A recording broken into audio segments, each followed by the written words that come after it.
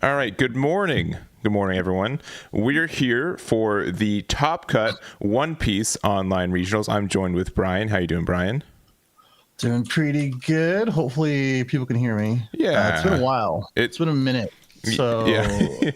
Got a couple of cobwebs on the old mic, perhaps, right? Getting literal dust. Literal dust. I had to clean it off this morning. So but it's been good. Yeah, we're here for the Top Cut Events Online Regional.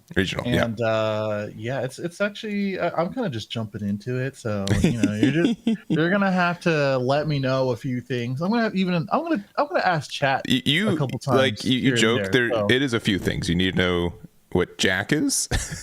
You need to know what who's is. Perhaps the Carrot 5 cost occasionally. That gets you in the ballpark at least. I think that gives you a good primer for what this is looking like. I mean, based on those three things, you probably don't have to teach me much. No, Nami's relevant, so you're the Nami commentator for sure. Hey man, we played last night or the other day. Yeah, and I got pretty close. You did. You did. It was sequencing. Yeah. Sequencing. I missed it, but it's all good. Yeah. We're here, and I'm ready for some more One Piece. Yeah. So this is OP08 Metastar decks are not out yet. We do have, I think, just around 1,000 people, so we do expect 10 rounds today of this one. And we've been trying to get through the deck list as well as we can. I've got a favorite pick for me going into this round one, assuming they show up. They've got a couple minutes too, so I won't say what leader they're playing in case they don't show up, I suppose, for round one. Yeah. But yeah, I think that this is I'm really looking forward to this event and see what tops. We did have the Paris regionals that happened, or not regionals, finals that happened, where a couple of unique decks showed up into their top 32, including a Yamato and a red-black Sabo, which I thought was really interesting. Which is cool, which is very cool. You said this isn't starter deck meta? Yeah, no starter decks, no. Okay, gotcha. Yeah, so I mean, nothing too crazy, nothing too surprising as far as what we've seen and what we picked out so far. Yeah, I'm really not seeing too much. It'd be cool to see like a purple Luffy as well. Yeah, purple Luffy's been around pretty much. I wouldn't be too surprised to find it a little bit later, to be honest. So I think we won't have any issues finding that one in my mind either. For sure. What we also won't find too many issues with is the other Luffy, which is I thought you were going to say the audio because I'm like, fingers crossed. Nah. Yeah, Black Luffy, Rob Luchi, all the other black goodness. Don't clip that. There's a bunch of other things I'm just looking over. Yeah. And Nami. I would like to commentate in Nami sometime. For sure. I'm pretty sure there will be we won't have a choice, I think, eventually. As in it's gonna be at the top tables, I think. So I generally like having like one game of Nami on the stream, just for flavor, right? Yeah. Just for showing off the deck. It's also, if I'm allowed to be a bit of a greedy commentator, it lets me play the game for a round, right? Because I can pretend I'm the Nami player and be like, oh, do this, do that. Sure. It's a fun little mini game for sure. Yeah. Well, fun, subjective, maybe. Yes. I would also like to see a Zoro. I know we were talking about that a little bit. Yeah. I don't know what his best matchup would be, but you can Give me some insight on that. Nami, it does very well against. Purple Luffy does really well against. Star Deck 14 Luffy does okay with. Rob Luchi has a really hard time. And Black Yellow Luffy, if they're able to just become a 9k leader. Zoro, even if we have like John Bay and stuff, unless your opponent like doesn't respect their power, it's a little bit tricky for that deck to win against that matchup too. Yeah, that one seems tough. Like, what do you actually do? I was trying to figure that out the other day. I was like, I'm like, what do you? I mean, there's nothing you can really do if they sequence it correctly. Which, you know, with Black Yellow Luffy, you can probably do it every single turn, right? Or at least get close to it. So yeah, that one's a tough one. So hopefully we don't see that one if we do run into a Zoro. And I was trying to look through other ones that I might be interested in. Maybe like a Charlotte Pudding. Haven't really seen too many of those out here. Yeah. But it is an option as well. Yeah, and I'm looking. Round one is starting, but one of our players hasn't shown up yet, so I am waiting for that. Could see if there's another alternative. Yeah, I'm reaching out for it as well. Okay. But yeah, this one would be pretty cool. It's unfortunate. It's the player that I've done enough of these before, where if someone puts like a unique leader or something, half the time it's because they're not going to play. Yeah, they're not going to play. They submit a deck list and they don't show up. So they just put a random 50 on it. Yeah, which is a bummer because it seems like a cool matchup for sure. Yeah. But if they don't show up, then we do have to jump to another one. So I'm going to give them another minute, but I am on the lookout for other matches too. Okay. Yeah, I was just hopping into these other ones. We got like a purple Luffy versus Discord. Please load. Oh. Bonney. That would be pretty interesting. I think they're here. They're here. Okay. Cool. Are they're here? They're unvoiced. Maybe they're saying they're not. Here, let me see. Yeah.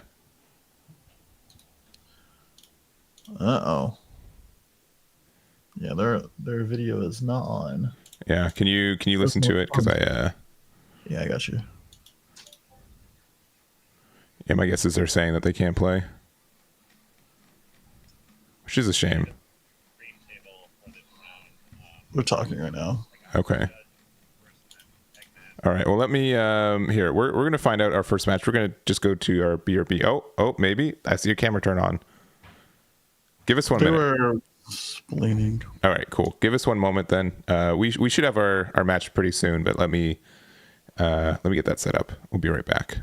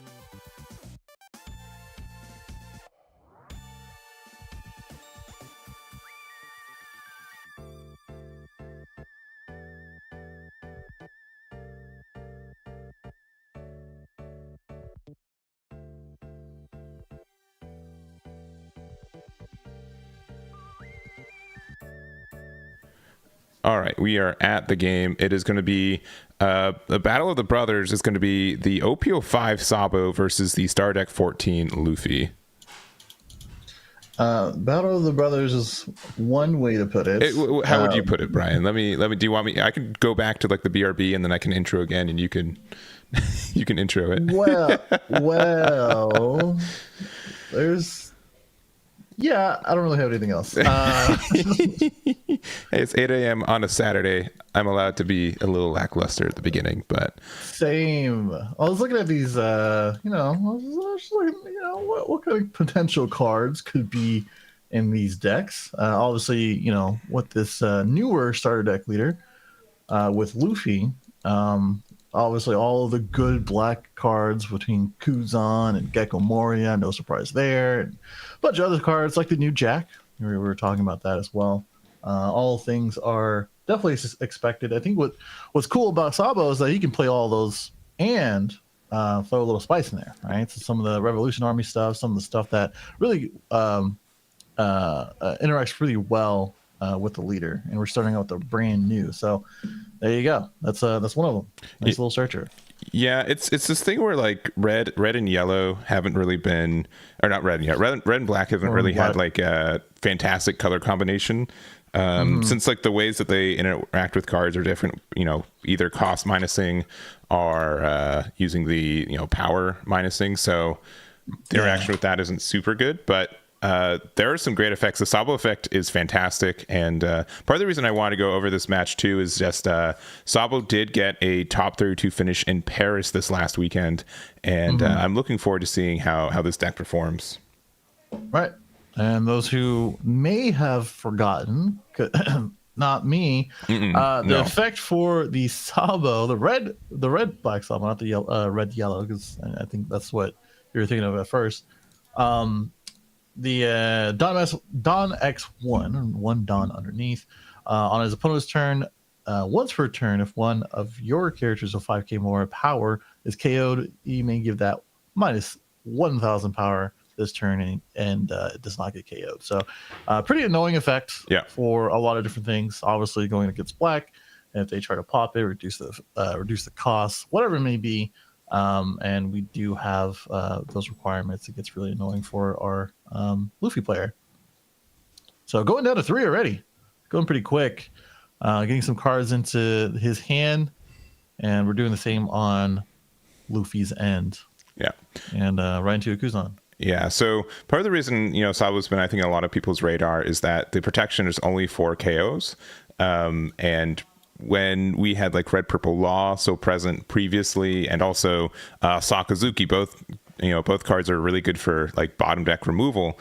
That kind of interaction just invalidates kind of Sabo as a leader. So with either like less popular or more costly versions of like ways to get around the protection, he's been I know a lot of people have been kind of eyeing it up. So yeah, it makes sense. We're going down to 2 also. That's pretty quick on that.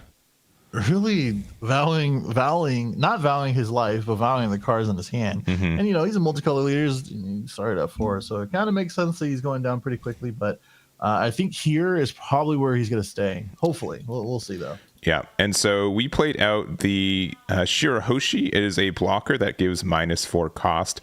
We used it to get a -4 to the Kuzan, and then we attacked with the Brook. And since we don't have a Don underneath the Sabo, we don't have any protection, unfortunately. So I think there are some cards coming up that will help you get like consistent Don underneath your leader for protection. But without that Kuzan has to fall, unfortunately. Do you think it was a little bit better to play the Kuzan a little bit later, or do you think like playing it on curve and seeing if they have it or not? Yeah, I mean, with Brook already on the field, right, you just have to establish like an Ice Age, or I guess like a Helmeppo. So I would say Shirahoshi is a less common pick. So you kind of wanted to be... if you weren't expecting your opponent to play that, I think you were in an okay spot. So yeah, I don't know. It's a little bit tough. Yeah, I mean, there's only a handful of cards at that Dawn range that would kind of make sense, And Shiroshi's a 1K, so like at worst, maybe that's what they're thinking of. Like, I'm gonna be able to remove X. What I would say. Any kind of 5k or 5 cost. Sorry. Yeah. So, yeah. Okay. Doing his own little brand new. All these cards with the alt arts. I always forget that. I would. It always seems like people who play black always has the sauce. Yeah, right? Yeah. There's always people who play black. Yeah, they've got a lot of good alt arts that exist right now, and the 2K Toshigi is really nice. We see this Rebecca as well, being able to use the effect to. Classic. It looks like grabbing the Sanji. Interesting. Okay, and then playing out another brand new from hand, top 3. Either a T-Bone or Kuzan added to hand. Yeah. These aren't too bad. All these brand news being played, being able to draw cards, drew basically two, 2K, and now setting up our Gecko Moria for later for our trash. Because, obviously, when it comes to Rob Luchi, it's a little bit easier. Obviously, back in the day with Sakazuki, which in retrospect, hey, it's kind of crazy. we drew Rob one and drew it, right? But it's to set up our trash is a little bit harder, and that's kind of the thing that I've always seen. Obviously, I've been out the game for a little bit, but for non higher tier black leaders to set up your trash, right? So being able to take those opportunities every time you can is probably what our player here is thinking. Yeah, we're swinging brand new. Let's go. I was going to say, time and time again, brand new has been so many decks kind of win and lose if you play brand new on your first time, because it's the card draw is whatever, but just putting 3 cards into your trash at times can set up the rest of the game. So it's been it's the reason why the Navy package is just always so tempting, because it's so good. Yeah, I mean, definitely, there's so many good cards in that pool, so many ways that you can get stuff and draw. And this one is the Nico Robin. Yeah. So normally I had to double check. This is normally what you would play in the starter deck 14 Luffy and not in the Sabo. If you have an 8 cost or higher card on your board, one player when attacking, you give something minus, I think it's 4 or 5. I'd have to double check minus the exact note. 5. Yeah. So Sabo definitely needs cost reduction because it has none of it inherently. So that does help. But but this one might. Oh, okay, all right. Yeah, we're probably fine. This is just for value. Oh my goodness. 2. I think those are 2 jacks. I think that they all art for Jack messes me up. Yeah, that is. I believe it is Jack. Though. Maybe. Yeah, it's Jack. I thought it was Brook at first, but yeah, it's Jack. Yeah. 7 cost Jack. So yeah, I mean, hey, value is good. We're establishing our Kuzan for cost reduction of our own. Gecko Moria obviously makes our Nico Robin a little bit better, or not Nico Robin, but Nico Robin. If they get their own Gecko Moria, they can probably remove theirs. Yeah, and the other thing too, now we have an 8 cost out for our Luffy, which means that we're a 7k leader with this 1 Dawn attached, and we'll be a 6k leader next turn, and 3 1ks to get out of a 7k attack. That's pretty rough. That's tough. I mean, maybe this is why we were taking those early life, right? We were like, hey man, I need a 2k somewhere, and we just were not getting it. Yeah, I think that's generally correct on that. And we're going to 10 Dawn now. Okay, so all right, let's see what our Sabo can do. It's good because technically we can protect our Nico Robin. We can protect a couple different things, but it looks like we're just gonna go ahead and play our Sabo, so it's all double protected. yeah. So that Kuzan's cost reduction is not going to be able to do a lot. Yeah, but obviously I think we would have wanted a Moria of our own. Getting rid of a Brook and an Ice Age. Yeah, it's tough. Not playing our Gecko Moria. Sabo probably is one of those things of hey, I gotta cycle through this deck. I gotta see something so that way we can kind of stabilize and match our opponent's Gecko. And it's interesting that throughout this entire time, our Sabo player took 2. They drew once, I think, through their brand new, but and their Kuzan, yeah. And their Kuzan, right? And they only have 5 cards in hand. I think it's just really just a testament of how many things that they had available for their counter, because our monkey or our Luffy player really is just sitting pretty right now. Yeah, and so we're playing Ice Age, unsure where it's going to, but we're getting rid of the brand new with the 6 swing. I guess we're gonna swing into the other brand new. Yeah, okay. And then how are we? And then Brook. So we use the Ice Age on the Kuzan, and then Okay. Yeah, because it works. Yeah, because Nico Robin, you have to have an 8 cost out. So without without like a Moria of her own out or something, it doesn't get the reduction. But if Brooke survives and Nico Robin survives, and you play a Moria next turn, you can attack with the Robin and then Brooke, so you can get some good removal that way. Yeah, I mean, this isn't too bad. The floor is definitely the Luffy player's floor at this point. Kind of have to see what we're going to do in response, because obviously it's going to be a little hard to remove any three of these cards. Yeah. We did play the Sabo before the Brook. Yeah. So Brook doesn't have the protection right now. We're taking a 7k, going down to 1 life. Oh, it's tough. 7k with the leader effect, of course. Yeah. We have our Gecko swing as well. Might block this one, depending on what their hand looks like. They can remove this Brook because it doesn't have either protection. Yeah, but we're gonna block and then use the leader effect to give it minus 1k. So it's a 5k now, and which is, again, if you're able to set up like a Borsellino or a Sabo early and just essentially get a free block every turn, that's where the deck gets a lot of early value. Yeah, and I think that's where we're trying to stabilize, man. Like we're really trying to get to a point where we're comfortable going back and forth, right? So I think that's what the goal is here. Yeah, and we hit another Gecko Moria into the trash. I'm gonna play Sabo. I don't see what we got off the Rebecca, but we could have gotten a Jack, which would have been really strong for this potential next turn. And then being able to play the Sabo at the end means that our Brook is not doing anything. 2 Rebecca blockers and the Sabo. That's a pretty disgusting board. Yeah. I mean, I was like, maybe you can play another Gecko, but hey, this is probably better, honestly. Let's get to a point where it's gonna be really hard to touch Luffy's life. Being a 6k leader too is really hard as well.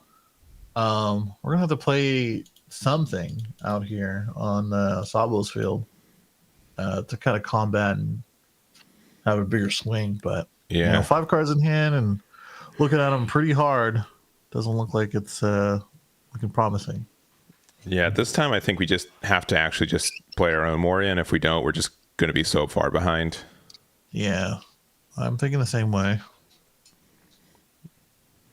Still have some bright sides. We attacking to the. I'm really surprised we're pressuring these brand news, to be honest. I mean, hey, don't sleep on these brand news. I'm not, but Brooke is so good at attacking into them too, right? Maybe he does have a Gecko. That way, Nico Robin's live, and then we can use Brooke a little bit more efficiently. Yeah, but they played Sabo last turn, so you're right. Yeah, I was about to say, I was like, yeah, I'm looking at their field. Yeah, Sabo says no to all that. He sure does. Yeah, I think that's probably one of the things he's thinking about. So yeah, I think the Brook swing is probably a little bit more efficient, and then just swing 6 into 6 if they block it, whatever. They have plenty of cards in their hand. You have to start eating through those. Yeah. Now, if we have our own Rebecca Sabo, that's pretty strong. Being able to set up our own blockers again. So, and maybe wait until afterwards for Brooke to get that value. But okay, looks like I don't think we can do that anymore. Not with the Dawn attached. No, this is just a big 8k swing. Yeah, 8k into their 6k leader. I'm guessing you can get rid of a Rebecca pretty easily if you don't want to get 2 cards on a hand. You probably need room too, to be honest. Oh, okay, we're being a little greedy. Okay. Which is fine to be. I think on parity. Well, we do have Brooke. Okay. You mean Gecko? Yeah. Sorry, we have a friend for our Brooke. Yeah. That's what I mean. Like, I think that's what, like, when he used to play the Sabo, he was like, God dang it. Yeah. Okay, well, alternatively, I could still. Yeah, I will say if they didn't play Sabo, right, they would have been able to get a good combo of playing Moria, attacking with the Robin to get the minus. Right.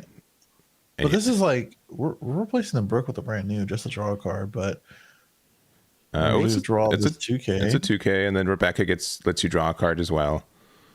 I mean, that's fine. It's just like you were saying, man. Like we should have just swung with the Brook because that Brook had no value that turn. Yeah, that's okay though. And we're getting Jack to our hand. Interesting. Well, I mean, Nico Robbins live. Mm-hmm. Jack being on the field after we block with the Rebecca might be pretty good. Our Sabo has protection, so that's a free block as well. Mm-hmm. I can kind of see it. It's just like, I don't know, man. Like we're probably gonna run into another Gecko, or maybe their own Jack. Yeah, because I think I did miss what they hit off Rebecca previously, but I think they added Jack to their hand. So who are a Luffy player? Yeah, but it could have been like a 2K or something. I just know that the Jacks were in there and Rebecca could grab it. But sure. We started with a quick 7. We're starting with a quick 9, which I would be tempted to do a block with Sabo.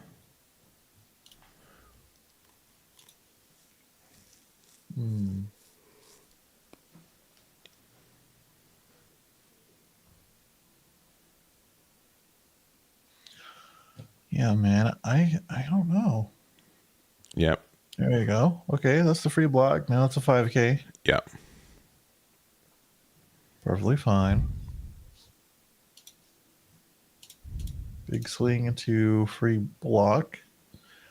7K swing with Sabo like this. Really want to pressure his non-existent hand with 1 card in life. He has a 2K, so... Yeah. And he used the other 2K, so we know Suru's still in hand. Yep. I don't know. Those are like the like higher level plays that you have to think about. Mm-hmm. Which I don't know if it's... I don't think he has any more swings, but that's one of the things you have to think about when countering out, right? Like, that the person saw the Suru, so like, got to use the Suru so that way you don't give too much information. Because these next, few swings from Luffy, they can do the math pretty easily now. Yeah, so we're using Ice Age and Jack. I'm going to guess it's for Moria. Oh, it's for Robin. Okay, I like this play. It makes it difficult for them to get their own removal next turn. Yeah, they would need like an Ice Age or something. Yeah. Or Rebecca again. Yeah, that's nice. Yeah, because if they play like another Moria, right, they could have gotten like a bigger removal. But and that's like the other thing too. Like you could have decided to not save the Sabo, and then you would have been able to get your protection effect on any of the other things.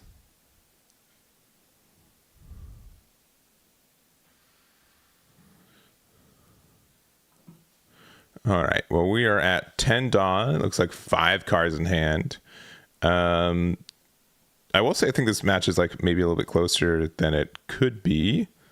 The fact that we didn't have double Moria for Star Deck 14 Luffy does have a little bit of an edge, but we are going to 1K out since we are a 6K leader due to Luffy's leader effect.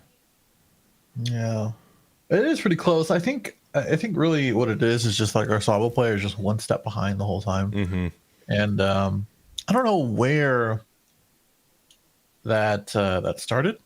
Maybe it was like where we had to counter out with 3 cards, or maybe just not being able to play our Gecko at the right time, that kind of thing. But yeah, I think we're really just trying to figure out what we can do with these limited options.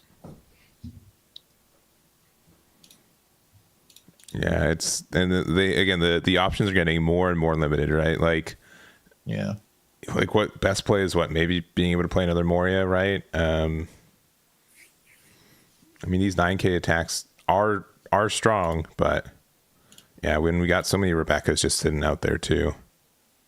Yeah. Yeah, so many. One of them goes into the dust. I'm trying to figure out what we would do for the remaining 9 Dawn. 4 of them here. Give me our own Rebecca. And we're going to grab, looks like a Sabo, which isn't terrible. And we had a brand new in hand already, so we get to play that for free. And put a Moria into our trash. That's rough. Yeah, these are all very tough. Karasu, like, it's whatever. That's cool to have, but Gecko and another Rebecca, tough. For at least we're gonna get some double protection here. Yeah. Get a Kuzan and a Jack out of our hand. Yep. Cycle through. And it's unfortunately a little bit cut off on the screen, but there is a Sabo on the board on the bottom side. Yeah.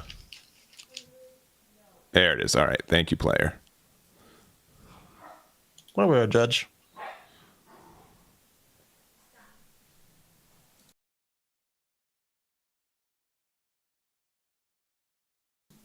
All right. Kaze thinking about their next turn. So what's our Luffy players game plan, do you think? I don't know. So this is kind of we're a little entrenched here since we're just kind of both just playing out blockers and stuff, but I would still think that the board on Kaze's side's a little bit better, but it's easier to protect the board for Jamo. I think we just play, and I don't think we can really get value from Jack, which is kind of unfortunate. Not this turn, at least. He's just kind of like a big boy, right? I mean, yeah, just being able to attack 9 with him with 1 Dawn is still impressive, so. Exactly. Yeah, we're going to block, and we're going to use our leader effect. We're going to make that a 5k. We're going to go 7 with this Sabo. 9? Oh, 9. Yeah, block, and that one goes away. Ooh, and then another Sabo. Yeah, all right. Basically, both of these guys are just saying, hey, don't touch me. Yeah, at this point, yeah, it was. I think Kaze had like the advantage for most of this game, but I think this kind of cements it. Like another Sabo really makes this board really obnoxious. Yeah, I think it's just a fact of like, we're swinging every turn pretty big, right? And it's not very much committed to it. Like a 7k leader, 9k is on the board. Now drawing even more cards, really cycling, but he's drawn so many. Like if you look at his trash in his hand, our deck is thinning out pretty well. Yeah, for a leader that doesn't put cards in the trash by itself, right? Yeah, they've gone through quite a bit. Yeah, we're looking pretty good. And now, like as a Sabo, this is going to be an easy block on Rebecca. We don't really have too many options still, and we're at 0 life.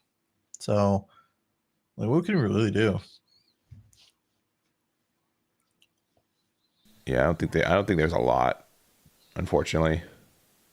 6k leader, 2 life, a pretty wide hand. This is going to go 8, maybe 9 somewhere, but it's not doing a lot either.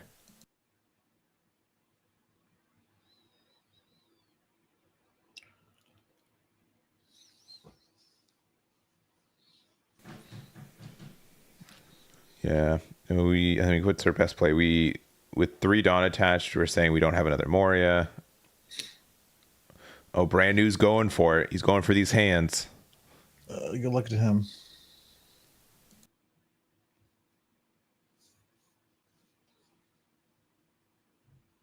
I believe this is 10 at maybe Jack, or maybe Sabo. All right, yeah, 2k, 2k, 1k. So gets it 11, and this should be it.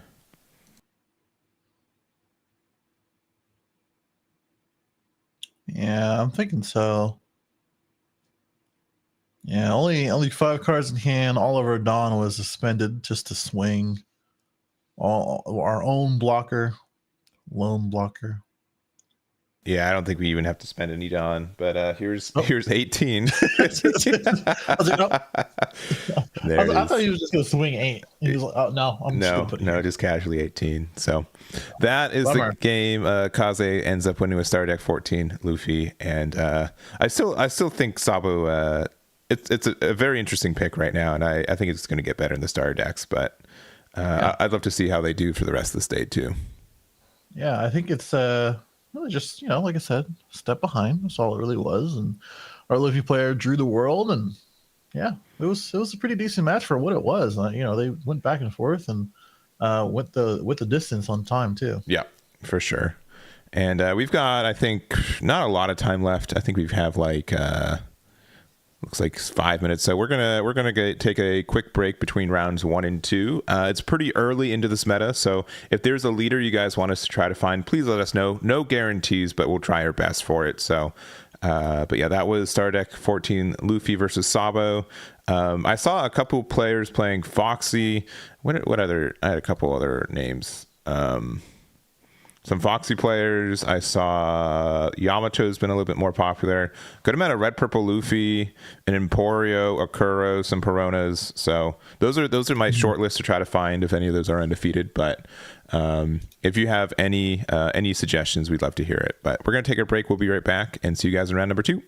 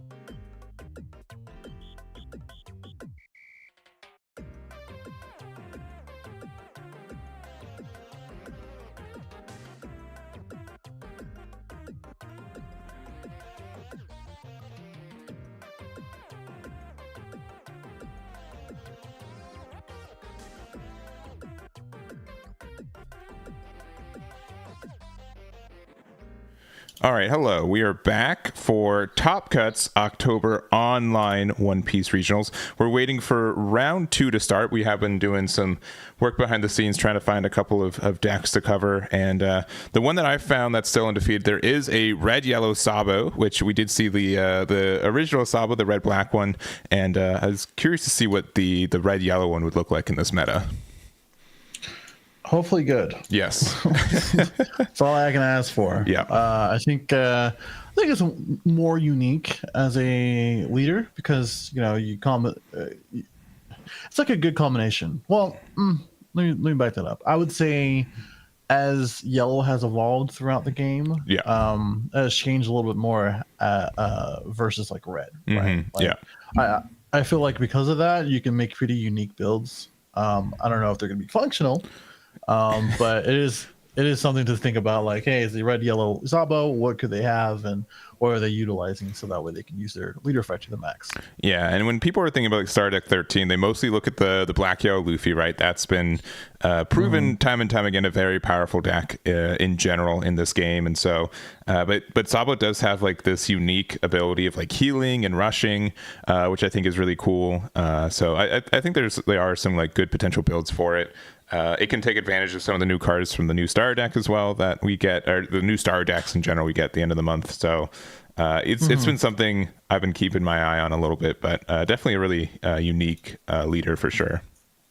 Yeah, I don't think, was there anything like prominent in OP08 that came out in yellow? There's like the Nami? Yeah, there's like the Nami. There's a couple of like Vegapunk cards. There's like S-Snake as well, potentially being able to use that to since you can put it back into your life, that could be pretty strong for using its effect again if you need to. Sure. So there's some unique stuff for the deck. I mean, generically, anything that's red or yellow that you can pump up to 7k very easily is great. So like there's just like a lot of, you can just play a lot of generic cards, which helps out the deck a lot. It'd be funny to see like Tony Chopper stuff in it. Like, you could do that, right? Some of the animal stuff, and then you play all the triggers. It'd be pretty interesting. Yeah, that'd definitely be a really interesting way to use the deck. I think the only thing is that like putting more cards into your life doesn't necessarily help that package, but you 100% you could run it, right? The deck is so generically open a lot of the time. Right. I think that's the point for sure. I don't know, man. I'm interested to see, and I know that they won their first match, right? And we're currently waiting for some of these things in the back end to be completed. So if anybody's wondering, that's what it is right now, what we're waiting on. Yeah, we are. But I have been checking around as well. So round 1, we did see the red and black Sabo versus Star Deck 14. We also are a couple of leaders that I have set aside. We did have some Foxies, but neither of them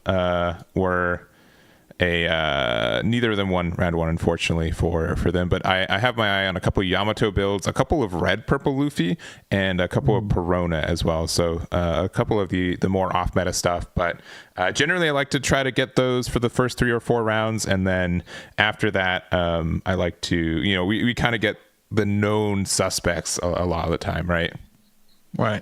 Yep, which is fine.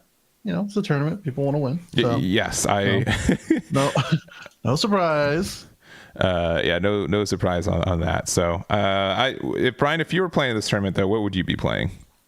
Nami. Okay, cool. Pretty easy pick for me. That is very easy for you to pick. Yeah. I mean, I wouldn't mind playing Rob Luchi. I played Rob Luchi as soon as it came out. Really enjoyed it. Pretty easy pick as well. Bonney as well. Those are kind of like the main 3 that I would pick. They're all pretty different play styles, to be honest. And they're all like surprisingly not really that aggressive. All 3 of those decks are really not that aggressive. They're more of a not so much setup. I don't know. I mean, they're pretty unique as hell, but not aggressive. But usually I play more aggressive decks nowadays. But yeah, those are kind of the more ones that appeal to me. What about you? I've been really enjoying Star Deck 14 Luffy. I know a lot of people conflate it as just like another black deck that uses Gecko Moria, but it has like a lot of unique interactions that I like. And I feel like it uses Moria just because it's a good card, but it's not like the main kind of engine for the deck. I've been testing with the new Hina from Star Deck, the new Star Decks, which you're able to make it an 8 cost on your opponent's turn very easily, which means you get to become a 6k leader really quick too. So cool. It's been a lot of fun, especially since it wasn't a deck that was on a lot of people's radar until about a month ago, which doesn't generally happen in this game. Normally we kind of know what's up as the stuff comes out. So to get like a surprise viable leader is really cool. Yeah, it's nice. I mean, it's unique enough to be a little different, and yeah, it's doing pretty well. I have no complaints. It's another black leader though, so that is true. That is true. I mean, I as unique as you can make it, right? I guess is the way you can put it, right? Yeah. I do want to hear from the chat. If you aren't playing today, or if you are playing today, what kind of deck are you playing, or what leader are you playing today? I'm sure we'll see a lot of different unique leaders, right? Am I right, everyone? Right? Hey, I mean, there's been a lot of metas where I think there's less diversity. I know like there's like a power step between some of the decks, but no, we're good. We're good. This is actually pretty decent meta. I don't have very many complaints. Yeah, for a top 32, I would expect 10 different leaders. Now some people will conflate like 3 of these leaders are really similar, so maybe it's down to maybe like 8 leaders in their eyes, but I think there's a good amount of variety as well. Yeah. I have no complaints. Yeah. Mostly. Let's see. No. Pac-Man's playing Blue Dofi before it becomes really good. Just before the training wheels come on, right? You've seen some of the new stuff, right? For not all of it. Which one is this from? For OP09 or the starter decks? Starter decks, yeah. Dofi gets a new starter deck, and it has a lot of. You just get like 4 new Warlord cards that are all just fantastic. So. Oh, I see it now. Oh, and these are all 4 costs. Yeah, they're all 4 costs. The boa is really strong. It's a blocker that gives a dawn. Yeah, look at top 3 and place it at the top or bottom, and then 1 Restodon to your leader or character. That's pretty sweet. It's a 6k. It is a 6k. Wow. Yeah, it's not that we need like another 6k Weevils. Yeah, Weevil's good. Jinbei takes advantage of a lot of it. So yeah, these are really good. Definitely. Crocodile cycles the law bounces something. Yes, and it can double bounce your 1-drops back to your hand too. So I see it now. Yeah. Gotcha. And another buggy. Why not? Oh, it's a 2k buggy. Oh my gosh. Yeah. What the heck? Yeah, Pac-Man's probably eating good then. Correct. He's eating pretty good. All right, but we do have round 2. We're going to find our table. We're going to get that set up. So give us a minute to get there, and we'll be back with round number 2. Sounds good.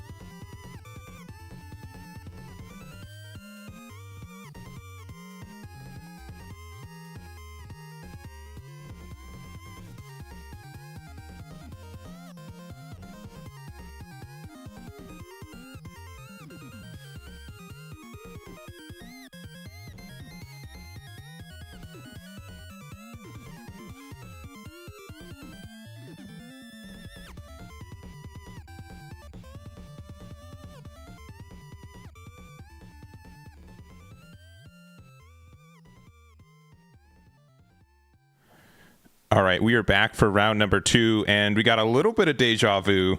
It's another Sabo versus another Luffy, but they're both different leaders this time around. Which is cool in a couple different ways, right? Because it's the Star Trek 13 stuff.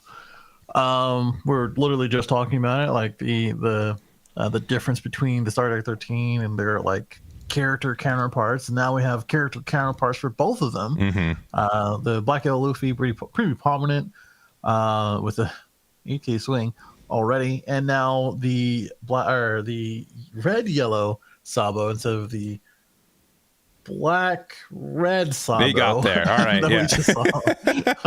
I saw the little like window or wheel spinning. Like what was it? Little steam was coming out of my ears. Yeah. But this one's pretty interesting.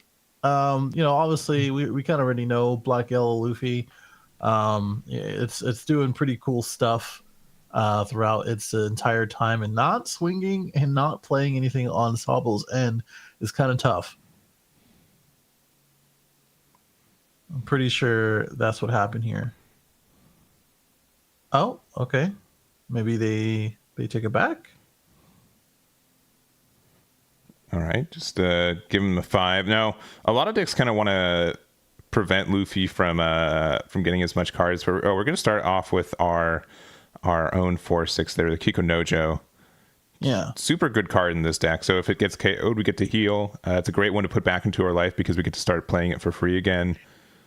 Yeah, there's not too many ways like early game that they can probably KO this outside of swinging into it. So not really going to get to that effect just yet, but it is really good effect for the Sabo effect, right? So one thing to think about. 2K out of the 5K swing with the Sabo coming down. Gonna go ahead and just protecting itself. Hey, good enough for us. We go ahead and draw the 2, trash the 2. I'd imagine it's gonna be some targets we're gonna be able to use later on. Yeah, one of the 5K Luffy's or 5-drop Luffy's and the 1 cost event. All right, back to Sabo. Currently, both these guys at 3. Right? Yeah, both at 3. We have 6 Dawn for Sabo, and getting the even curve is great too because it does take away like some good curve for the Black Yellow Luffy. Mm-hmm. That's true. There's not too many bad cards that you would like to play on Sabo's even curve either. Got the Kiko Nojo here. We're gonna use 1 and then play 5. Play our own Sabo, that kind of thing, and there's a few things that we can do here. And looks like we're going to start with either playing a 7 or attacking with 7, and we can maybe like put that back into our life if we feel so inclined to. I think that's probably what's going to happen. We might swing with our leader and then just put it back into our life. I think some players like to play against Black Yellow Luffy and not really rush him down too quickly. Because obviously they do want to be at 0. The Black Yellow Luffy wants to kind of control that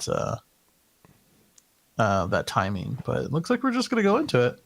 I mean, yeah, it's a little bit hot and cold, right? Like you want to be able to either want to rush them down or you have to just make a really wide board and make it difficult for them to go down to 0. But we're making it very easy so far. They're down to 1.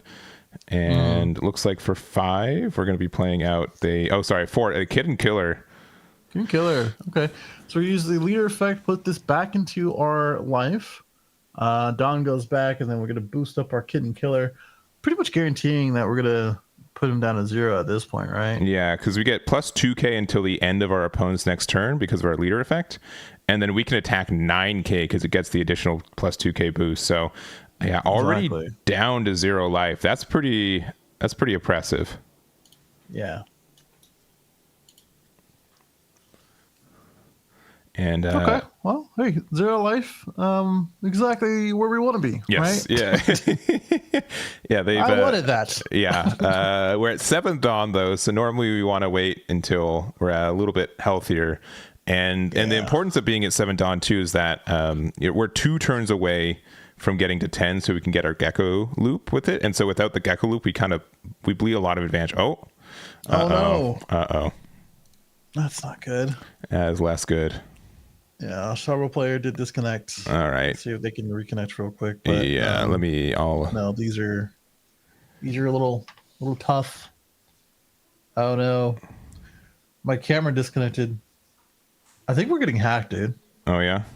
Your camera disconnected? It did, but it's been doing that. I'm back. Okay. Well, I guess we just wait over here. Here, we'll go back to us real quick. Sure.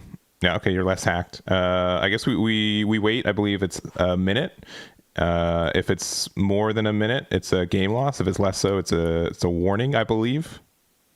Oh, they are back. Yeah. All right, they are back. We can go back over there. Let me confirm with this. There is a judge at the table too, so let me confirm with them. Yeah. I know webcam online, etc. It does get a little difficult because obviously internet's issues happen, computer issues happen, webcam issues happen. It's a common thing for sure. Let's see. And the judge is saying, "Oh, it's a game loss. They're gone for too long, unfortunately." Yeah. Yeah. Yeah, I can see that happening. Unfortunately, it's not really much you can do. A lot of these things are just written in gold, right? Like, a lot of TOs, not even TOs, just Bandai is very strict about this kind of stuff. So, if it's a game loss, it's a game loss. All right. Well, let me see. We might have to find another match. Yeah, I think we might have to try to. Okay. So apparently it's only 15 seconds now. I thought it was supposed to be a little bit longer. So unfortunate. Unfortunate. Yeah, man. Our red yellow Sabo player. Not today. Today is not the day, unfortunately. Unfortunately. Cool. I'll take a look around. Yeah, you took a look around. Let's go back to us. Actually, we're gonna. I'm gonna go to a BRB, see if we find another table. So. Yeah. Unless they're continuing to play it out. Oh, they might. It just won't count towards anything, unfortunately.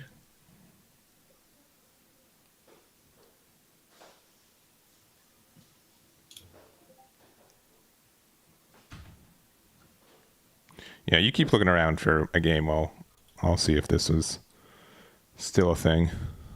Already ahead of you. A lot of black, yellow, Luffy, that's for sure. All right, yeah, they're continuing it for fun. Well, I'll stay on the screen to watch it out, but that is unfortunate. Yeah. That is unfortunate. Well, I can tell you now, it's a lot of black, yellow, Luffy and Rob Luchi. Mm-hmm. So don't worry about that for the future. Gotta raid you. Gotta raid you. What table? 75. All right. Cool. I think that's probably fine. Here, if we're switching, let me. We'll be right back. We'll get to another table. Please give us one moment. Yep.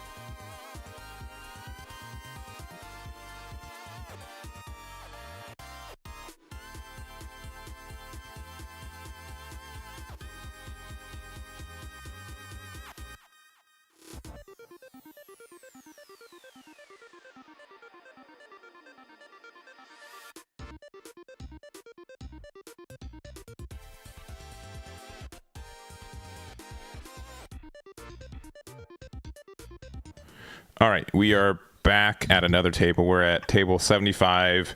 Rob Luchi versus Reiju. And so far, it looks like Reiju's gone quite the good start.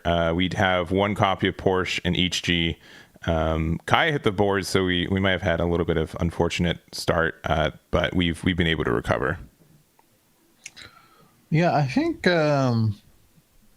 it's interesting because like both of these decks, you can kind of look away for maybe 30 seconds to a minute, and then look back and be like, "Oh, what happened?"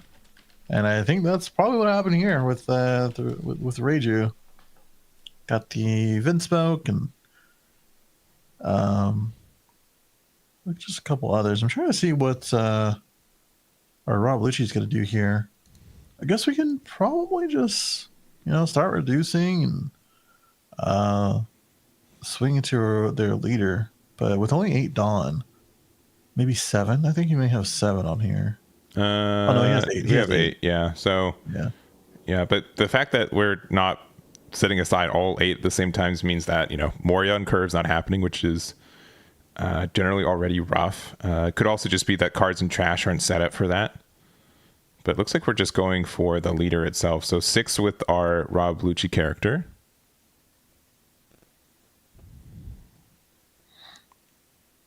Okay.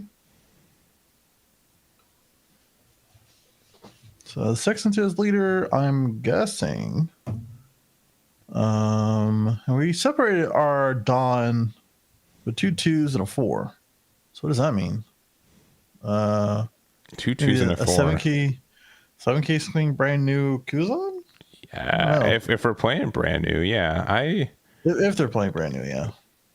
Which I mean, more people I think have been adding Kuzan and maybe some Navy stuff, but Spandam usually is are good enough, Spandam, filter. So we played 2 Spandam already, so I don't know. Ice Age Jack would be really strong. Okay, we're just there's just 7K swing. So out of the 3, I got 1 right. I don't know what the rest is going to do. Not much you can do with 6 Dawn, right? Maybe like a 6 cost Sakazuki. That card's not like super popular, but it's around. Let me go look. I spelled this guy's name wrong. Whoops.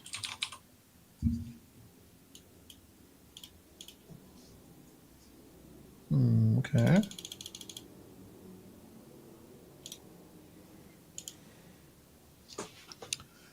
All 6. Well, double. Oh, for 2.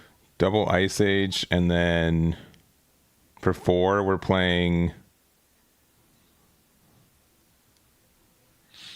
Well, this is 5. 4. Oh no, there. 4. Okay. Yeah. Okay, gotcha. All right, that double Ice Age is good, but we additionally do not have a lot of cards left in hand. Then. No, and we're at 3 life. I believe. I think it's 2 or 3. I think it is 3 though.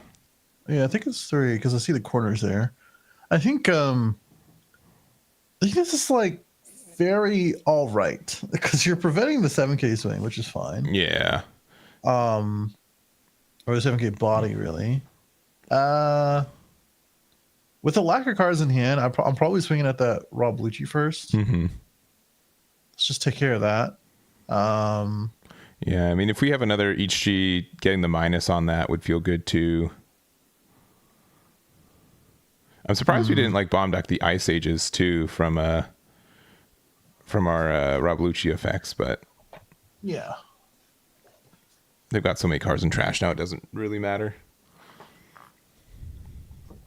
Yeah, looking a little bit better. Well, Lucci makes that a little bit easier.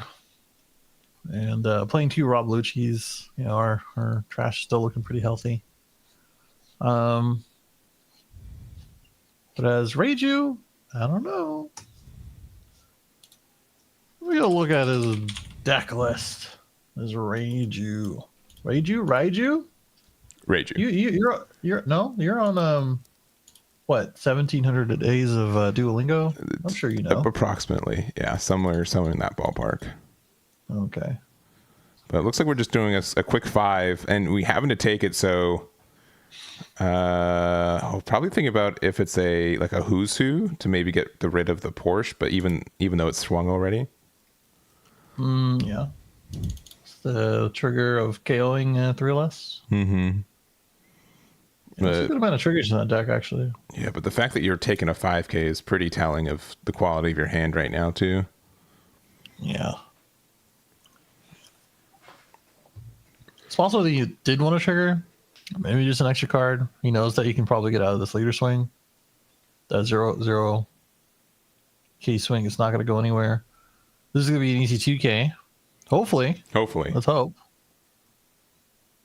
Oh, we're swinging it at... Oh. Yeah, you get the Luchi too, yeah. What? What is in your hand? I can imagine what is not in their hand. And it's likely a card with any kind of counter. So we have 5 or less. We're able to use the Reiju to draw 2 and then leader to draw 1. Pretty good. Very good.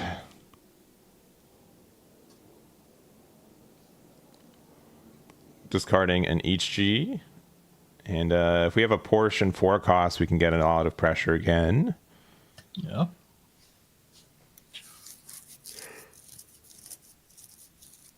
Even a Niji right now to be able to bounce the Luchi back to hand. We could also play out a Black Maria for 3 and then get our Dawn fixed again for the next turn. And it is the cool. Black Maria. Yeah, so we this came out of OP08. We get to gain 5, and then we go down at the end of the turn to how much our opponent has. So we put 2 cards back into our Dawn area. So starting next turn at 10 Dawn is going to be very good. Yeah. It's pretty interesting how that card works in this deck in particular, because obviously you want to be less most of the time than your opponent. But, you know, it's going to be pretty easy if you guys are both at 10. Yeah, 10. Both players at 10 is definitely hits that less or more, right? Yeah. Or less than or equal to, rather. Yeah. Yeah. You'll be able to hit less than more often than not. Thank goodness they decided to put it equal as well. If it had to be like strictly less than, that would be that would be a little bit tougher. Definitely.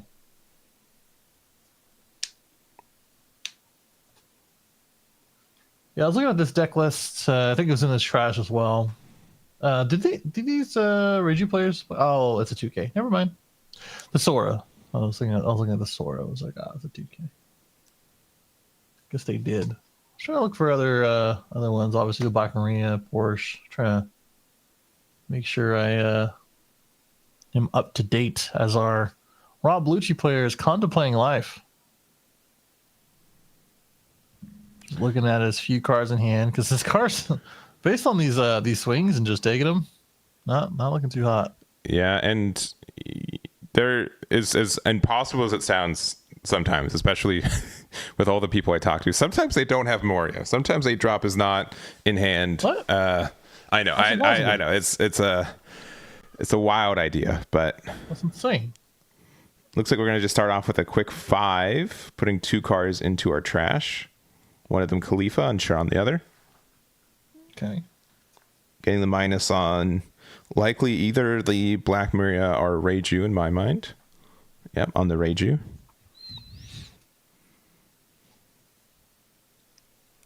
Love that.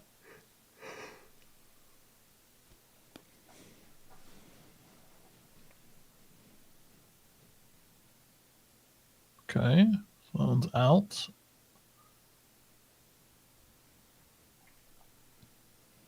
So we still got the Reiju at 1 cost. We're gonna get rid of it. Yeah, currently it costs 0. Or going to get rid of it, sorry. Yeah, hopefully. I thought that was a finger pistol, but obviously you only tap 1. So. Yeah. We're gonna go big 7 into leader. Sure. We have what? 8 Dawn to play with? 8 Dawn to play with after this. Yeah. Already swung with leader. Yeah, so that's kind of presenting that they likely have the Gecko. The Gecko, yeah. So we're probably doing Gecko into Luchi. Maybe? Yeah, I would be able to get rid of board if they have like a Helmeppo, which they have Helmeppo and trash, so Helmeppo Luchi gets there. Helmeppo Luchi, you can do Rebecca, Spanding, Oh, that's just a Meppo. And then we're just going to do Luchi. Okay. Yeah, so it doesn't look like they have the Rebecca Spandine combo, but you will be able to. The Reiju was already 0. 0. Oh, what? You're Wait, keeping what? the Black Maria up? Oh, this is a misplay, right? Yeah, that's a total misplay. Yeah, because we're supposed to reduce with the Meppo on the Black Maria. Yeah, unless they just like... forgot that the Reiju was at 0 because they Tempest kicked and leader affected. So I don't think it really matters too much. I mean, it does as a body. Yeah, Black Maria is a 2K, so it's like, what's it really gonna do? it's an activate main though. It's not a on play effect, so they need to.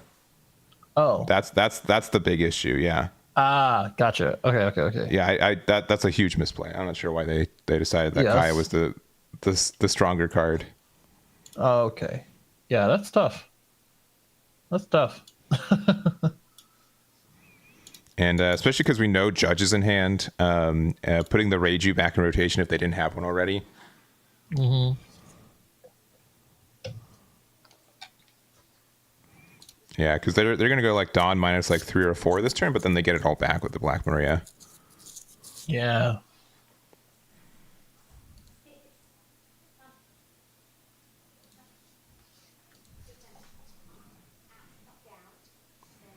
All right, looking top 3.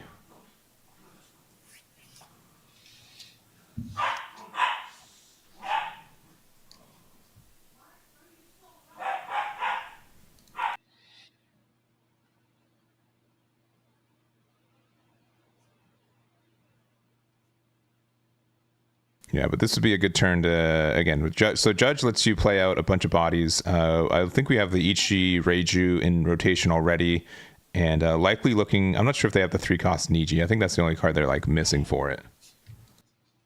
To play all of them? Yeah, because most aren't playing the Yonji. It's just those 3. Some don't even play the Niji, but I think it's been back to be a little bit popular again. Yeah. I think I saw one in the trash. Is that it's his first card, I think. Unless you're talking about both. Yeah, first card is his Niji. But just sorting out but I don't think they have the 3-cost, unfortunately. I think that's the biggest issue. To activate main. Yeah, because you have to play the smaller one and then Dawn minus the biggers. Mm-hmm.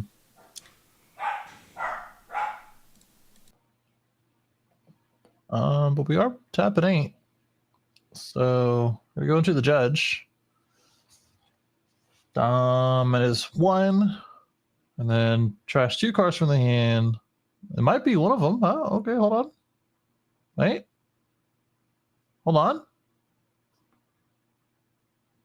on. Needs to be one more, right? Second card? It's EGG. Never mind. Okay, well, we're gonna go ahead and play out the EGG. Yeah, so no Niji's unfortunate, because being able to put Rob Luchi back to hand would have been nice. Yeah, I was saying that one of the 2 cards that he trashed could have been one of them, but it didn't look like that was the case. Yeah, and that's definitely what they're using the stage to help find. But we got Reiju here drawing another 2 on top of it.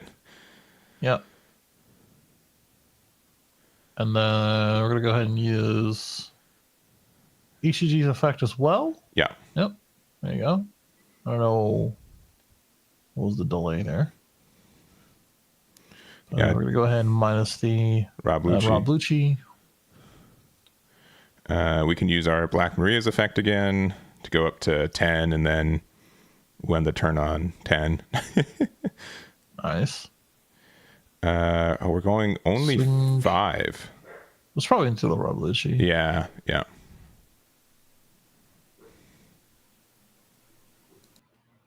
Okay. So we're gonna swing with our 7K rush. I don't think we're gonna be able to swing with anything else. We're gonna use the Black Maria effect probably. Unless we have what are we doing with those last 2 though? I mean, we could maybe have like another 2-drop Reiju and play another body off of it. Oh, we do. That's pretty nice. Yeah. Oh wow. Okay. This is what the leader's about, right? Like, no surprise. Judge is a big play. You got one thing off the board, and yeah, we're looking pretty good. One life on Rob Lucci's end too. Yeah, decent amount of cards in hand. So it's going to be tough to survive this next turn. They essentially just got like a bonus 2 Dawn because the Black Maria stayed on board instead of the Kaya, but I don't think that's going to be too impactful, but it definitely is giving them a little bit much. And it looks like they've decided that we have to go for game, and if we can't get there, we can't get there. Yeah. Kind of is what it is. Yeah, 9K swing gets through. You have another one coming up.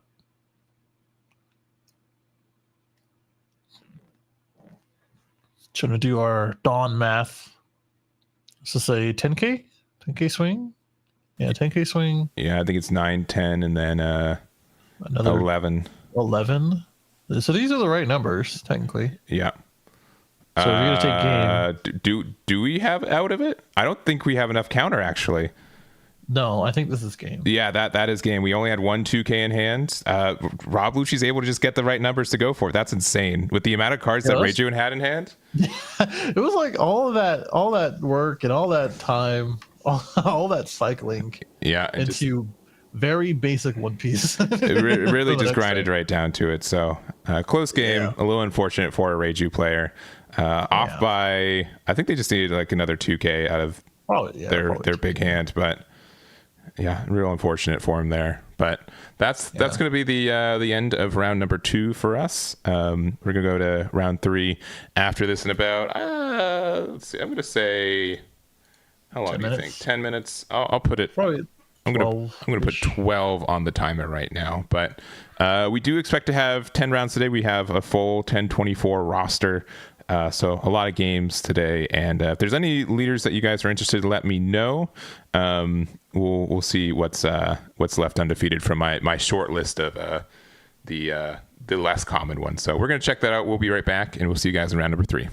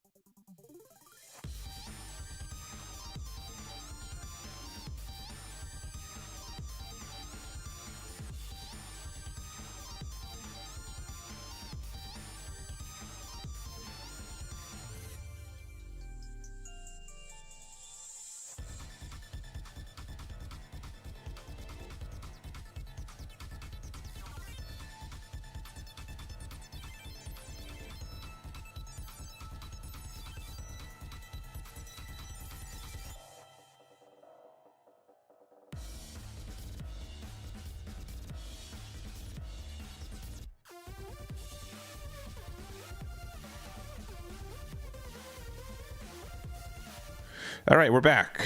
We're back for round 3 of the Top Cut events online One Piece regionals. We've got 3 different leaders that we found that are still undefeated. We've got some Yamatos, some red, purple Luffys, and a single undefeated Perona left in this one. So let us know in the chat which one you guys want us to try to follow for this next one, and we'll do our best from there. But Brian, if you had to choose, which one would you be the most interested in? I think the one I was pretty cool. I would say Perona, but we've seen a lot of black already. Yeah, like black combinations. Probably like a red, purple Luffy on the one. Yeah, honestly, yeah. I think all 3 would be good hits for it. So Yamato is a little bit more popular right now. It did get a top 8 in Paris last weekend, and also there was a tournament in Oceania this weekend where Yamato also topped. Which before this month, these last 7 days, really, Yamato has not been topping since, like, I think OP06. I don't think it topped at all. If it topped in OP07, it was very, very once or twice. It hasn't topped into OP08 before this. So my only issue with it is that you play the game, it lasts about 10 minutes, and then what do we do after that, right? That's my only issue with the deck. Is from a commentator side, it just goes real quickly. Oh, sure. I mean, it's just, this is kind of how it is for some decks throughout the metas, and Yamato is that deck right now. Yeah. I guess, like, I'm trying to think of, like, another deck that was that quick. Zoro can be like that, but you still got to play, like, a bunch of cards out at times. Yeah. Like, Yamato is, like, the quickest, like, I can win pretty quick kind of deck. And lose just as quick at times. Quickly, yes. Yeah. So it's a bit of a double-edged sword. So yeah, I mean, it's pretty cool. I like to see it. I was looking at that topping list from Paris, and nothing too crazy from that list, but did have a couple new cards in the last 2 sets. But yeah, overall, yeah, I'm down for that, or maybe even the Perona. Yeah. But we do have, I think, a good amount of just a variety of we know what tier 1 decks are, right? We know, sure. Usually based on, from what I've been seeing on the past results, 75% of the top cut are either Rob Luchi, either the black yellow or black Luffy, Bonney, Nami, and then purple Luffy's been sneaking up from there. So those 5 are definitely the majority of the meta, and 6 if you want to include purple Luffy. And then but from there's half a dozen hopeful leaders that I think show up pretty often around some of them. Yeah, for sure. Yeah, but let us know in the chat now. Yeah. Unless you make a poll, but I don't think we have time for a poll, I think we just got the pairings. Yes. So yeah, we're gonna find that. I'm gonna say it's gonna be Yamato. Yamato is likely the one. So we're gonna see. I think there's 2 of them. And I'm going to see what matchups they have, and or maybe webcam qualities. All good factors. All good factors. I would say Yamato and like a Perona backup. Yes, yeah. So we'll see what the Perona is as well. See if that match lasts a little bit longer. Cool. We'll get that set up. We'll be right back with round number 3, and we'll see you guys there.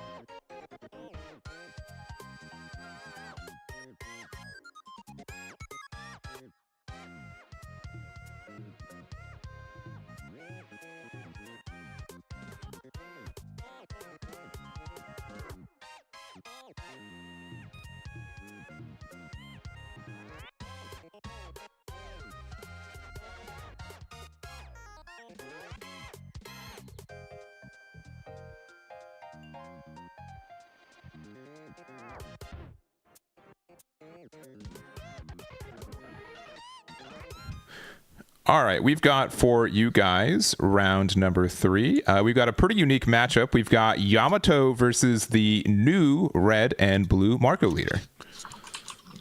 New as in I'm typing in his name. Yeah, it's fine. It's fine. It's on the screen though for people who enjoy reading. It is the new leader that I've been having a lot of fun with, in the sense of it does get a good amount of support in the new gate matchup, which or leader, which is or star deck rather, with which it has a leader. So that's really fun.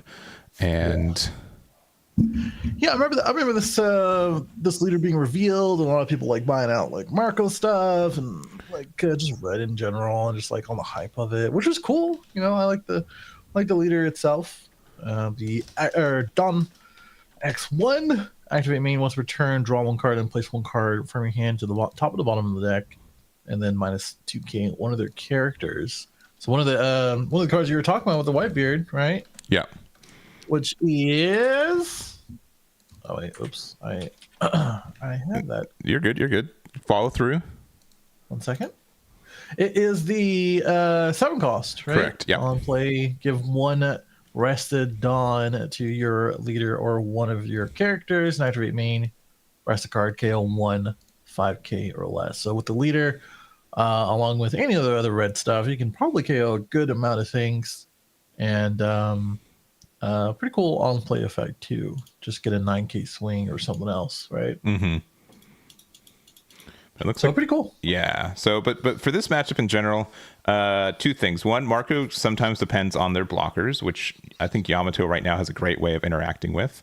The second thing is that being a 4-life leader is very rough into Yamato at times.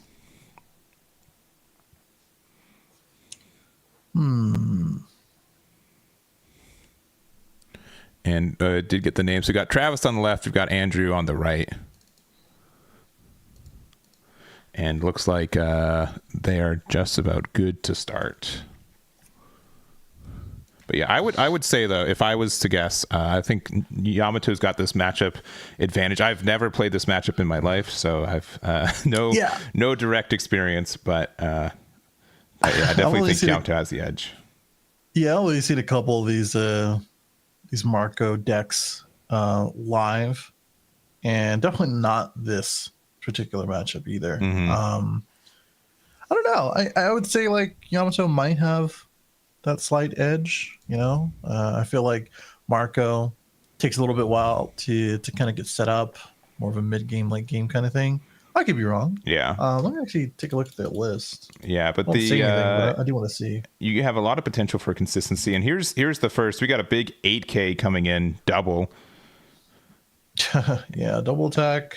Just trying to take down that 2 life from that 4. Yeah, making this quick and easy. Now, take it. Now, the one advantage here is that this does put you down to 2 life. So if you do play 4-cost Marco, that does mean that its protection effect is live immediately. That is the only good thing about being down to 2 life right now. The rest is still pretty terrifying. Yeah. Well, we got a couple of Marco blockers and might be pretty cool. So we can use that. But yeah, it's pretty annoying being a multicolor leader and looking down at an 8k swing double attack already. So I don't know. We'll see what this Marco player can pull out. We do have the Doflamingo. Yep. Okay. So being able to get that blocker is really nice. We put a card back on top of our deck from our leader effect, so we can definitely put it back there if we want it. And but yeah, being able to having a blocker like this early will help stop the bleeding a little bit. Yeah, it's something. It is something. Could be able to prevent our next big Yamato swing. I mean, of course, going against green, they can tap down whatever time they want to, most of the time, if they have it in their hand or something low cost. But it's nice to see our top 3. I noticed that you can tell me why. Is there anything that interacts outside of like the generic blue cards with the top or bottom rearrangement for Marco? Not not anything really new. There's like a new ace that lets you a newer ace that came out in OP07 that lets you draw 2, put 2 on the top or bottom, but that generally does not help you there. Oh, okay. Let's see, and we used the EZO for 3. They didn't correctly. Yeah, there it is. So they did rest the blocker, which is pretty nice. This is going to be a 7K double, so likely needing a 2K, 1K. Hopefully we have a 2K. Yeah, 2K, 1K. Yep. We do. Yeah, just like I was saying, I was like, there's a lot of ways to rest that bad boy. It looks like we found one of them. Yeah, and that's what most of the Yamato lists that at least the two that have topped regional level or higher events that I've seen. They just really not even double. They triple down on saying, I want to attack with my leader every turn. I want to take advantage of some of these 4 life leaders that exist right now, and being able to get some interactions with blockers where black wouldn't be able to normally get that interaction has been very strong. So going to use Mark as a leader effect again. Going to draw 1, decide if we want to put a card to the top or bottom.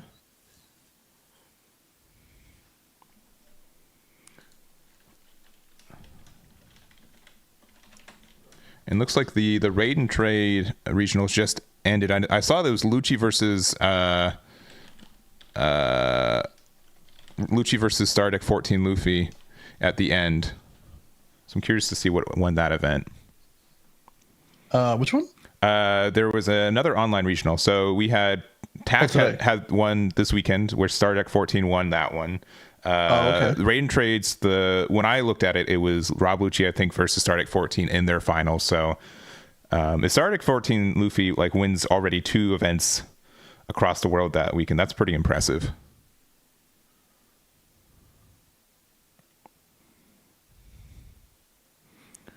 But we will see. We have another blocker out here, and this Marco is very strong in these situations. Being able to block and then save it by just discarding a single Whitebeard Pirates card will get you a lot of mileage, I feel. Yeah, it's interesting that with the support from this leader in the set, right, we have blue Whitebeard cards too, because it doesn't call for a red one, right? Yeah, not even a character. It can be just like an event that's stuck in your hand, a non-counter card. And looks like their Yamato player is thinking quite a bit. All right, for 3, I mean, we could have like another EZO, but double blockers this early is pretty tough. Yeah, that's gonna be the first thing to get through. I mean, the first block, or even just a block in general, it's gonna be that 4 cost. Yeah, looks like that 8 into leader, probably going to be a block. I mean, -1 card in hand, but it's a lot better than pitching 2. Yeah. 2K kind of thing.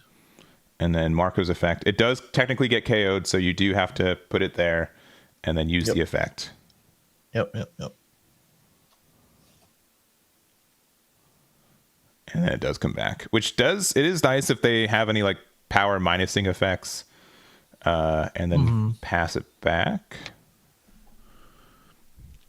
And we just got another Wano card hitting the board. Okay. It is Ino Arashi. Ino Arashi. So this is just it's technically part of the archetype, right? It's another, if your opponent has 3 or less life, you get to play it for free. But Dawn times 2, when attacking, you can trash a card from your hand. You get to KO up to one of your opponent's characters with a cost equal to or less than the amount of your opponent's life cards. So it could get rid of a 2-cost blocker, but when we're playing the new silvers, this card is pretty insane. You do get to get that effect. I think you needed to wait until you attacked board first, because you could the minus it gives is until the end of your opponent's next turn. So in case they played something off their life, but being able to get rid of that Ino Arashi is really nice. Yes, the on play is like 2 -3 and a 2. Yeah. And you get KO a 3K. Yeah, and then again, like the -3 and the -2 is until the end of your opponent's next turn. So even if we weren't able to get the KO, Ino Arashi would have been a 2K. That's pretty good, especially back-to-back ones, I'm sure. Yeah, and you can play. You can like set up your 9-cost Sanji with this deck really easily. And then when we get the new Star decks, it pairs up really well with the 7-cost Newgate we get from there. All right. Well, it looks like we're going to give Banish to our Yamato. So it's double attack Banish right now. And then looks like for 7, 6, 5? 5. Okay, we have Nami. So we're going to be able to use Nami's effect to pitch a card with trigger to get rid of a blocker.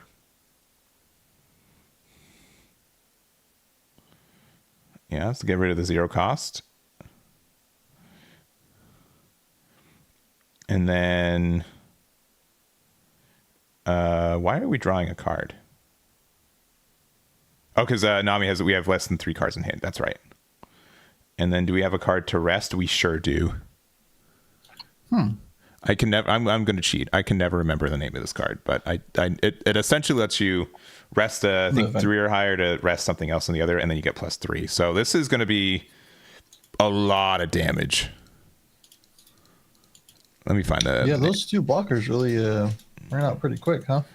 They sure did. All right, it is Demonic Aura, 9 sword style, Asura Demon, 9 flash. My apologies for not having that on the top of the dome there. But it says main up to one of your leaders or characters gets +3k during the turn, and then you can rest one of your opponent's characters with a cost of 3 or more. If you do, one of your own characters, you can rest up to one of your opponent's characters with a cost of 5 or less.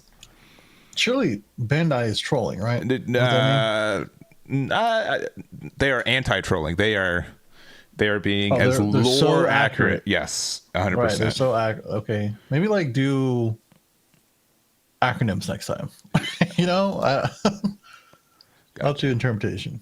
Let's see. And so it looks like also Star Deck 14 did win the Raid and Trade Regionals that was going on at the start of this one. So Star Deck 14 Luffy's gotten 2 different wins across the world today. We'll see if it gets a 3rd one at this event. Still very possible. And it looks like we got the silvers. That's going to be able to get the... I guess we want to get rid of the active Nami. And then... Because that can still attack, right? No. I mean, on next turn, right? It's going to be like super minus, turn, no. But... Oh, you meant like after the fact. Yeah. Yeah. But there is a card that like wins on the spot. And it's not this Satori, but... another body on board does help. Let's see. Also, people from the end of the European tournament. Hello, happy weekend, Saturday, Sunday. I think it's still Saturday in Europe. I think so. Yeah, I'm pretty sure. It's just like late, I want to say. But yeah, hope they had a good time. All right, and we're doing some number counting. Honestly, maybe we're playing the Satori out just to be able to play the event again. But it looks like we got the Flame Split. This one I can be a little bit better at remembering, but I think it's Flame Split. It's kind of like a flare. It's something fire. Oh man, I cannot remember this card's name. Just Flame Split? I think it's Flame Split. That's the one I saw.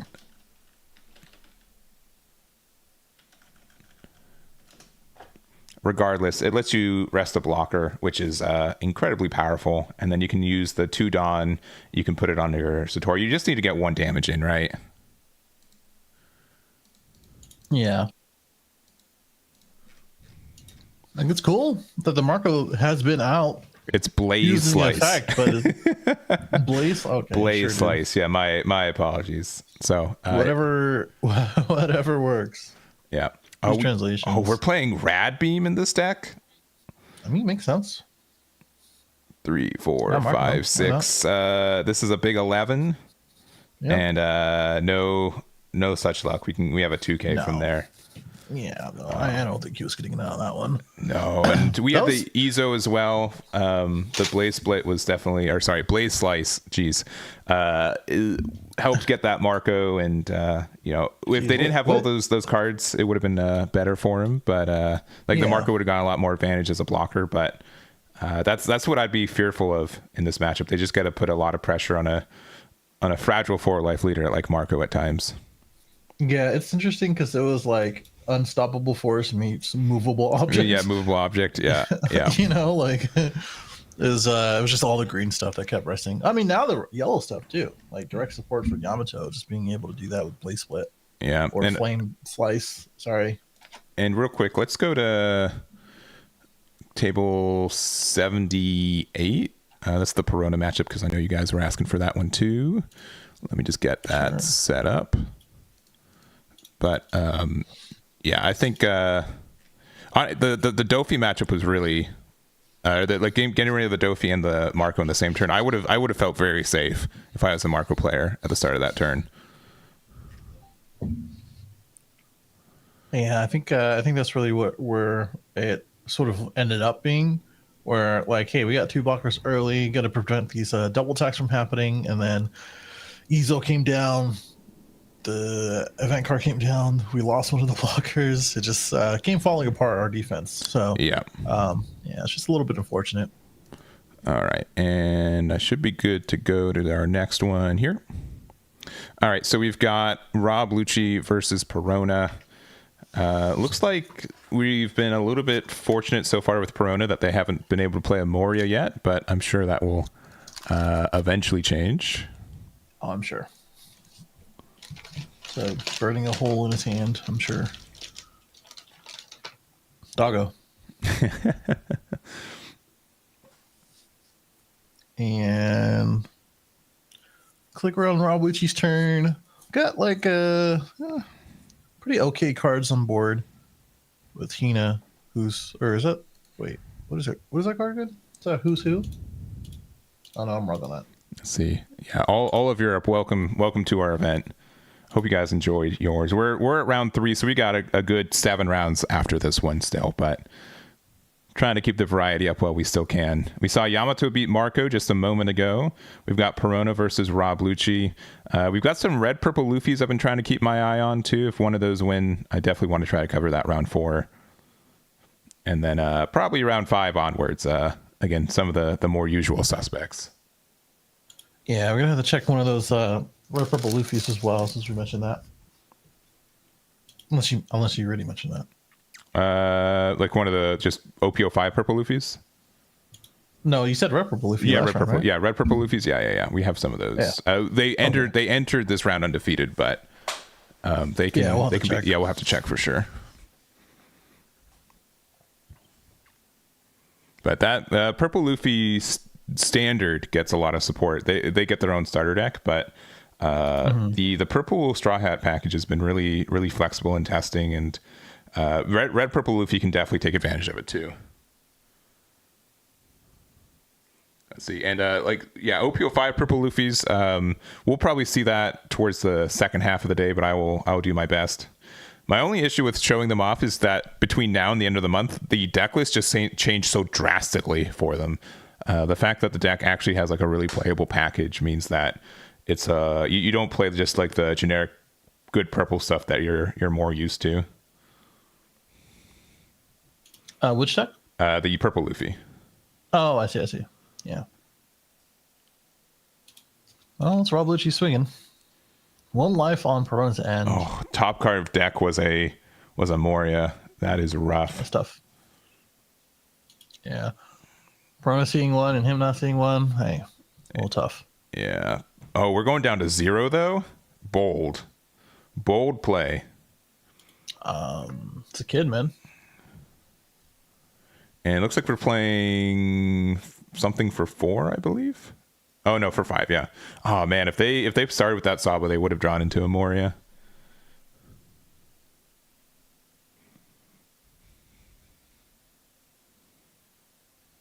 Yeah, I'm a little surprised that he didn't start with the Sabo. Yeah, because like Perona doesn't have like a lot of KO effects in life usually. It's more of the like resting cards. So like maybe it was like to protect the blocker from being rested, but yeah, regardless. It's always good to see your options for 4. Mm-hmm. Right, 3 life to 0. Perona does have a pretty wide hand. I'm curious what the best play is, because you're pretty much kind of locked into either like Rebecca Sabo or playing a Moria. But Rebecca at 1 life with 0 life in this board is pretty fragile.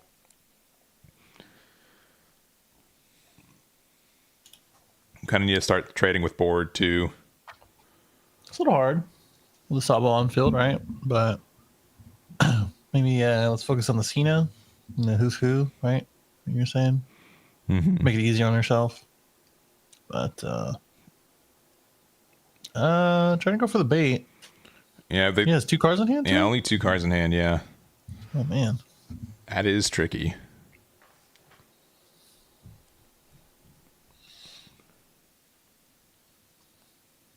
Okay, we are going to get the block.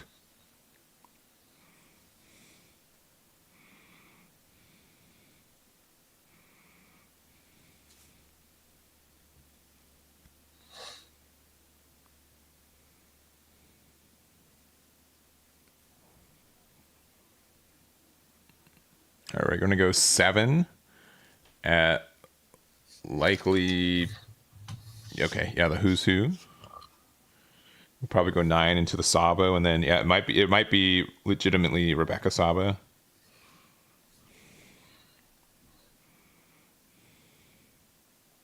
Okay. Yeah, for 4. Oh, Borsalino. Not Rebecca. Yeah. Almost as good, right? Surely. It's about as good, right? Right? It's pretty close to being as good. Double protection. Yeah, with a lot of Luchi builds not running Brook 6 cost, it's a little bit better. Oh yeah, getting rid of the Zoro, which likely wouldn't see any play, and then you can be my Samurai, which doesn't look like it's going to get a lot of value here either. But 0 life, 2 blockers, both 6Ks right now against it's a mediocre board of like the Hina and the Rob Luchi leader and the Sabo. Super interesting. Yeah, the Sabo does make a difference here, but super interesting in general between these 2 players right now. 0 life and decent amount of cards in hand, 2 blockers versus 3 cards in hand and 3 life, right? Yeah. Like, it's gonna be a tough decision for our Perona player next turn, as far as, do I want to take away some of these attackers, and keep these blockers up, and then try to go for his life, so that way take away some of this value in his hand. But looks like we're swinging 5K, get the free block, 6K here, the 2K out. We're going to be blocking with this and use a 1K is probably my guess. But well, no, we have plenty of 2Ks, so going to get out of that one pretty easy. All right. Here comes the Rebecca. Yeah, gonna grab the best friend Sabo and then play a Sabo. The big thing though in this matchup though is Rebecca's do literally nothing. Your leader effect just taps it for free as Perona, so not being able to establish anything of consequence might give Perona the foothold they need to be able to press some advantage.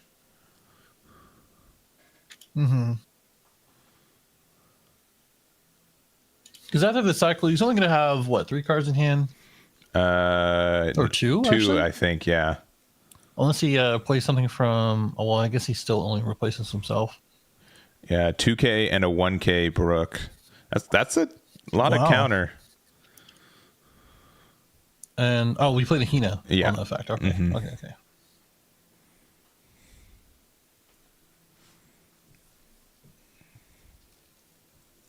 No, we didn't play Hina. We just grabbed Sabo and then played Sabo, right? Yeah. Hina swung. I don't know why I thought. Oh, I guess she's in rest. That's why. Yeah.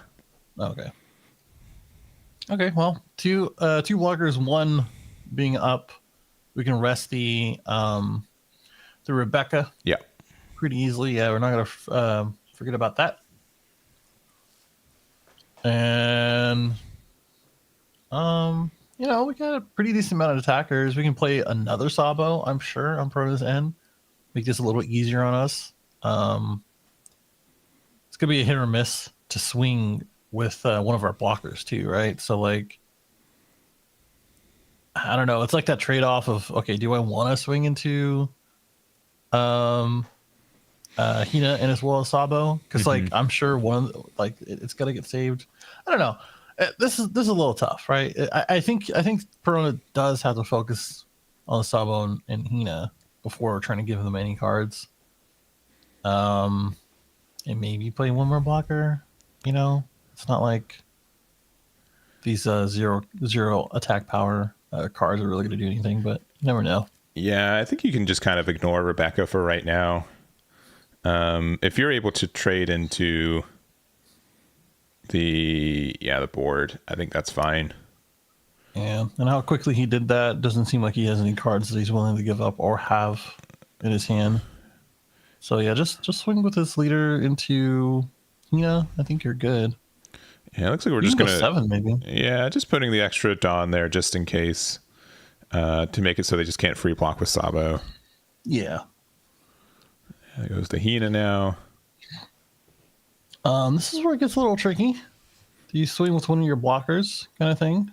I think you do, right? I think you do swing once and then swing with Gecko, bring them down to 1, and then just set yourself up for next turn. Yeah, definitely. The Sabo's the one that you attack with, if at all, because Borsalino does have the protection still. Yeah. I'm surprised if he gets out of this one.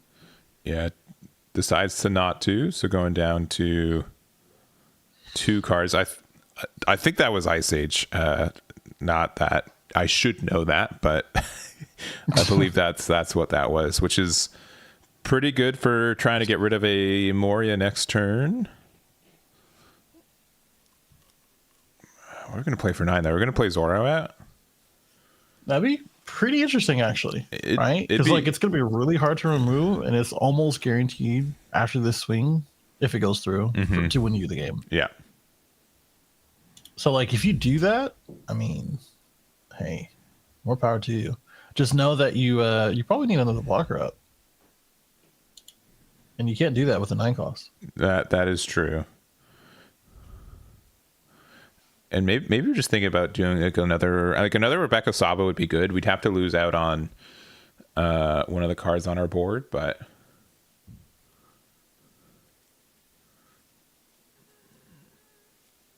yeah, we are thinking we're ticking down 9.5 minutes left for this round. Yeah, I mean, this should have enough time. Let's see. I'm looking into it. So both Yamatos that I had were undefeated. One of the red purple Luffy players did lose, and the other one's still being played right now. So fingers crossed for only for matchup. No, I don't know the players, but I'd love to get red purple Luffy on the stream if we can. All right, added what looks like a Who's Who 2K, and then do we still got Rebecca and Sabo? Oh no, for 8. All right, going to play Moria for 8.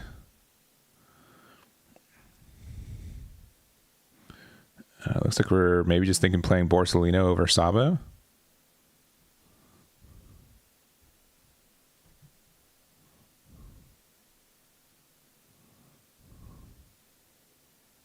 Well, you just needed a blocker. This one's pretty good. It has protection. Yeah.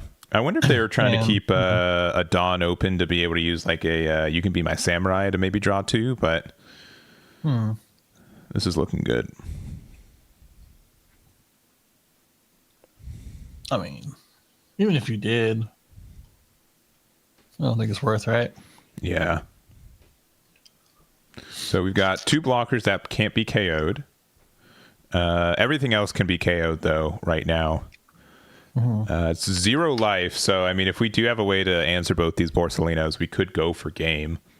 On the other side, Rob Luchi does have 2 blockers out with the Rebecca and Sabo, but it's clear to me that a lot of this momentum for Ryan has been based off the fact that it doesn't look like David's really seen any of their late game cards. Yeah, a bit of a bummer. I mean, we burned one of our geckos earlier, right? So that was tough. Yeah, it's not really seeing anything else. It's a little easy to say this with hindsight, but I think that the play using Sabo first and then seeing if you hit the Moria or not. If I didn't hit Moria, I'd know that there's such a high potential for it to be at the top of my deck that I would just no longer attack, depending on how much. But we play another Tempest Kick, so yeah, definitely just trying to desperately find, I think, another Moria. which would be able to get rid of their now 2 cost one as well.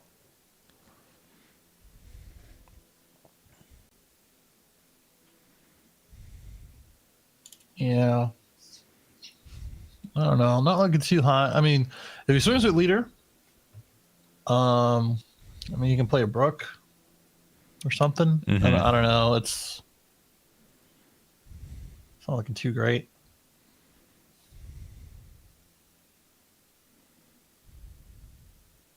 You know, I've given it some thought over time with this fandom coming down of Gecko Moria and why it's around. Yeah. Or still around. There's another one. Yeah, hit into trash. Just unfortunate. But I think it's just like these scenarios specifically.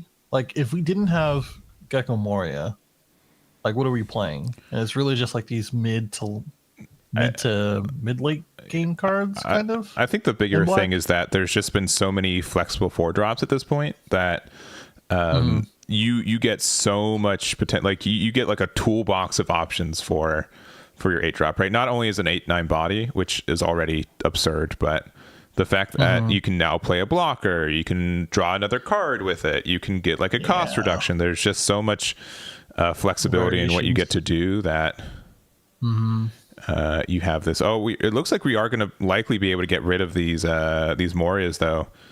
Wow. Yeah, so 2 Tempest kicks and an Ice Age. Huh? Yeah, with the Rob Luchi is enough reduction. So they cost 2 and 1. Yeah, put the Morias back into our deck. Try to find them again later. I don't know. That's a big if. Yeah. But like situations like this is also like why I don't immediately subscribe to the fact that some people think like if Rob Luchi left the game, or Rob Luchi would not be viable if Moria wasn't around, and I think the deck still has a lot of great potential. You just have to have like different high end. Yeah, no, we do. Especially with Jack in the mix, but you just don't get the same value. Yeah, like Gecko provides more value than any other black card you can think of. I think 100%. It just means like you run out of steam late game more often. I think. Right. All right. We got a big 6 coming in. Sabo could swing for 6 as well if they wanted to, but I'd say that's pretty risky. We get a 2K. And we're going to pass it back. 4 minutes left in the round. We got 2 blockers, but really we only have 1 since we're going to be able to get that Rebecca rest with our leader effect. If we have any other interaction for that too, I think we get game. Like Hody could get there as well. Let's just see how good our numbers are. So we're going to start with a 7 with the Ryuma. And, it's 7. Yeah. So 2K, 1K. I believe we should just be able to do 7-9-9 to end the game then. Oh, we get 7-8-9. Yeah. Oh, I think that last card was a Moria.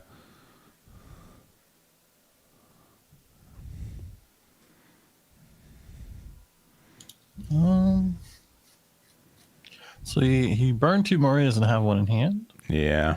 And then then this blocker comes, and this is another 9 swing. Yeah, and not quite. Yeah, Kaido in hand as well, and it's just what it looks like. What it was like. David played a good game, but it looked like just not being denied any late game cards, not even by his own fault, was his downfall. So a little bit of variance, unlucky, but I think both players played it really well, and I think David almost still won that game despite not being able to get the pieces he needed. So I think he played it really, really well. Yeah. This is what it is on that part. Only so much you can do. Really just got the value of everything he could. But our Perona player really did play some decent defense at 0 life. Yeah. And pulled it through. I think that's the biggest thing for me. Yeah, it was really bold. I would have been really afraid to go down to 0, but they made it work, and they're currently 3-0 with the deck. So that's I think is super impressive for the field that we have today. Shout out to them for sure. So, we have that's pretty much the end of round 3. We got round 4 coming up. It might be a little bit more delayed because that's generally when people do their dropping for online events. But we will be right back with round 4. We'll see if our other red purple Luffy wins. If they don't, I don't really have an immediate backup, but we'll we'll kind of take a look around. So give us a minute. We'll be right back, and round 4 will be next.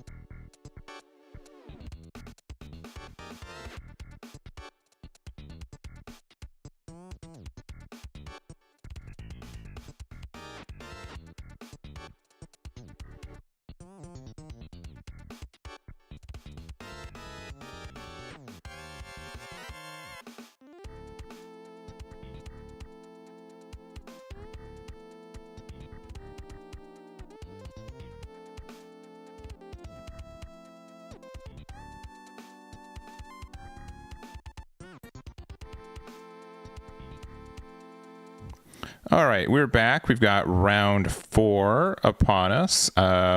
We don't have any red, purple Luffys left. I'm sorry. I know that felt like a slam dunk. You think they'd be 3-0 right now, but it doesn't seem like it's going to be the case. Yeah, I don't know about that part, but we do have another match, which looks like to be blue Dofy versus green Bonney. Correct. And so this is something I'm getting that set up for us here, but it's a bit interesting because Dofy does get better at the end of this format, and because of that, Bonney's able to adapt their play style and their deck building to answer that.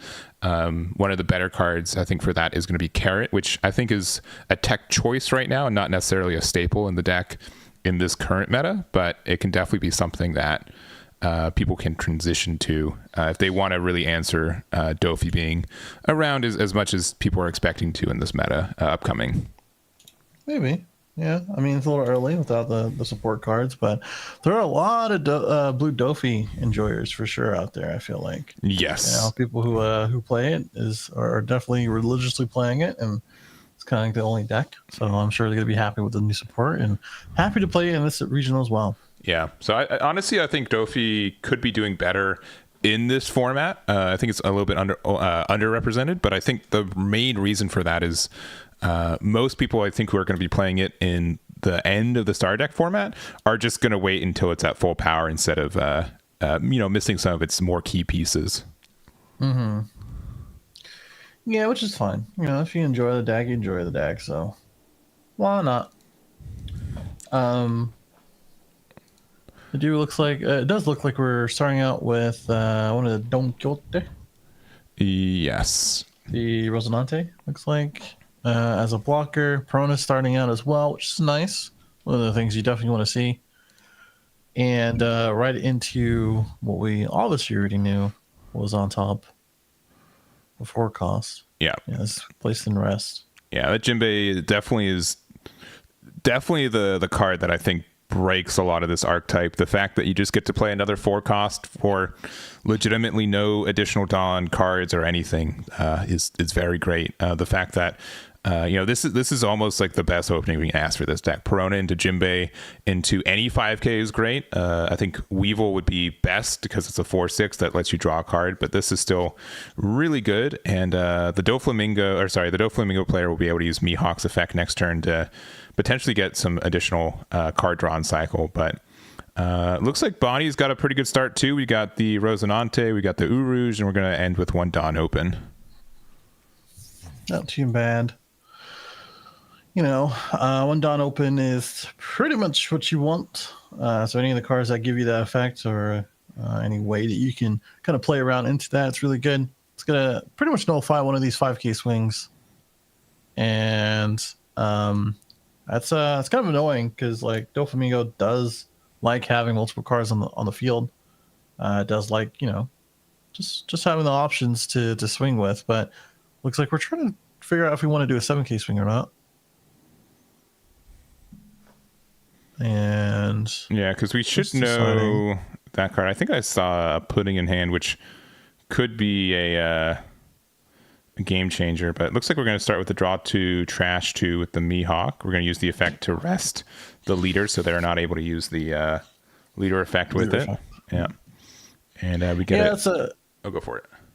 I was going to say, it is a little annoying for Dofi because, like I said, you want to go wide, you want to swing a bunch of different ways, but those different ways, Bonney makes it difficult for you to choose between all the ways you can swing. So, like now, do you want the draw 2, trash 2, or do you want the leader effect? Wait, did we finish the 7k attack? We did not. I was just about to say. Yeah, right. I don't think we did because we should have took one. 1 second.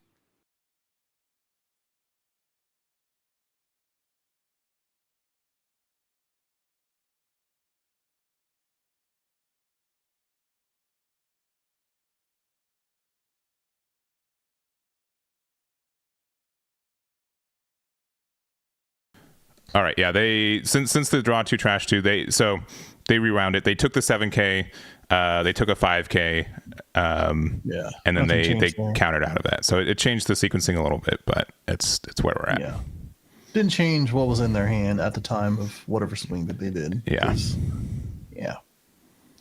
yeah. I was gonna say, I was like, yeah, 7k attack's a little, and you really definitely want that one to finish, right? Yeah, pretty much.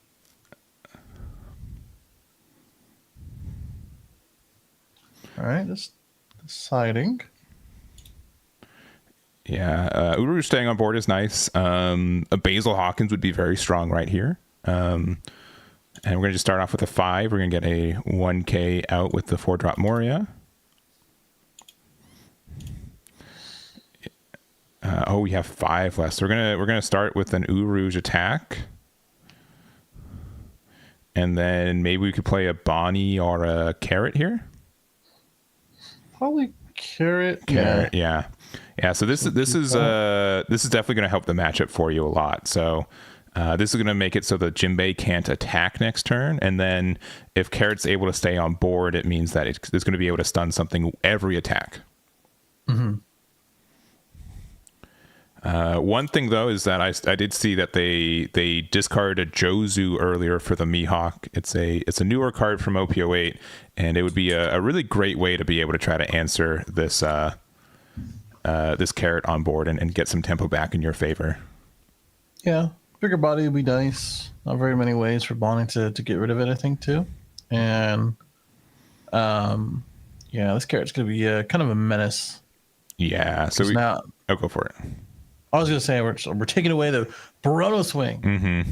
What a disaster. Yeah, we're gonna really stack a bunch of Dawn on that. Mm-hmm. And yeah, thinking about this, we're gonna use double 0 cost events, so a plus 3k. So we went to 8 to get out of a 6. And that will be the Jozu. So it lets you put the Perona back into your hand, which you want anyways, and then you get to bounce their Carrot back into their hand. So a really good tempo swing for that there in a deck that already generates a lot of tempo, and we're going to pass it back to our Bonney player. Very cool.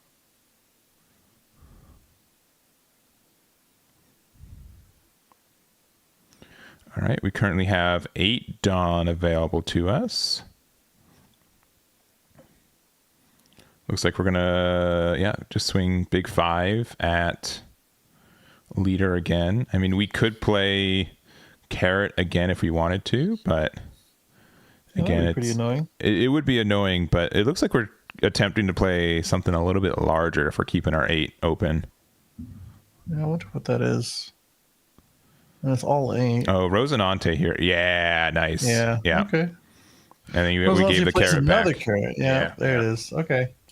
That's probably better. Right? Yeah, that's very good for better. it. Yeah. Yeah. I've been really liking the Rosinante lately now that carrot's been added, since now we just have so many good 5 drops to play off of it. I remember on release it was a little bit tricky to play it because it was just only like 5 cost specifically made it very difficult for you to consistently hit the pieces you kind of need. And looks like we're looking at the top 5 with this Perona that we added back to our hand. We could get a big attack with our leader, but Josu's probably going to get the rest with leader effect. And it's definitely looking like Bonney's going to be able to stabilize in this matchup. Right.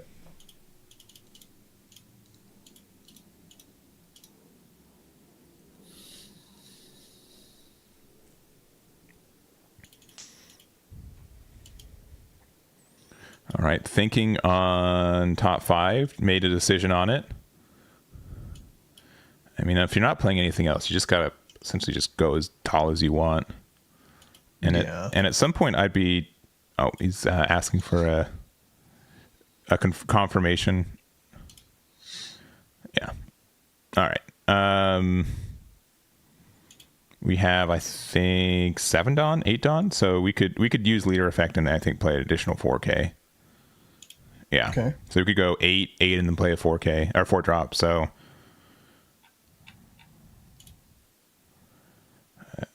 it's just rough because we really want to get rid of that Eau Rouge because it's able to generate that extra Dawn every turn, which is imperative in this matchup. And for Bonney in general. Right? Yeah. We're going to be playing out a Moria, which is going to let us draw a card from our trash, likely a 2K body. We're going to get the rest on the Josu as well with the leader effect.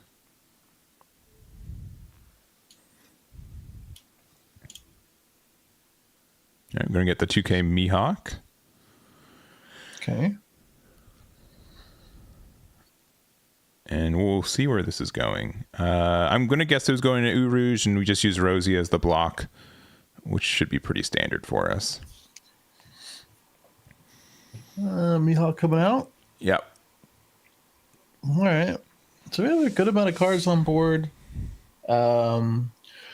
Obviously 2 of them in all technicalities are going to be kind of null and void with the carrot and the leader effect. Yeah. So it's really just our decision of what we want to swing into as our third option.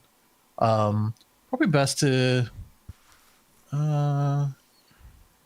just swing to one of the 5 or 6Ks. We really haven't touched at all Blue Duffy's life too, by the way, which is kind of like one of the things that I run to sometimes. I'm like, okay, I can't really get tunnel vision of this board state, but it's just hard, right? Like there's so many attacks coming out, and like eventually I'm gonna have to do some damage. Yeah, that is that it's so intimidating. They make so many body, and like the hand size isn't small either, right? They still have like 4 or 5 cards. Yeah. I mean, half their warlords let them draw a card. Technically, playing off the top of your deck is considered like a draw card, right? There's just so much card advantage. So, right. And I think carrots should be able to, stun the Josu, which is what it did. Easily the best target for that. We could, for 10, play Dofi and just stun the whole board, which would be very strong. Oh, it looks like we're going to trade into there.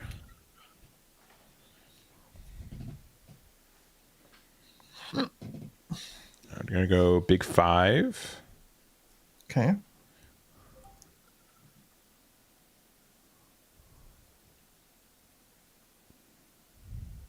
All right, so took out those. This is good because this pretty much makes our Bonney effect more available. Oh, we're still playing the Dofi. Interesting. I might have done like one more attack into the field, but it still keeps, you know, most of the body stunned. You should be getting a Dawn back at the end of your turn because of your Urouge. I don't think that's gonna really matter at this point, but it looks like we're gonna play our own 10 drop here with the 10 drop Kaido. Bonney's conveniently at 3 life, so we get to draw 4 cards, which is a lot of cards to draw in the One Piece card game. Back-to-back 10 drops. It's probably one of the best 10 drops you can play while your stuff is all stunned, right? Yeah. Because what better play is there other than just to draw 4? And to have a big 10 cost Bonney. So yeah, this is really good. Still at a healthy 4 life. We're talking about that with the board state and a really nice hand now. So this is going to be the battle of attrition for sure. Like from here on out, like they are both going to have to play their best. Yeah. And looks like we're going to start off with a Cavendish for our Bonney player. Going to let us get 2 Dawn back. So we technically only played it for 3, if you want to think of it that way. And I think we're just going to start swinging. We're going to have the Carrot here. It's going to attack into likely Leader and be able to get the... Oh, it's getting in the Mihawk, but it's going to get the stun on the Jozu.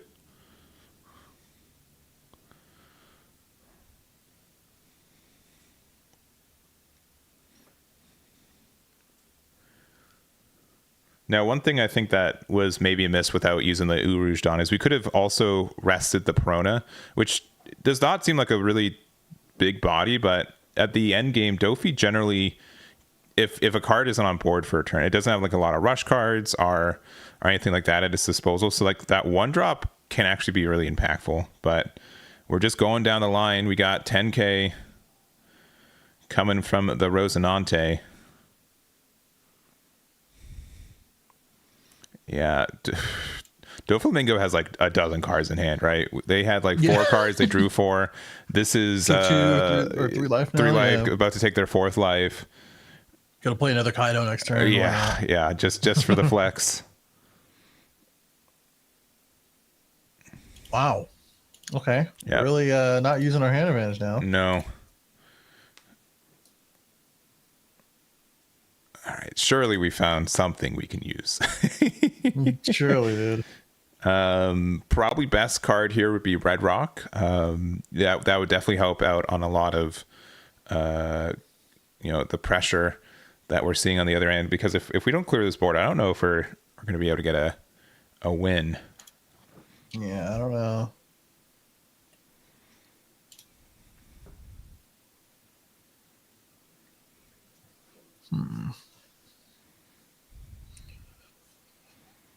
Yeah, 10 Dawn to work with, Kaido on board. Jozu attacked once this game. Actually, it might not have even attacked once. I can't remember it. I think it might have gotten Bonney Leader effect and then just a combination of Carrot, 10 drop Dofi. It's just been hanging out.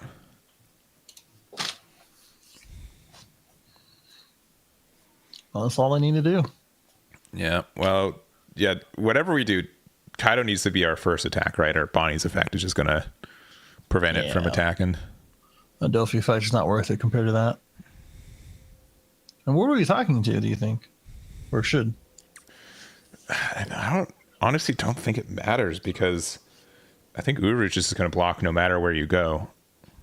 If you try to get rid of the Carrot, the Rosinante, like Rosinante is already protecting the Carrot from KO effects. Not that blue has a lot of those. No. So I'm going to get bottom deck returned. So, yeah, I don't think it matters. I mean, I'm sure there is like something like a Mihawk that you can bottom deck the blocker, but I don't think that's really going to be too intuitive. Yeah. Oh, okay. So we do have the Red Rock.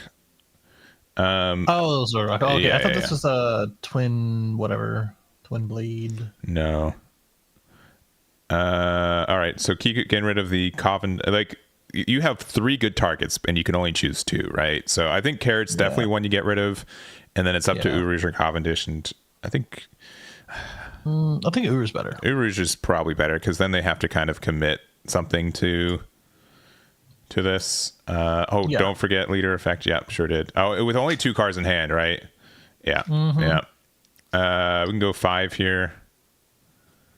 And with cards on board, that's likely enough. But again, we've got a super fat hand for Dofi, so it's not immediately out yet.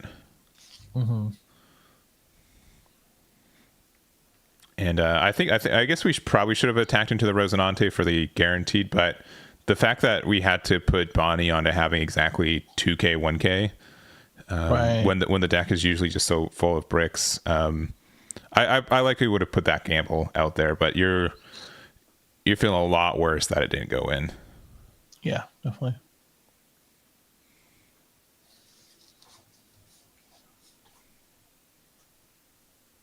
Okay, 9k swing. Where's that going? That Perona's been around for too long. No. Probably the face. Yeah.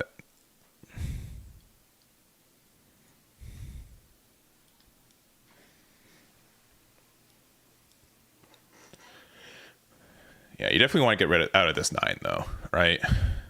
Sure. As a start. Yeah. Got plenty of cards to do it. Yeah.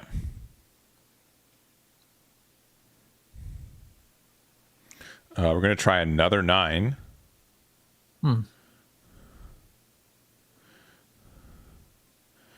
And then I think this is 10. 5. Yeah, no such luck. Dofi still had the attack as well, and that's going to get it. Yeah, Bonney's able to get the win. There you go. Okay, so I think what the two big things here, of course, was the Rosinante and the double carrots, but early Uru and just kind of mitigating and controlling the board and how it swings is really big. It just kind of showcased everything that was really good about, or that is really good about Bonney, right? Yeah. So yeah, that was a pretty good match. Did what he could, but yeah, I think the carrot definitely helped the matchup in the long run. It got out of so much attacks. Just Jozu never getting any value really hurt it. And despite them being able to bounce it back to hand, having the Rosinante to essentially make it so you never bounce it back to hand was very clean. Yeah. So yeah, pretty tough. Yeah, but we're at the mid part of round 4. It's going to be a little bit early for to get into round 5, obviously, but I think we're going to take a bit of a longer break for this one as we get into round 5. We'll have, I believe, 64 undefeateds going to this round, so I'm going to do my best to try to get all that information while we can, and see what. Yeah, I know. With no, too bad there's no one here to help me, right, Brian? It's only me. Yeah, no one. Yeah. No one to help me. Technically, it is. Yeah, technically, yeah. Technically, it is. So. In this imagine just walk out of the door behind you, just Brian, get in here. But yeah, it's going to be a little bit longer of a break just to coordinate that. We've been streaming for over 3 hours at this point too, so it's lunchtime. If you want to get some lunch, we'll be back. I'm going to say. Where are we time wise? I'm going to say a quick 25 minutes. Yeah, that's probably about right. You got a little less than 20. I'll say 24 minutes. So we'll try to consolidate the data as best as we can. I should have a pretty good idea of what decks are left undefeated as well by the start of round 5. And we can kind of get more selective with our match choices too. So bit of extended breaks. Thank you guys for hanging out. And we'll see you guys in 20-ish. See you then.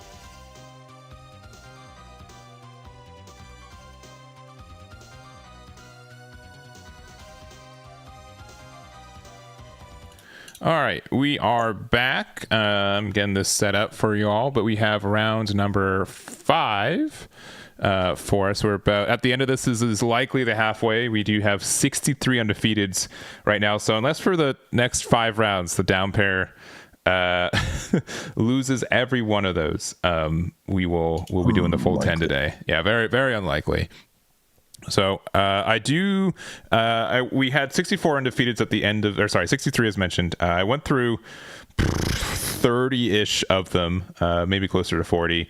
And this is the only Zoro that I found. So this might be the only undefeated Zoro that we have left. Not guaranteed, but I did want to try to go into this. And we are going to be facing against the Black Yellow Luffy, which can be a bit of a rough matchup for this deck at times.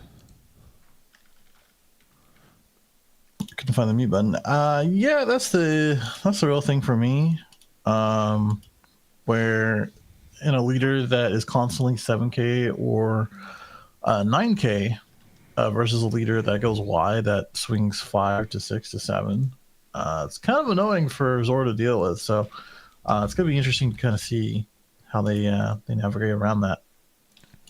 Yeah, and looks like we're getting started. We did play the 1-drop Nami to find the 3-drop Chopper. This is the one that plays an animal from hand when played. And they're playing another Nami, hopefully finding the new 3-drop Chopper from the set. Mm-hmm. Yeah, that Chopper's pretty cool.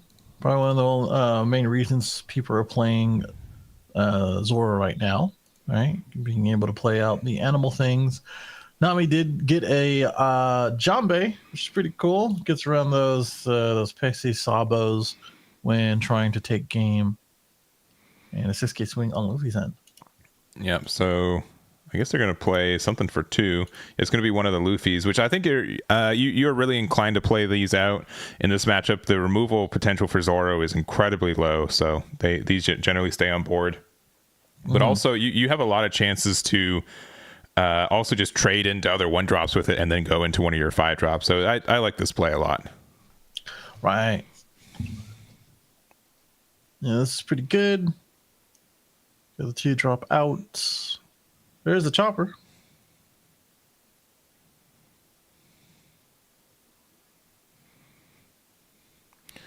Which is able to play out another Chopper there, the 3/4 blocker, which is quite nice.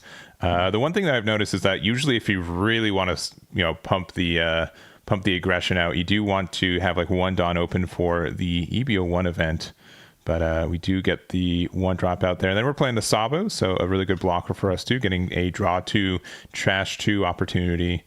And yeah, kind of being able to get this blocker is really nice. And you really don't mind losing it early. We're going to put a 5-drop Luffy into our trash and thinking on the 2nd. Maybe like a 8th or something. But I'm really deciding here. Yeah, but in general, I think for this matchup, there are ways for like Zoros to kind of sneak some advantage or some wins. Like Jambe with leader 14K to the noggin can get games if your opponent's not prepared for it. You play out a lot of bodies, but if you become a 7 or 9K leader, it's really hard to convert that into damage a lot of the time or pressure. And interesting, getting rid of one of the rocket Luffys out of hand, since those can be really great for removing these 3-drop choppers off the board. Yeah, definitely. Probably something that we'll be seeing pretty soon. Pretty cool support. About a set or 2 ago before, right? And with all these lower costed annoyances, it's gonna be pretty good. Zoro has a pretty decent hand, a lot of options to consider. It might be one of those things where, let's just wait a little bit, build our board for the things that we can kind of plan out, and on our 10 Dawn turn, just use that to really get to a point where we don't really care about a 7 or 9K leader. But they will have to do some damage first. Yeah, and just counting some numbers, if you can afford to, being able to attack with your blocker chopper first, being able to make their Sabo a 4K blocker is impactful. But it looks like we're just going to attack with our 3-drop, looking at top 5 for an animal to be able to play off. And looks like we have another blocker chopper, which is pretty good. So this is going to go 7k to the face. It's a lot. It looks like they are going to be taking it. Looks like we're going to go another 7k. Taking that one as well. We've got 3 Dawn left. We could play Rush Zoro. Oh, are they thinking about taking it? Or thinking about triggering it, it looks like. I don't know. Probably trigger. There's some stuff in black that can pop lower costed things, right? Yeah, Ice Age, another Rocket Luffy. Yeah, another Rocket Luffy. Yeah. And looking like hitting probably the blocker. Yeah, one of the choppers. Probably the stood one's fine. Yeah, the only issue is that like the 3-drop, the new 3-drop is kind of obnoxious as the longer it stays on board. Yeah, I mean, but we're probably going to swing with our Sabo next turn. I mean, you don't have to, but it's a possibility. Yeah. We're only at 1 life too, so that might not just happen. Could play another Sabo, but already separating our 4 Dawn here. Oh, 5. Never mind. Oh, look, 8. Never mind. Okay. All right, never mind.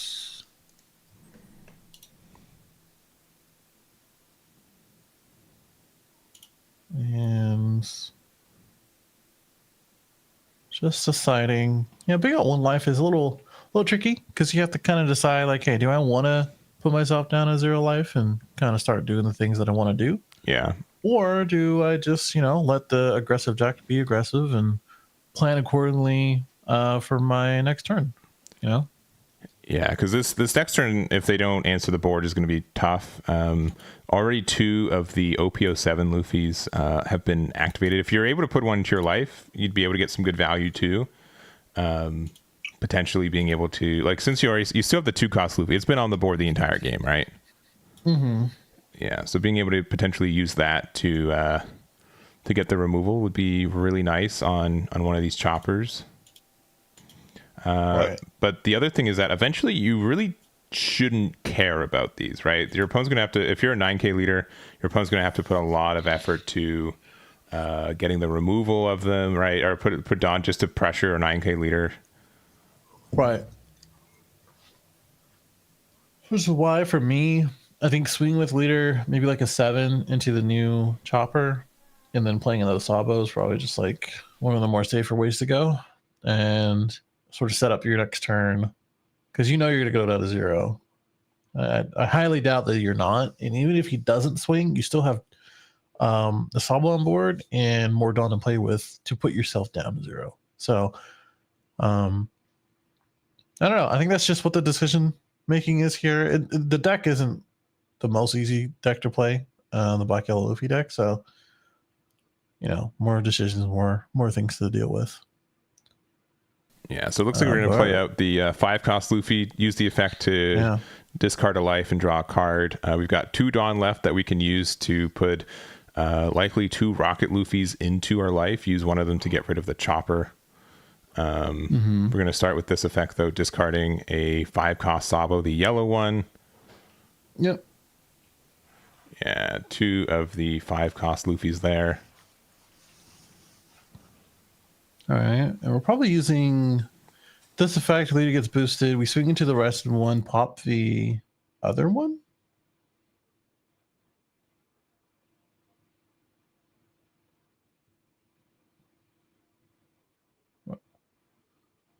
Leader. All right, 7k leader. Yeah. All right, not too bad, I guess. Yeah, 7k leader with 1 life, no blocker up, but they're going to have to put a lot of Dawn for these Namis and this chopper to push pressure. So I think it's okay to leave that 3-4 out there. Yeah. There's a lot of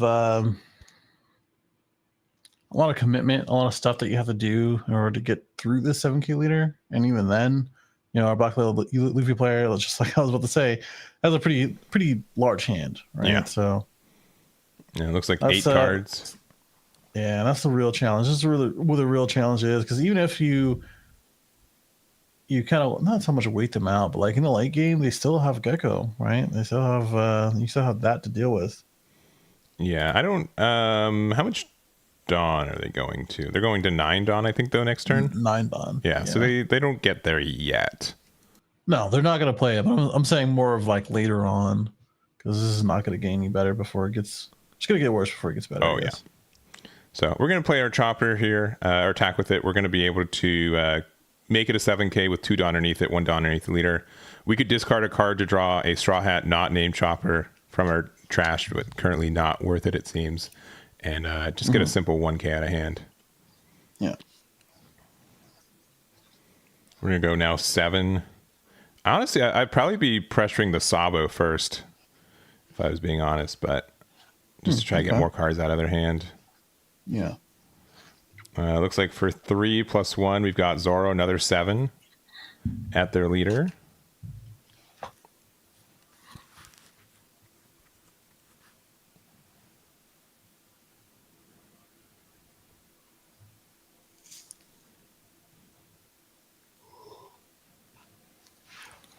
Okay. Just deciding which 1K to use, which is relatively important because you interact with your trash quite a lot. Yeah, and he's checking it. You're like, you can like take it as well. Garp is pretty impactful though. If you're missing one of your 2-drop boys, that can definitely help. But hopefully this means for Black Yellow Luffy, if they're able to get to a 9K leader with a Sabo up, I think that will likely be game. It'll be really tough to get advantage past that. Oh yeah.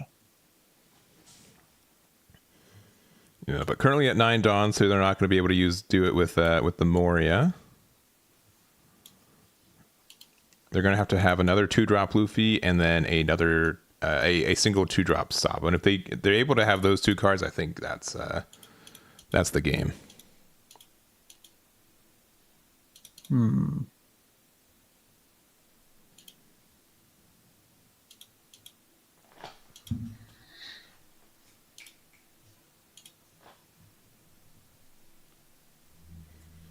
All right, confirming. Yeah, still 9 Dawn. We are able to. There could be like a situation where we have like the Sabo 2-drop, but not the Luffy 2-drop. If that's the case, we can use our Luffy effect. We'd be a 7K leader, which is a little bit worse in this scenario, but we could still get the advantage there, and then maybe loop another 5-drop blocker. But yeah, okay, we do have the Luffy though. So I'm going to use the effect. We're now a 7K leader. We're going to use the or the effect of the 5-drop. I will say it is bold to be playing Black Yellow Luffy and not have any dice on you. That is that is of all decks that plus and minus yourself. You definitely need a couple dice if this is hanging out.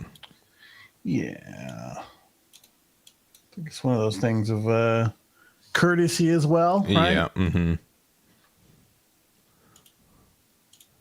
All right, we're going to put 2 Dawn underneath our leader. We're going to be able to use the effect to discard 1 card from our hand, another 1-cost event. And then we're able to put 2 cards face up into our life. And it's going to be another Rocket Luffy. And yeah, we're going to play a Sabo for 2. Yep. Going to be 9K with 1 life. And this is really where we want it, right? If we're 9K with 0 life, Jambe is a really good card to be afraid of for the rest of the game. Additionally, 7K with 1 life is a little bit just worse than this. So this is fantastic for us. So we're going to start with a 9, likely at leader, perhaps at the 3-drop Zoro. And then a big 11K going in. And this is looking pretty tough.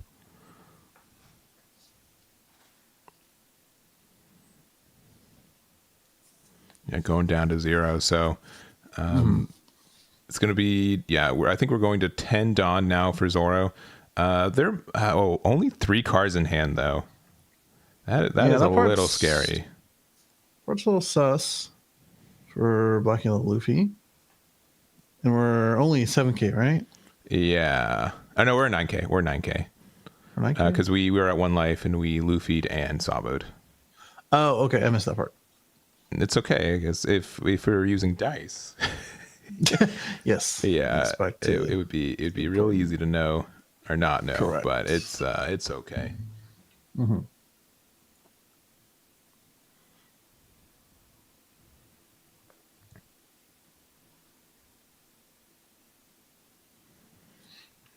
All right, and looking at these, we got a lot of cards in hand. I think we got close to 10. It seems like for Zoro, but yeah, 10 cards is good, but you really are put aside by just how much Dawn you have, unfortunately. I mean, what's that new card? The 9-drop? Like silvers? Are you talking about dragon No. or No. new 9-drop? There's an 8-drop. Let me pull it up. Those are the cards I would know. Like either silvers are dragon that this deck would run, I think. Pull it up. 8-drop. Sorry, it's monkey. D-dragon. Yeah, dragon. Yeah, what I said. Yeah. No, I said 9-drop. Yeah. But it's an 8-drop. Your dragon's an 8-drop. Yeah, I know. I'm aware. My bad. So, yeah, but this is tough mostly because like there could be like a scenario where you could go for board. You'd be able to get rid of these bodies pretty easy, but you'd have to like set up 2 blockers because that Luffy gets rid of one of them for free. True. All right. And I mean, if you think their hand is just empty, you could maybe get enough attacks to get there, or maybe cheese where they don't respect the Jombe either, which we added 2 hand turn 1, so they should know it's there, right? If they pay attention. All right, looks like we're gonna go 6K into the Sabo, Could be either one. and we're gonna discard a a chopper to get a 1K to our hand. Mm.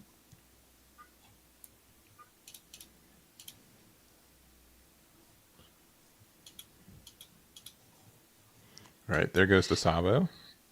And a couple cards in your discard pile or your trash. Nice. All right, we got 2 6K bodies on the board right now with 8 Dawn left.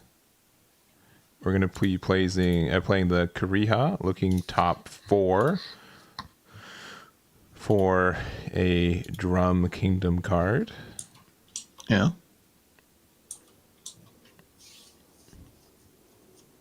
Okay.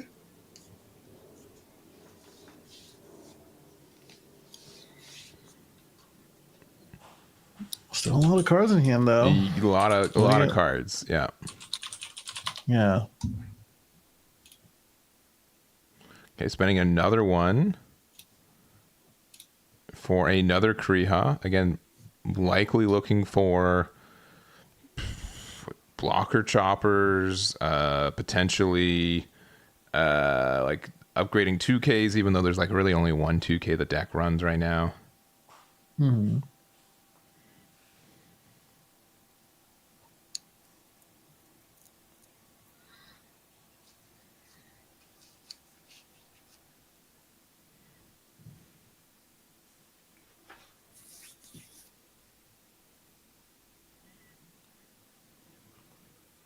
Okay. So both Zoro swings 9K leader. So I have this Luffy to swing with. Only 3 cards in hand. You know, could just go the simple route and be like, okay, well, I'm just gonna swing a good old 8 and a 6 and maybe play a 1 or 2 drop.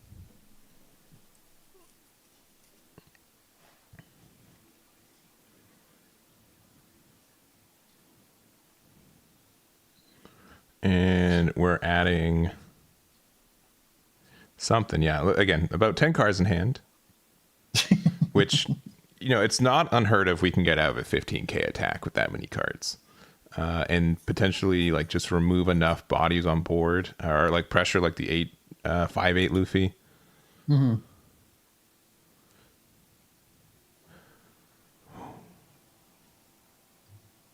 what could the decisions be on these 4 cards that has taken this long though? I am curious.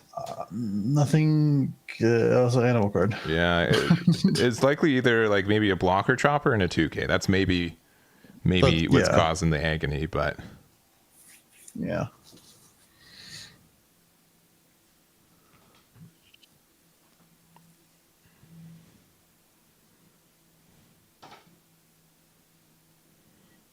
All right, we got 8K going for, I'm guessing, the 5/8 Luffy. All right, 2K out, and then blocker, sure, which can just get popped by the Rocket Luffy. But again, like there are definitely numbers here where, yeah, start with the attack here just while we still can. If they block it, then you don't have to use the popping effect. Yeah, you just block with chopper there. That was a bit of a throw of a 2K. Yeah, right. Well, oh well. 15. That's a lot. 1, 2, 3, 4, 5, 6. Oh, okay, no. Not quite there. We're getting there, right? Yeah, it was intimidating, but only one 2K in that 8 card hand. He had a little rough. What should we call it?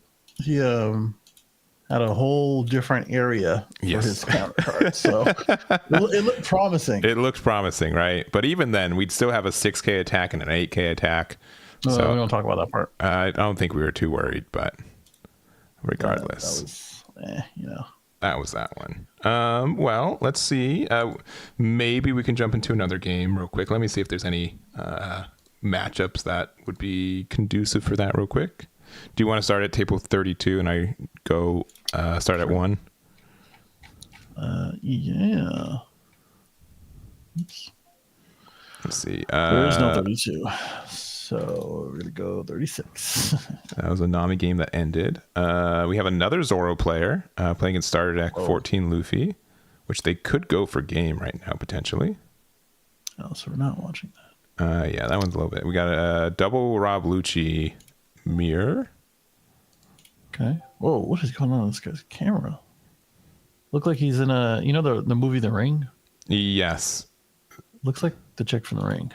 He's like hanging out in her house. Hey, it's spooky month, right? It's October. Yeah, on brand. Bonney mirror. That looks headache. Rob Luchi versus Star Deck 13 Luffy. Another Bonney mirror. Rough. Got another Zoro versus Rob Luchi. It's also rough. We got a purple Luffy versus black yellow Luffy. All these games are just like end state though, which is a little bit tricky. I have nothing but mirrors. Yeah, Nami versus purple Luffy. Purple Luffy versus Reiju. Oh, maybe. However, Perona versus Star Deck Luffy, just in case. Oh, you're going down from 32, not up towards 1. Yeah, not up. Sorry. That's okay.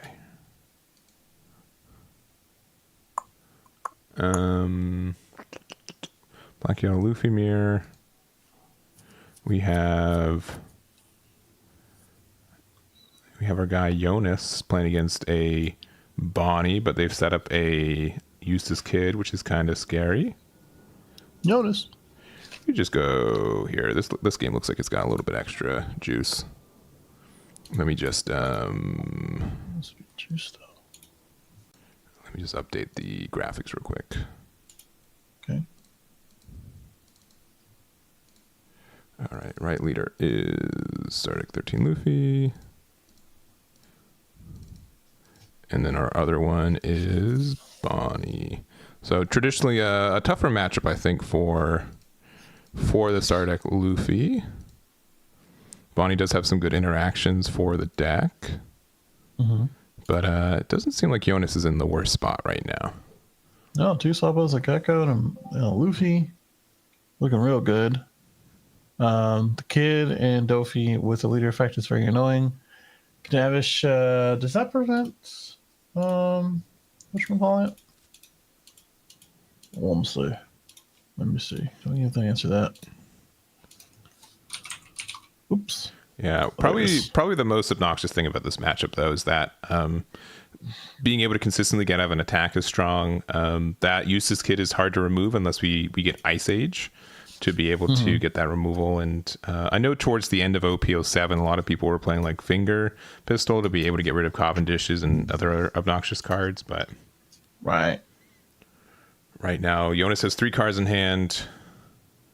Very few cards in hand for our Bonney player. Looks like 3 or 4. But the other thing is, if you've already established a board, Hody can also just end games, which is kind of scary. Which it looks like they're going to attempt to do right now. Right.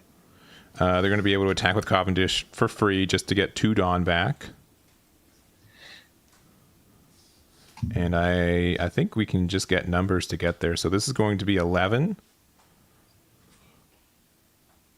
Okay. Actually, that 11 might be a little bit too big with 1 card left in life. I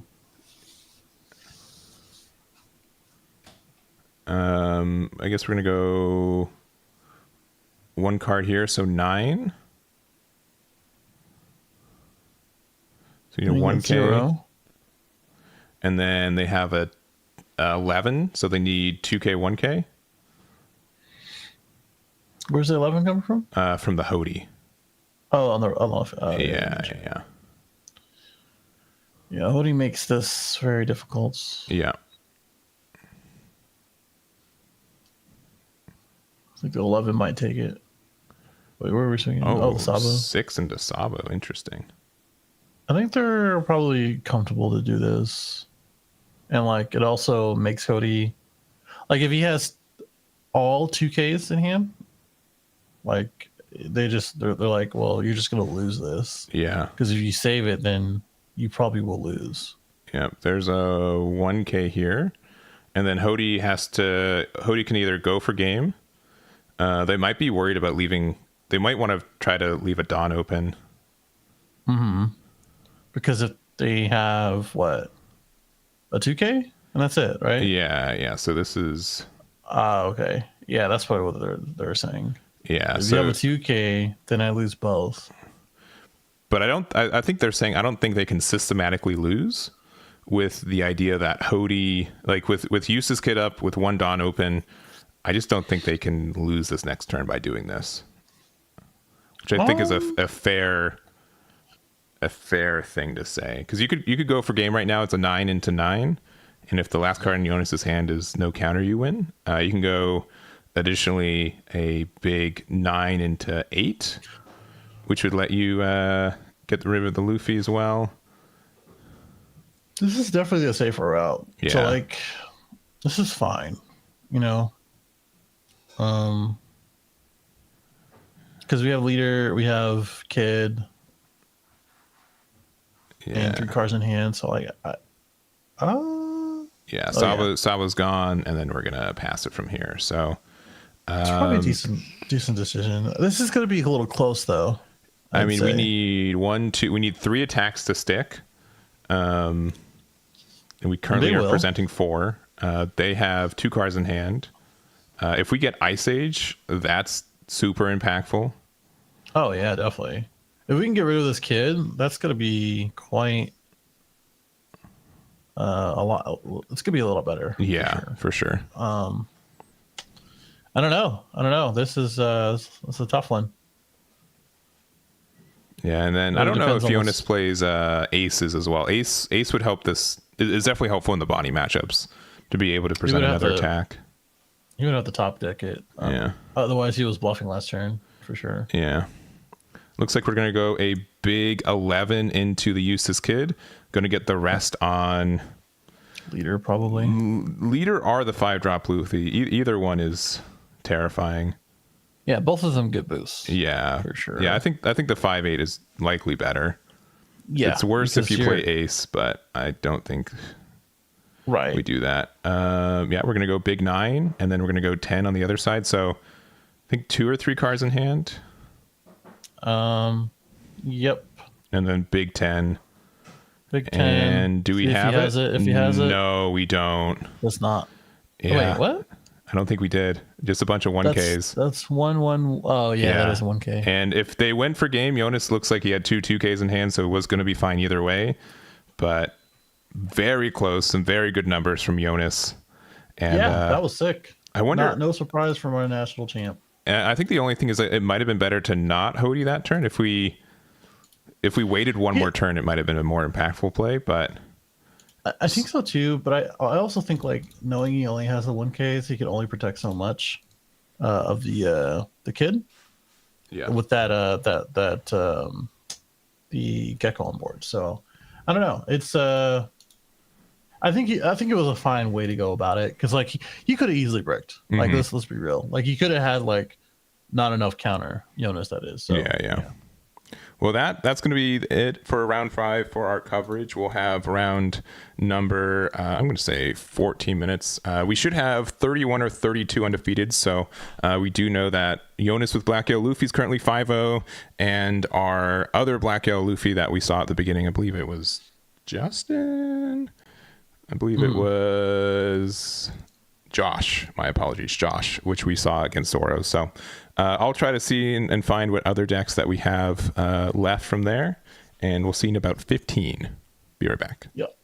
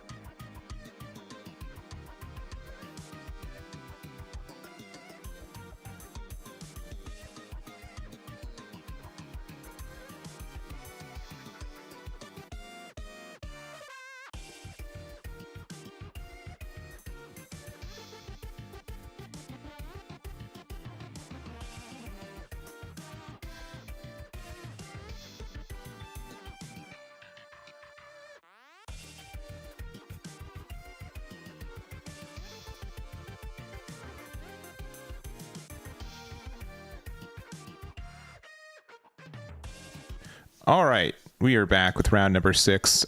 We took a little bit extra time, but I think it was worth it. We were able to find all 32 leaders that are currently undefeated. And Brian, you got that list for us?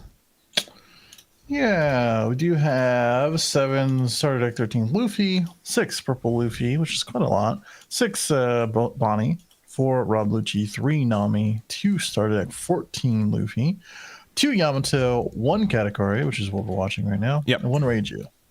Yeah, so again, like a good mix of the usual suspects, but then also a lot of like, you know, hopefuls, singles and doubles. So Katakuri is definitely one that's not on my bingo card, though. I do know that it's getting some new support at the end of the month with their own star deck, but it hasn't been super present since, I'm going to say, probably like OP06, perhaps. And OP07, it wasn't very present, I believe. Yeah, I think you know, these types of decks in general are probably like cyclical, just like how maybe like a deck like Nami, you know, it just depends on what kind of format there is. I think Katakuri, which we're looking at right now, against one of the more prominent black decks. I think the biggest thing, let me think, what do you think the biggest outlier is going against a black deck like this, do you think? As like what would you play into it, or what Oh, I'm sorry, like what's the reason why someone wouldn't play Katakuri? I think the biggest issue is that the big bodies you establish on board aren't as impactful. They can get removed a lot easier, and just there are a lot of defensive decks, right? I think Katakuri's always had an issue against blockers, and it still doesn't really have fantastic ways to get around them. And I think the other thing is like consistency, right? I think Anel has been generally moderately consistent. The fact that you get so many more life triggers, you on average get the ones you need more often, but I think that's also tricky for it. Yeah, definitely, I can see that. Well, we're gonna start out with 2 pretty decent cards. 2 ones that we know and love for this Katakuri deck. Also, this is a huge problem for this deck. It's called Kuzan. Yeah, it is. Yellow doesn't really have a way to get out of it. I also think like Katakuri has a hard time against Black Yellow Luffy traditionally. We do have the Gadatsu though. Okay, all right, never mind. I stand corrected. They're still playing that card. Yeah, a little easier when your leader is a 5k or a 5 life leader, and you're gonna stay at that 4 life, so Gadatsu gets that trigger. Yeah. So. Now there is like cool. the new Nami, which can get rid of it too, but you have to go like -1 in hand advantage, so that's why it's like a little bit less good. But so far, just this barrage of 5Ks have been very strong. We're going to 6 Dawn, but Luffy hasn't really been able to establish anything yet, which is a little scary. Right. Yeah, a little scary, but let's see. I'm sure at this Dawn total, we'll see something coming out. Yeah, Sabo would be good. Also, if we end up having Sanji from the starter deck, being able to put a Dawn underneath their leader and then get rid of the Gadatsu would be good. But it looks like we're going to start off with a 6k attack into either leader or the Sparrow. Wherever the area. It looks like it was it got 2k'd out, and then we have the Sabo. So it is a nice blocker for us, but the fact that we still have this Gadatsu attack we have to be worried about definitely is a little bit scary. There's a lot of momentum from Katakuri very early on already.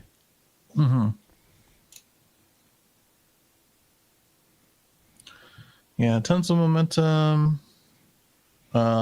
Just a good curve out, right? We got the putting into Sparrow, into Gadatsu, into... I'm just gonna let him talk now on the next one. Yeah. You know it's coming up next, Brian. It's all in our mind. We're just gonna see if he has it, right? Yeah. Big thing. A big woman. Yeah, 7-drop Lin is still very relevant if played on curve. I think we saw one added to hand earlier with pudding, if I recall correctly.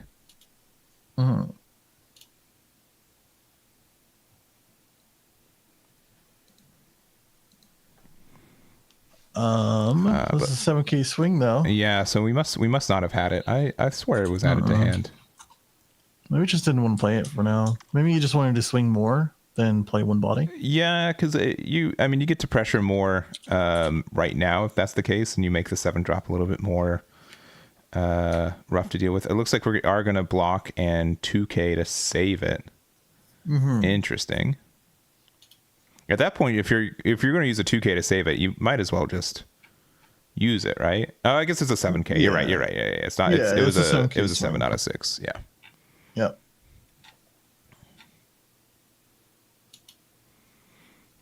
All right, they're going to attack with Katakuri with a Dawn underneath it for, I think, the first time this... Oh, 2 Dawn underneath the Sparrow first. 7K swing again. Yep. And either to the Sabo or the Luffy.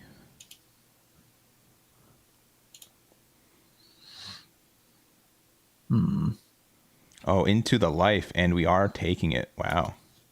Okay, going down to 2. I think this is what they wanted, though, right? Like, this is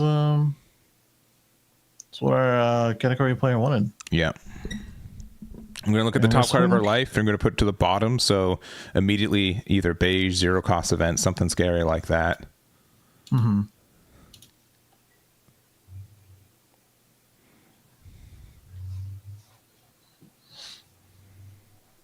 And now thinking on the 7K, which means what? Do we have another Sparrow coming down? Is Pudding going for 5? Yeah. Going down to 1 is pretty scary. A little bit.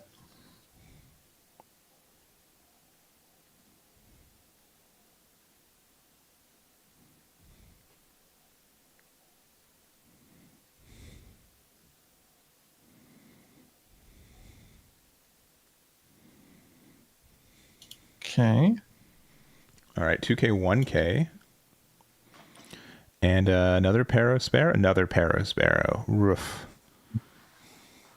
This is quite the momentum, quite the start, quite the curve from our category player. Yeah, still at 5 life, which is intimidating. We're looking at cards in life. We can either play an 8-drop Moria here or 7-cost Jack. Both of those I think would be great for us. Definitely. It's just too bad that 2 of these guys will give us cards, potentially, if we pop them.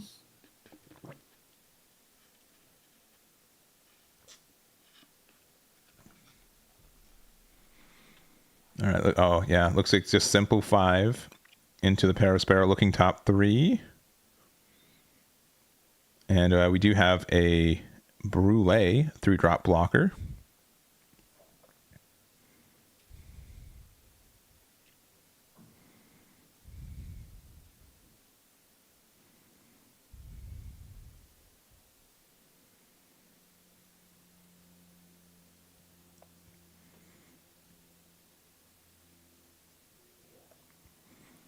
Ooh, we're attacking with 6. Interesting. All right, they're going to 1K out, and then we're going to play Armoria. So, unfortunate thing about going second in this matchup is that, is that you get to play the Moria, but you are still a 5K leader. We also didn't get any hits, and so we have to decide if we want to get Jack or the 2K. Jack would be good for next turn to be able to get rid of a body, but yeah, it has to be the T-Bone. And I'm going to pass from there.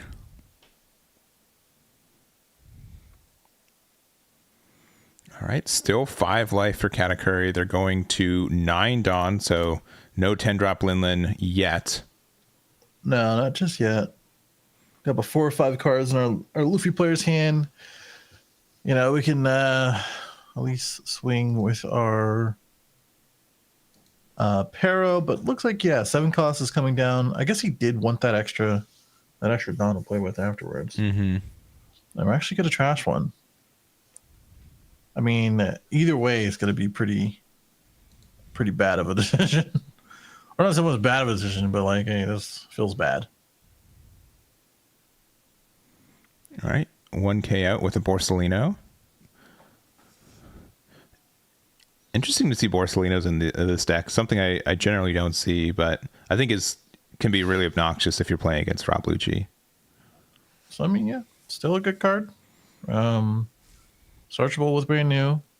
Play it off Big Boy. So, Don't blame him. It's what, 6 cards, I think he showed? Just trying to keep track there. Yep. And thinking about... Oh, we're actually attacking into brand new. Wow. I was thinking about that. I was like, are we going to swing the brand new? But hey, we're doing it with the pudding. All right. 6 is going... What, likely Sabo? Probably? Yeah. And we're blocking. Oh, wow. For why? And then 7, the top card of the life, keeping it there. I feel like it was better to block. But I guess we're swinging into the Sabo. Sabo, yeah. At that point, I would have attacked into life, but... Yeah, same. He doesn't have quite that 6K boost yet, so... Yeah, even if Linlin does nothing, you have quite a big board to capitalize on. Yeah. But we'll see. You definitely want to be able to put a Dawn on your leader this turn. You may be able to get rid of their 7-cost Linlin with like Ice Age Jack. But I think if you're needed to win this, you're going to have to like chain some Morias.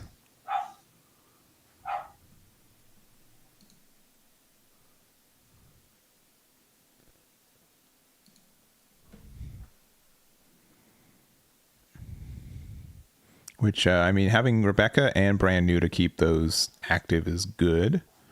The issue is that you're just not pressing a lot of damage this turn.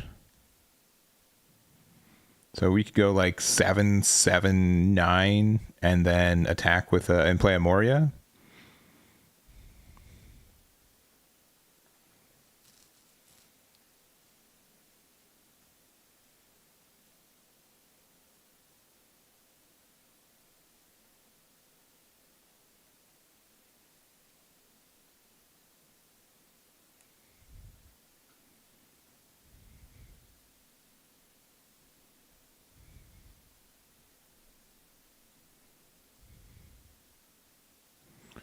All right, still thinking.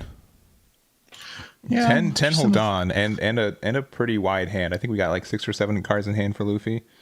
Looks like we're gonna go big 8 since we do have a now 9-cost Mori on the board. So this is gonna go 8 to.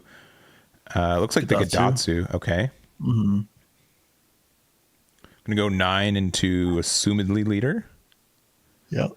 And then either Moria or Jack and an Ice Age, but it looks like it's going to be the Moria. Same play. We're going to use the effect of brand new, finding another Jack, but this time a 2K, way better for you. Yeah. And then we're going to add the T-Bone back to hand. So again, we still are a 6K leader, so if they do play Big Mom, only the Linlin 7-drop would be able to attack, which is way less good than if we were a 5K leader. True that. Yeah, pretty the easier route here with the 10 Dawn, just getting max value with the 2Ks and an additional blocker and a big boy. So looks like we were talking about before earlier in the day, just quite a lot of value. And do we swing leader into brand new? Yeah, because there's just no other targets. Because again, we're a 6K leader right now. Wasn't he 7? No, there wasn't a Dawn underneath Katakuri because we just played the 10-drop. It says Matt. Yeah, the mat does look like everything has a Dawn attached to it. Yes, yeah, I will agree. Yeah. My fault. Yeah, I did see the now glaring 10-drop alt art. So that's coming down to 0 and back to 5 like nothing ever happened. Yep. So this is where it gets a little tough for Luffy, you know? It does, yeah. It's a little tough being at 0 with 5 life staring down at you. But your blockers are great. There's a chance you can get rid of like the 10-drop, potentially too. Oh, moving the glare around, do appreciate that. The more impactful cards without the glare. But yeah, still at 5 life for Katakuri is menacing.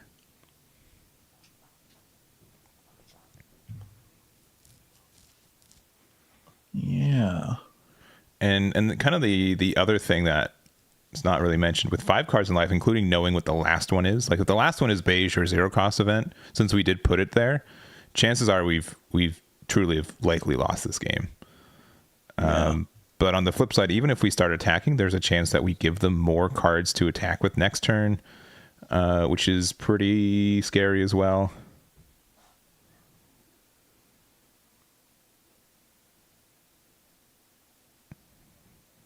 Yeah, I think best play would have to be either just a straight up Rebecca to get a Sabo. Another Morio wouldn't be awful. One of those 2 lines. I mean,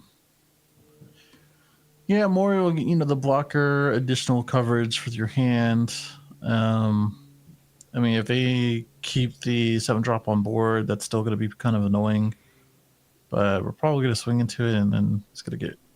Well, we're starting with 10 into, I'm guessing 7-drop, because this is currently an 8K body. I think that's probably what's going to happen here. There's going to be at least 2 10K swings, so like you're going to have to think about how you're going to be protecting here. Yeah, beige Gadatsu's pretty good. Only 2 cards after that. Yeah. Hand. Yeah, just going to do it again. I feel like just letting go the first time would have been fine. Yeah, but this like eats up a Gecko attack too, right? Sure. Okay, we're going to use Ice Age on the Big Mom, so currently costing 5. We're going to play out Sanji, which, because we do have an 8 cost out to get rid of it, and then we've got a big 8K, which didn't hit anything, so this is looking kind of promising. And our 6K leader again, we've got a couple cards in hand. Let's see, if 9 Dawn for a 5 and a 7, which is 12, 21. So we have a 10 and 11 if we want to try to go for game for this one right now.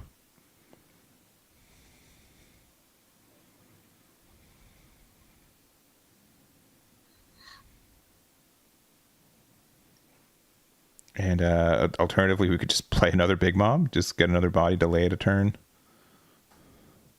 Again, being a 6K leader really makes the Big Moms a little bit less impactful. But looks like we're going to start off with a 5. Look at the top card of life. Keep it at the top there. Yeah, so this is currently 10 at a 6. So you need 2K, 2K, 1K. And then if you block this, they attack with Perospero, which is going to be which would need 3 2Ks. All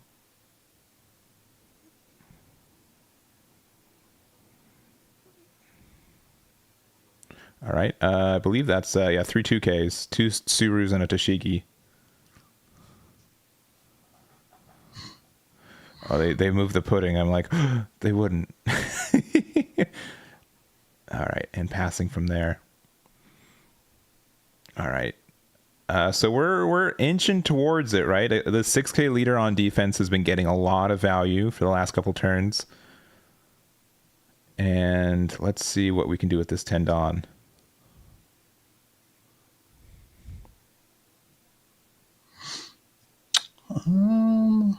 For life is kind of the biggest deterrent here. Yeah, but I don't think we're going to try to get rid of that 4 life yet. No. We might chip like 1 or twice. I mean, this is 7 into 5. They're going to look at top 3 for a Big Mom Pirates card. It looks like it's getting that pudding? 1-drop pudding? I believe. That wasn't Shirahoshi, right? It was yellow and foily. It's hard to distinguish those. Yeah, Flampe, and I think it's pudding. I think it's 1-drop pudding. 9. Oh, there's a Kiko Nojo, which we knew was there, which is pretty scary. And that's like the issue too. Like by attacking and getting them closer to life, you are potentially giving them way more tempo. Yeah, that is a big part. Kiko Nojo is going to be kind of a big annoyance for sure. Yeah, there it is. Thank you. You Thank you, me. Lewis. For sure, heard me.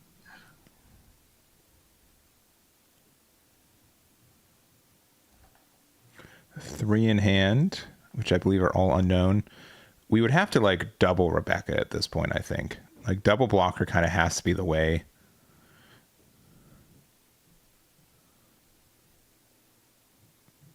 Because we've already, I mean, I guess we could Rebecca into Borsalino since we are playing that card too.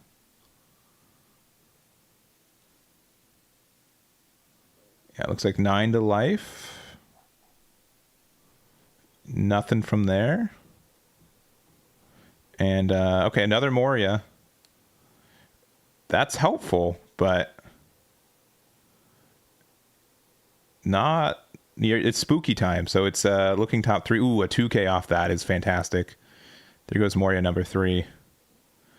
You do need to lose a body on board. Likely the Sanji, but... Yeah, there it is. And then we're adding likely a 2K. Yeah, T-Bone. All right, so this is obviously danger territory at this point. If Katakuri can't win on this turn, it's likely they're out of it. Yeah. Oh, they're going to use the Flampe. Right. This is going to get them a chance for Amaru, which doesn't. Yep. It's a 5 cost, right? It's a 5 cost, yeah. Because of Luffy's effect. Oh, right. Yeah. Oh, that's a bit of a misplay, right? I mean, you didn't lose any Dawn for it, but it's because you use 3 Dawn to give plus 3K, right? It just means like you have to go for game now.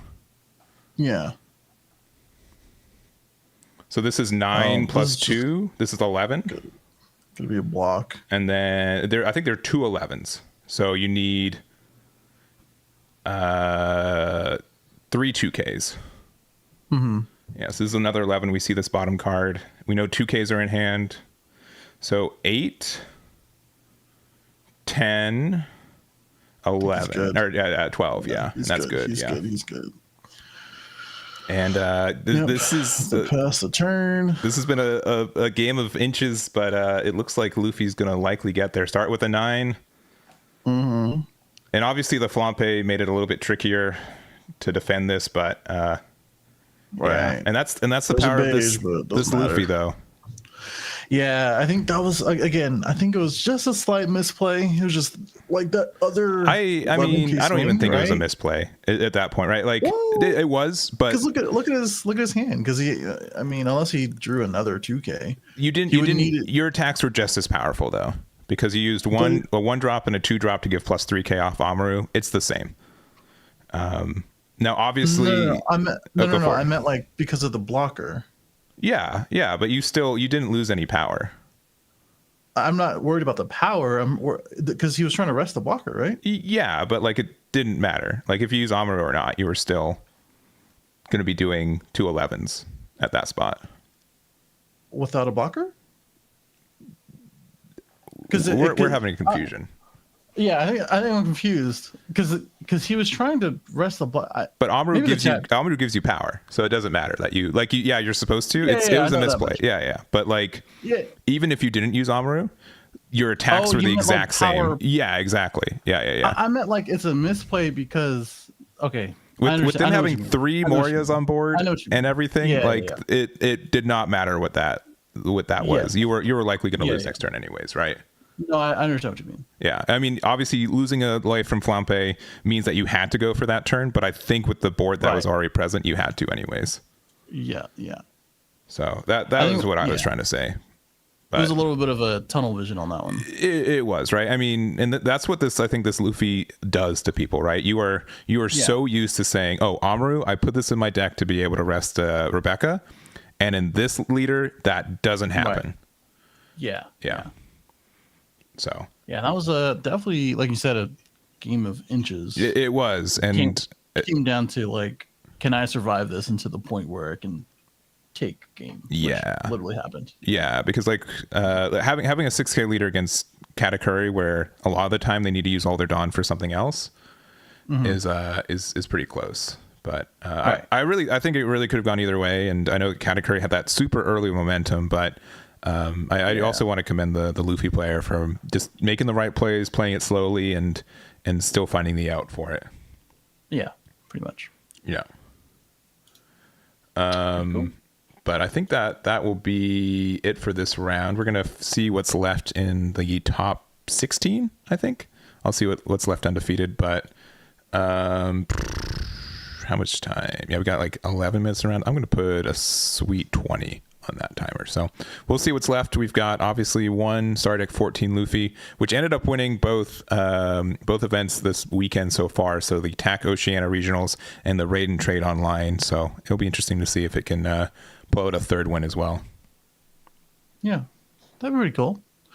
I'm sure you'll check the remaining undefeated in this 20 minutes. Yeah. Well, I will do that. So let's see what's left on our 16 undefeated, and we'll be right back.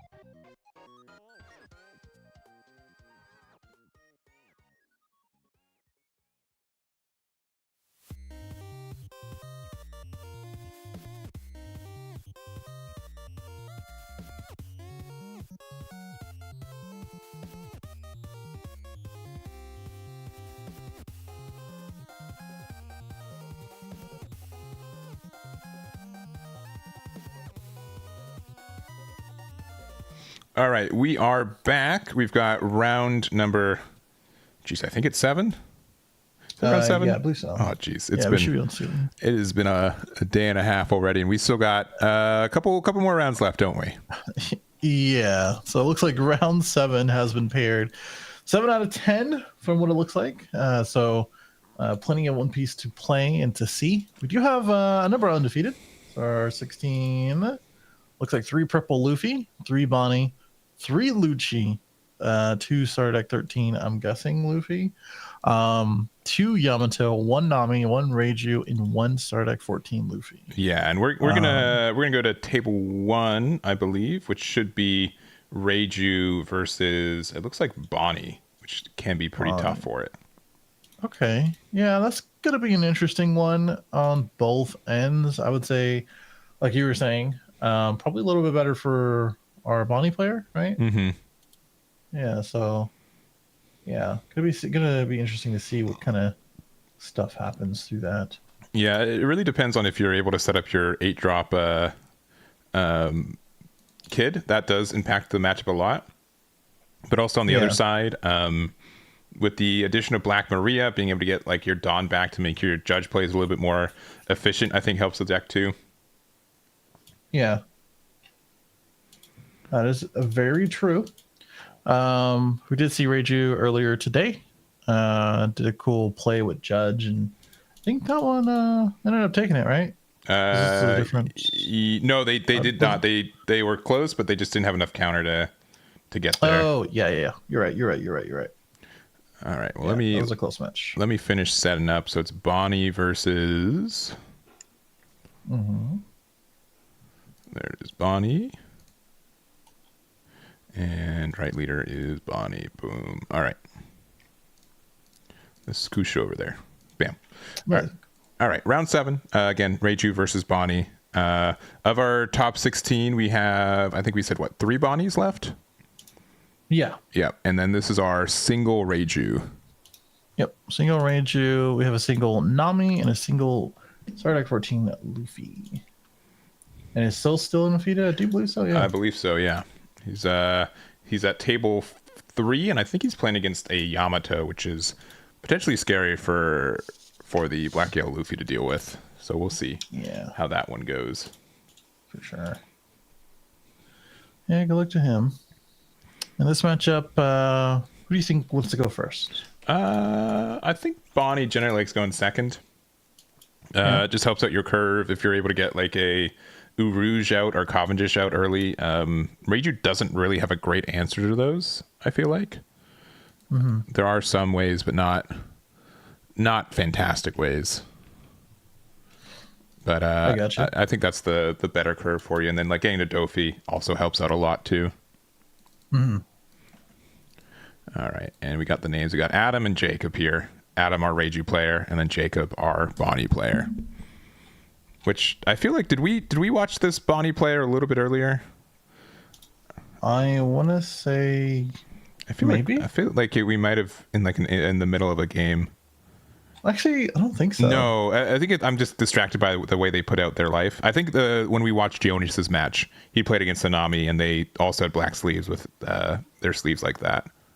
Right. All right. Early start though.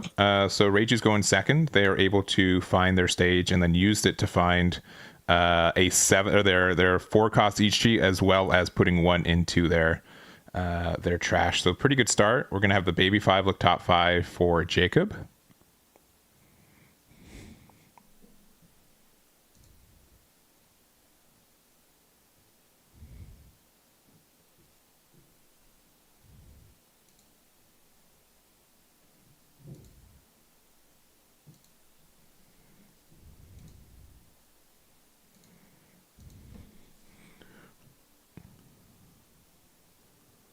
All right, looks like we're going to just start with a simple 6 to leader, keeping 1 open.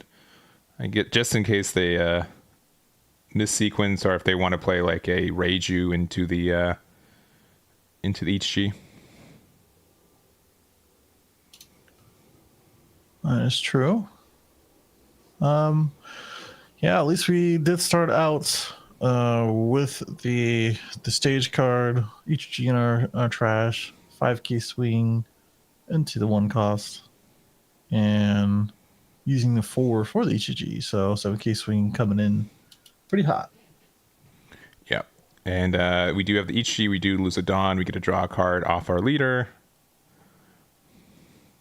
Currently at 3 Dawn, we're going to go 7 into the Bonney and likely thinking about taking it. Right. Okay, we do. And then using our stage effect, we're going to discard a card from our hand. Discarding a 3 cost Niji, looking top 3, and adding the Germa Searcher event.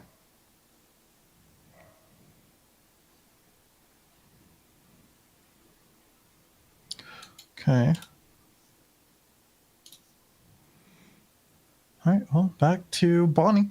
A few decisions to make here. If you have like a carrot or something, you can Davish.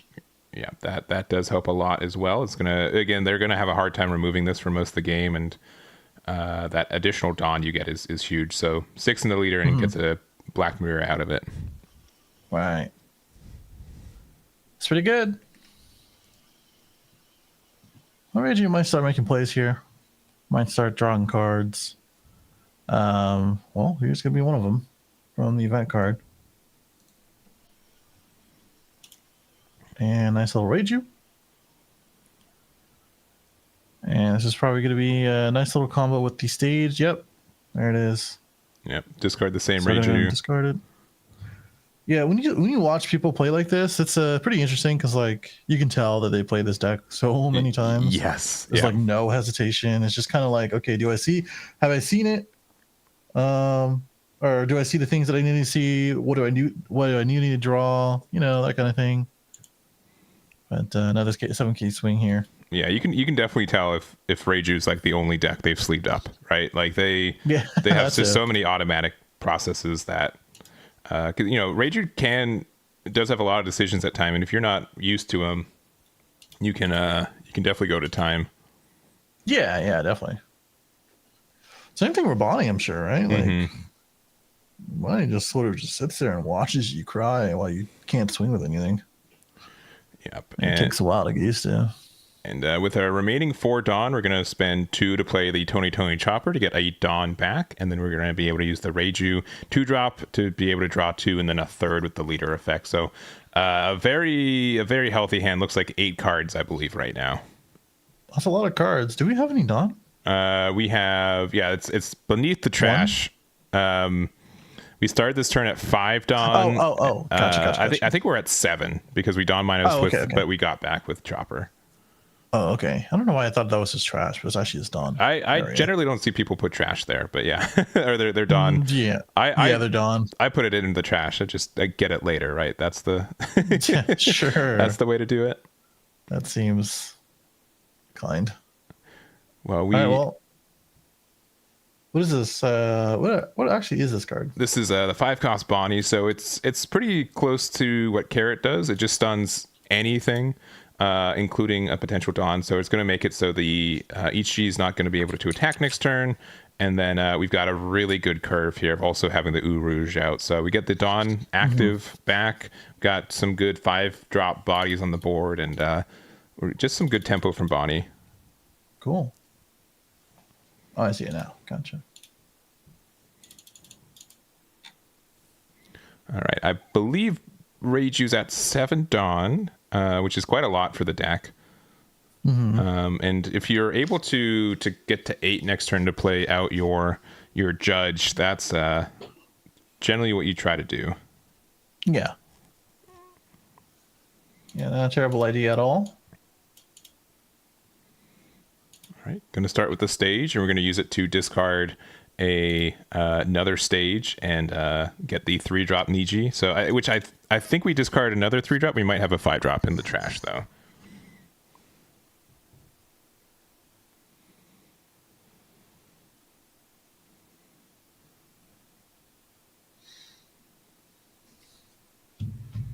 All right, just thinking about it. Yeah.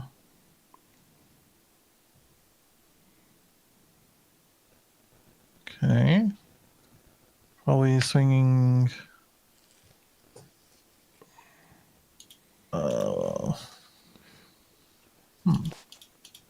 Yeah, it's 6. If it's 6, I'm likely going to be Cavendish. Yeah. Yeah.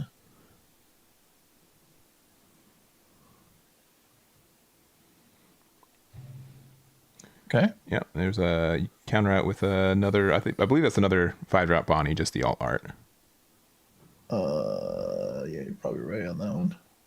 Oh, and then we got Black Bug. This is definitely not a standard card for the deck, but you get to, if you're below Dawn than your opponent, you're able to bottom deck a 5 or less. So getting rid of that Cavendish is pretty big. Nice. I felt like you have to Dawn minus for it, but maybe I'm wrong. You said which one? It's called a Black Bug. Yeah. Black. But maybe I'm thinking Ragnarok. Those cards are statted very similarly. It's the main. If the number of Dawn on your Dawn is a Dawn field, is equal or less to your opponent's, place up to one of your opponent's 5 or less on the bottom of the deck. Yeah. So yeah, just activate main card. Looks like. Yeah, good for like against playing like Black Yellow Luffy, because you bottom deck their Sabos, which means not only do you get around their protection, but it means they have 1 less in rotation, which can be really impactful too. Yeah, that's pretty annoying. All right, we're just starting the attacks, getting the block with the chopper. We have, I believe, 9 Dawn right now. This is definitely a matchup that if we play Zoro, we slam it. Ooh, and we do. This is terrifying. Let's look. Very much on time. Yeah. On that one. And we, outside of like some players playing like Red Rock, there's like no way to interact with this Zoro if you're the Reiju player.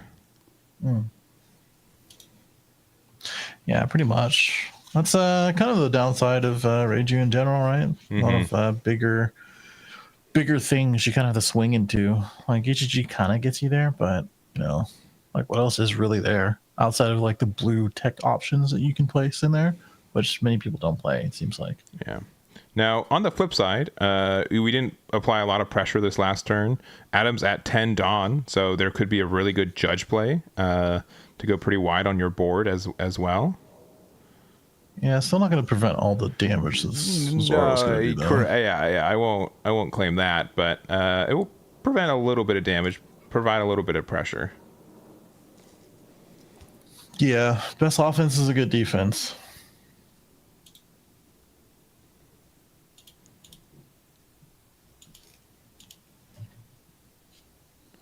All right. Thinking about the 10 Dawn and their plays.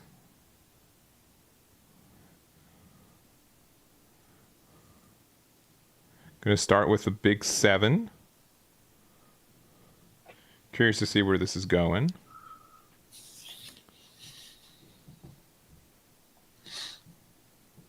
Oh, into life. Yeah, take it. Okay. Oh, that's not a judge play, just an Ichi. No, that's good.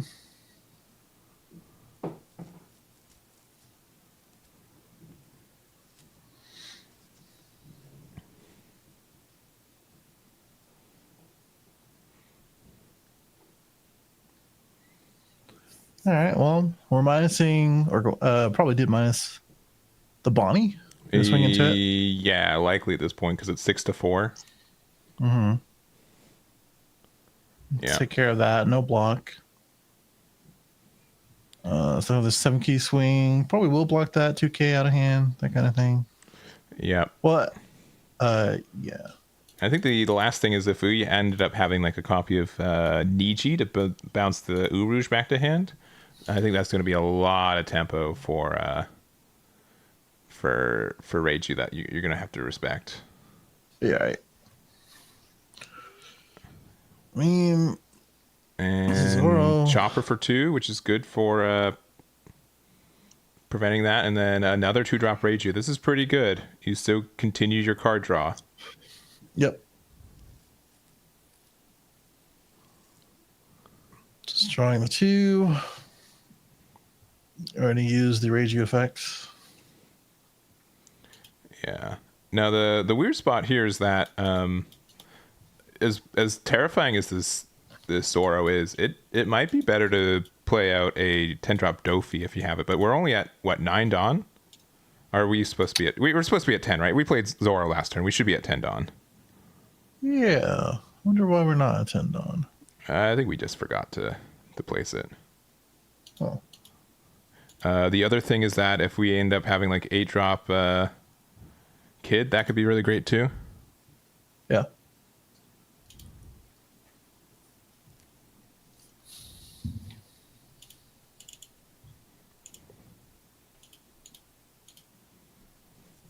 Yeah, 4 in hand.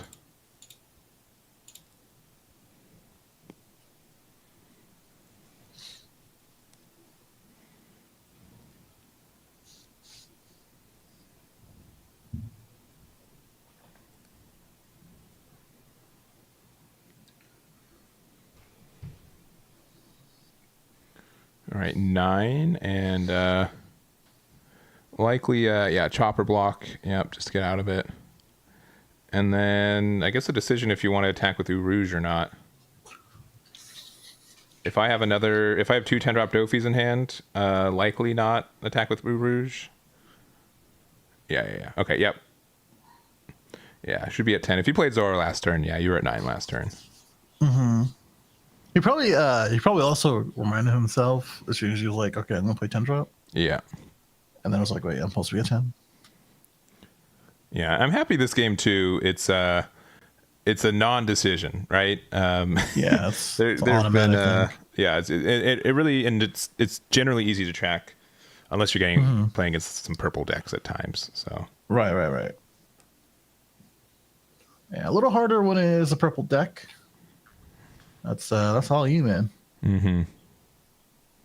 And so we stopped both Ichis and the leader. So both of these Reijus can attack.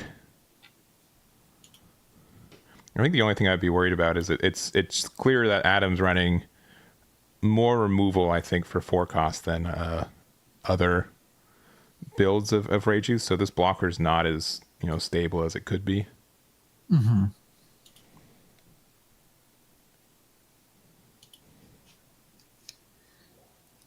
Yeah, I mean, 2 life, 5 cards. I mean, best way to go about it is just to. I mean, you could still play Judge, but you still have quite a lot of cards on board. Yeah. As is. So it's, you don't really have the max value on that one, and it's kind of like a detriment. Yeah. Replacing some of these cards. I mean, if you replace the Reiju, you get to draw again. Just to be able to recycle some effects, right? Because then you could attack with each G with Rush as well. But yeah. Which looks like might be the case. So we're going 7k. You can use the effect to rest the other Reiju. Yep. And looking at cards in hand. Probably gonna get out of this one. Oh.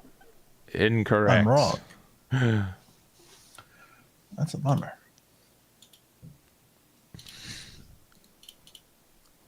Yeah, one thing that I've been slowly warming up to playing Bonney as a leader, but when you win, it is like by 1k or 2k, or like your decisions have to be really tight for it, and it can be really tough. And see, this is the punish because of the play that they made, which I think they could have done it a little bit differently. Because you could have gone rid of the Uruj first, I think. And then make it so like their leader attack doesn't matter, because all the cards on board were going to upgrade into the other ones. Yeah, I mean, do you think he was like, "Oh, I don't want that to get arrested instead," type thing? I mean, it doesn't matter because you just go into the judge. The judge, yeah. Like even if if Judge gets arrested, sure, but to get the guaranteed Uruj off the board, maybe. Mm-hmm. Yeah. Okay. Yeah, I get that. Just probably the thought process he had. It's a little different. And 5 cards. This is going 7 into likely leader. Mm-hmm. Scary point of no blockers on board. Yeah. 0-2.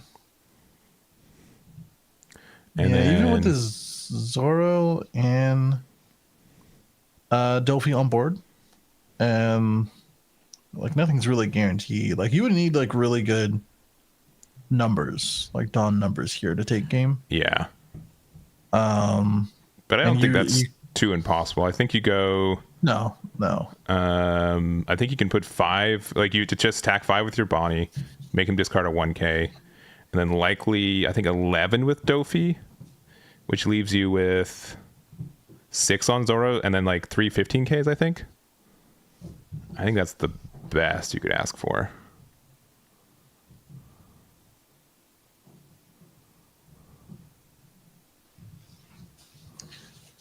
Well, we know that as soon as he does go down to 1, the Zoro's going to start swinging pretty hard. Yeah, but I think you'd want 3 15s. I think that's the better numbers for you. Sure.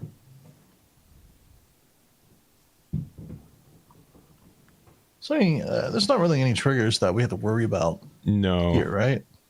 No. Ooh, I don't know if I like the 7. Because that just means like our Zoros are 14s now. True, but this is a hand check. Yeah. This is a hand check because we're gonna go 7 and then 10. Yeah. And then we're gonna use the rest on Don't put Zoro. the Dawn on. No, you're good. I mean, I guess what if they have only 2Ks? But I think we knew that one card in their hand is an Ichi. Yeah, because I think you can put the rest on Zoro after this. Oh. Yeah, because we know the Ichi's in hand because we added that earlier. Do we? Yeah. Yeah, I think 10 is probably still fine. Yeah, the 10 is safe now because if we have 3 cards in hand. Yeah. Mm-hmm. With one of them guaranteed 1k. Yeah. And then this is going to be 14 3-hole times. That's a lot. Let's see what's in our life. All right. Pay Really no 2. point of trying to attack. Pay the 1. 14 again. Mm-hmm. Yeah, just take it. See what the last card is. So you need 4 3K or 2Ks? 14 to 5. So you need a lot. 7, 9, 11, 12, 13. Yeah, not quite there. Wow. Not Well quite played. there. Hey, I said it. He needed really good dawn numbers. Yeah. And he had really good dawn numbers. He did. He ended up getting there. Yeah. And super impactful. So that is it for that game. We do have Bonney currently 7-0. We can see maybe our other tables real quick, but yeah, no undefeated Reiju today, it seems. Yeah. No undefeated Reiju, but it was cool because we got to see Zoro in its full effect. One of the cooler cards in the game, at least in my opinion. Mm-hmm. It's really dope. All right, let me see what ones we have. We have table 8 that's undefeated. Which is the first 8 tables? Yeah, first 8 tables. Yamato. Oh, they're done. Okay. Who ended up winning on table 3? I don't know, actually. I can ask. We can go. I think table 7 has a little bit of game left into it. Let me just update this. Got purple Luffy. Where are the others? Versus Star Deck 14. Yeah, which I think this is a pretty evenish matchup. Purple Luffy can put a lot of pressure on, and additionally get the like some bigger bodies. It really just kind of depends on seeing Kaido, but Linlin also is like a really obnoxious card that can just change up your life as well, which can be kind of tricky for Black Yellow to answer, especially because it doesn't look like we've either been able to successfully use like Magellan to stop them from getting max value or something. But I think Purple Luffy kind of has to go for game here, it seems. Looks like he's a 7K leader, right? Yeah, 7K leader with a dice. 2, yeah, unheard of dice. Whoa, that's crazy.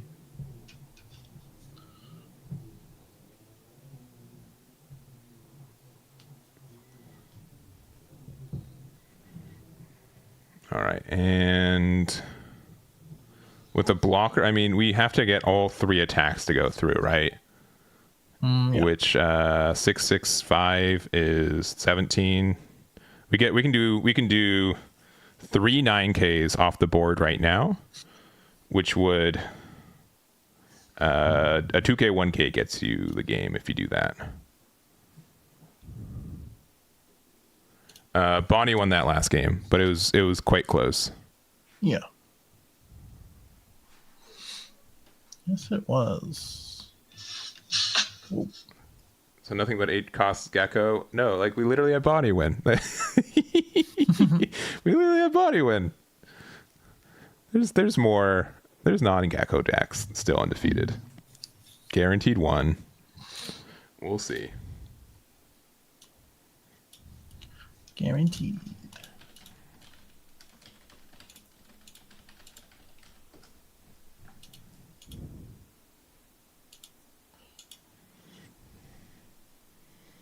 Yeah, Sheep's Horn would be really strong here. There's also a new card that we get in Star Deck.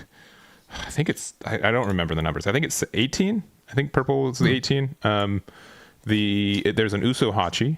It's a 3-cost 2K that says if you have 8 or more Dawn on your field, you get to rest a 5 or less. So that would be super strong right here, if possible. Yeah. Also, if we have like 10 drop, if we have 10 drop Luffy, it'd be pretty close here. Yeah.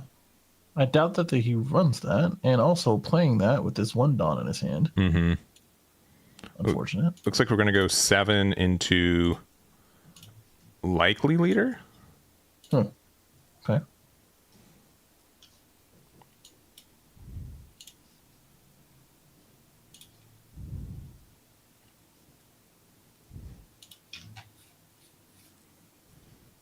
And then we could 9 play New Linlin, which could put, yeah. So this is kind of what I was talking about earlier too, where this card is pretty strong. I think I would have done a 6K with Polly into the Sabo first, or maybe even 6K with Luffy into the Sabo. Because it could have gone another card off their board or another card from hand. Yeah. And then I think we have to put the 5 cost Luffy, back into their life and just hope they don't have ways to cycle it back around. With 3 cards in hand, that's not super common. Yeah.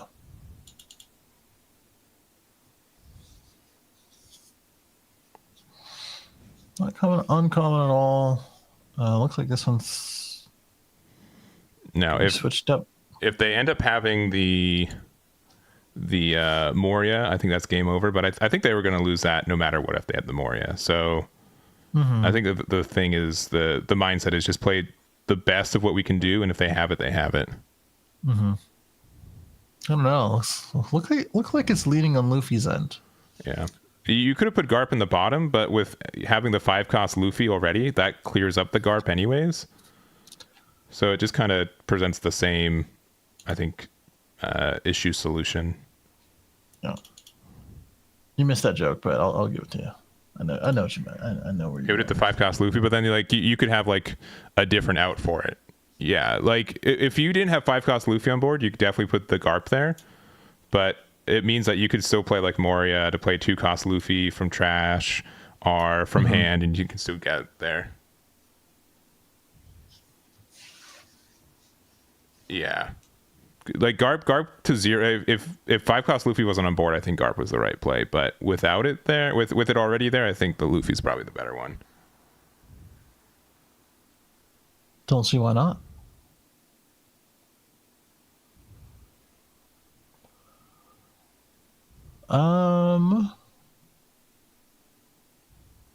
Really deciding how we want to approach this. Yeah. So there's this one. So again, like if we put Garp in the bottom here, we'd be able to play out Rocket Luffy and then use 5 cost Luffy to be able to get the removal. So we're going to use that to get the card draw.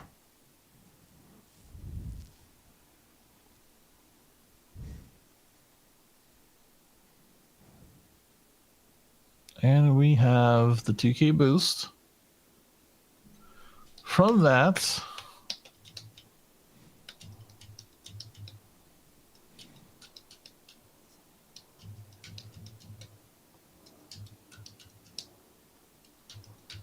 do you think if they did put a Garp, it'll force them to somehow take it out? Yeah, but 5 cost Luffy can do that, right? You could have used, two sure, cost. sure. Yeah. Well, 2 cost Luffy yeah. to get the Rocket Luffy out, and then you use 5 cost Luffy.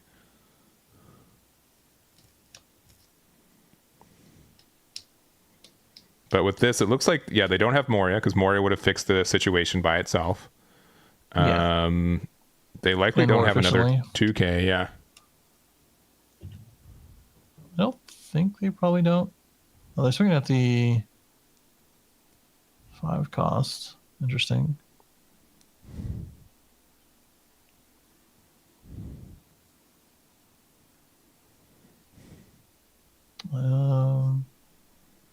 This could be a 9K swing. Yeah. To a leader. Might induce a block. No, we're taking it. 8K. We're probably taking this at the, or not 8K, sorry, it's 10.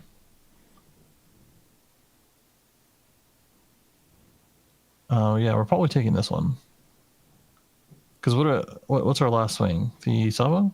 I mean, we could, Sabo, but I think we just take it. Yeah, I don't think there's any reason not to take this one. Yeah, but a 7K leader with only one blocker is quite scary here, and the blocker doesn't have any protection. So if we have Kaido, we could just super go for game. Yeah, Kaido pops, and then we'll have one Dawn for Queen. Yeah, I think the only way that we're thinking about this is if we do have Kaido, we can play it, and then we can use Luffy's effect to give another Dawn.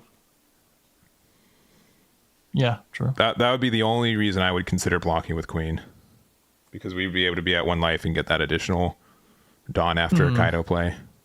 Like if you have the counter power too, like if you have that option, it's more of just like, why not? I guess that's his thinking. Yeah. So right now this is 10. We're at 8. I think we meant to block with a little Queen. Too late. Yeah. All right, we still have it, right? I don't think it doesn't look like it matters. Yeah, another. Yeah, doesn't matter. I think we have to go for game next turn anyway. So if that last card's Kaido, that's why we left at 1. Mm-hmm. I don't think you needed that extra card, right? It doesn't matter. It doesn't matter. It doesn't matter. It doesn't really matter. Yeah. All right, we're going to use Kaido effect. 1, 2, 3, 4, 5. -5 to get rid of the Sabo. Yep. Pop the Sabo, leader effect. We get the extra Dawn. Yeah.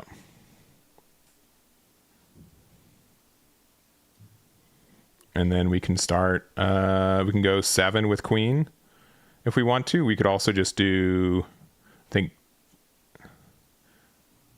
yeah. Because Kaido's what, 11K, 10K? 10K. I believe. I mean, we can do 7. Yeah. I'm sure what the best numbers would be here. It's probably 7, 10, 10. Right? Originally, I thought it was just going to be, that. Yeah, we'll go 10 first, right? This is happening no matter what, and they're not getting anything from their life. Right.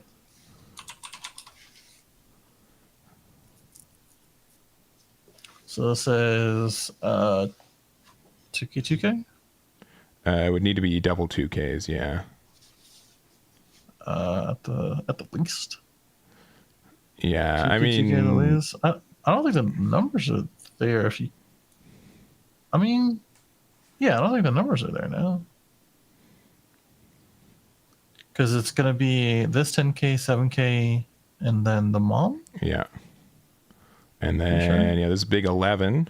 We're at 7. Okay, we're just going to go for it. 9, 11. And doesn't super matter after this. No, it doesn't. I guess we're keeping the blocker up just in case, but yeah, it doesn't matter. Yeah, at this point, 2 cards in hand, 0 life. I think Black Yellow Luffy's gonna narrowly get there. Yeah, I think he just had to have it there. Yeah, 9, 7, 11 was best. I think so too. Yeah, I'm trying to do it in my head because I don't want to say it in case I'm wrong, but I feel like with them having the 1K in hand already, right? Like it didn't. It didn't matter. I think that's the most important part to consider. Yeah, and they had another 2K, and they drew into a 1K. So yeah, their hand would have gotten out of it anyways. Yeah.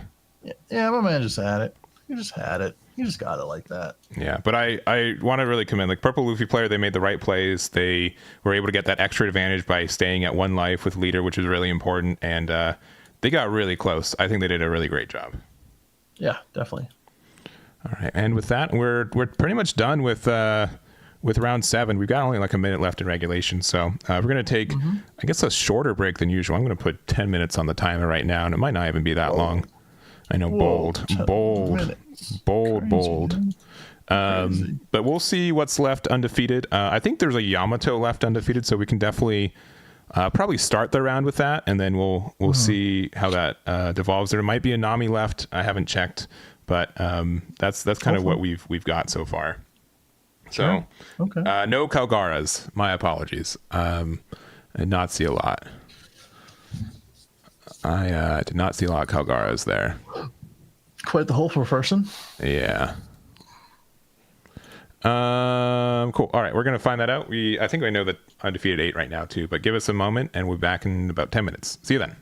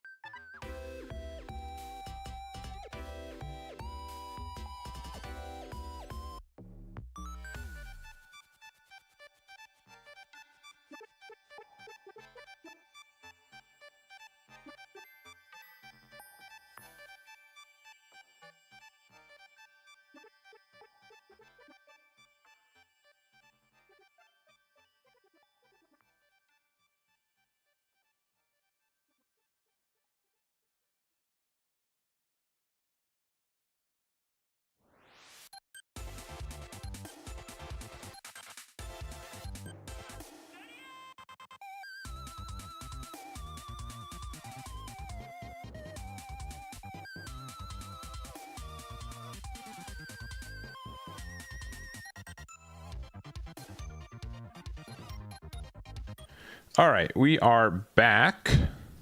We've got our last Star Deck 13 Luffy versus Yamato.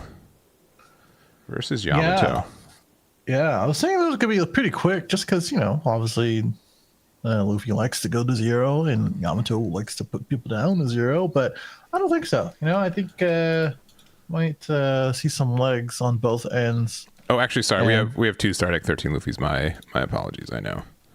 Oh, you're good. But good. Continue your thought. No, that's it. That's really what it. They both want Luffy to go to zero. Yeah. And the challenge is what happens afterwards. So, I think Yamato has this weird, I don't want to say challenge of a late game, right? But sometimes it is challenging versus other decks, especially decks that utilize black cards really well, to have an effective late game, right? So I think that's one of the things that in this matchup, which, hey, these guys are both 7-0. I'm sure both of them have seen each other's decks one time or another today. I'm pretty sure Yamato's faced against the Luffy, but I don't know if they've played the Luffy players played against a Yamato today. Oh, okay, that's fair. Let's show.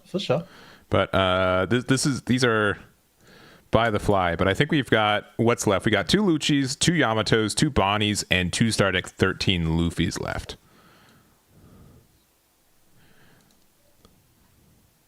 So that's what I expect that we have left. If I'm going down the line, so table 1 is going to be Luchi versus Star Deck 13 Luffy. Table 2 is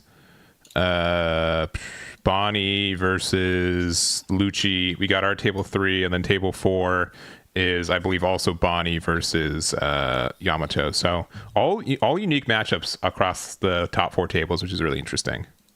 It's cool to see. Which means most likely our top 16 is going to be pretty unique. Yeah. I wouldn't say like every top 16 is different, but definitely unique enough to for me not to complain about. Yeah. So that's something. we desperately need less complaints, right? That's the or less things. So you can really just hone in on the things you really need to complain about, right? Exactly. Be happy that I'm not more active on Twitter, everyone. That's my gift to you. Hey, you should be happy that you are the amount that you are. It is sometimes intimidating. Like, do I have to respond to this? Or like, like you're enjoying a nice lunch and you're like, oh man. Yeah. What a time to be in. What a life. Same question as I asked before. Who do you think wants to go first? I think Yamato, right? I think Yamato wants to take second away from Luffy, if I'm being honest. But yeah, you do get benefits from going first still. Yeah, that's what the other part I was gonna say. I was like, obviously Luffy wants to go second. A lot of black cards, a lot of curve, on curve cards that you want to play, and I think it's more important to take away that.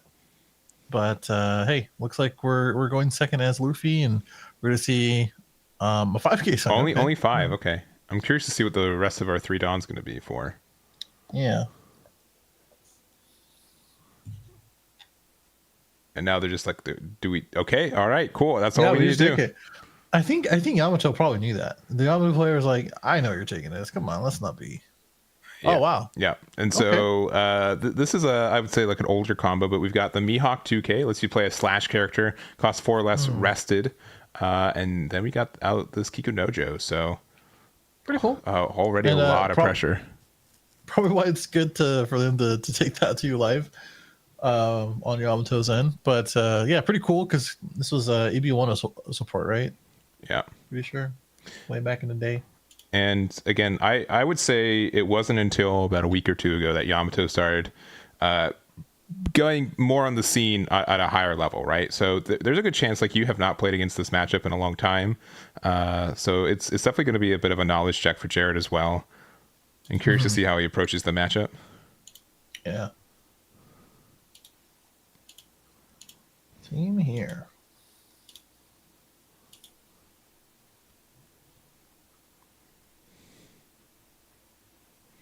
All right. We're going to use the effect to play out the Luffy, which I think this is good for us in the sense that we're 7k, so it's going to be harder to press. But more importantly, being at an odd life total is actually going to be really helpful too. Just means their double attack is not as impactful too. Right. All right. And Yes. looks like we were attacking to the Kiko Nojo, and they 2k out of it. Yeah, interesting. 2K out of the 7, etc.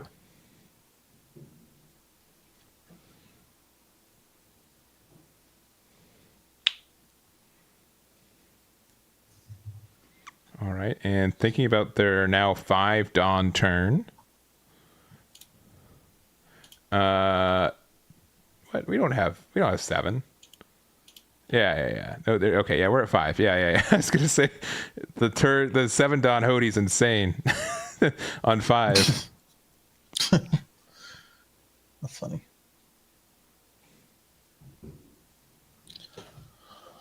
On 5, that'd be kind of broken.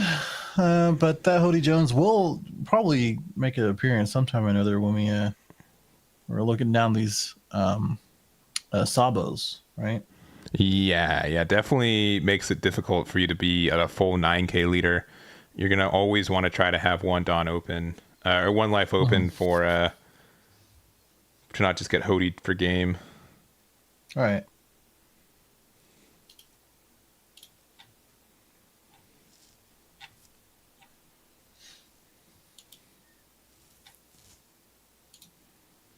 Okay, just deciding. Kind of an odd dot count, so I can understand. Excuse me. Also trying to do some math. This is going to be what, a 8K swing? Yeah, 8k. Kind of a weird number. I'd be kind of tempted to take it, to be honest, but we'll see what Jared decides to do. It really just depends on how good your hand is, but the other thing is that because you're not going to be able to set up as quickly, or you just don't have as much Dawn, it's rough. But yeah, taking the life, going down to 0. It's going to be a big 8.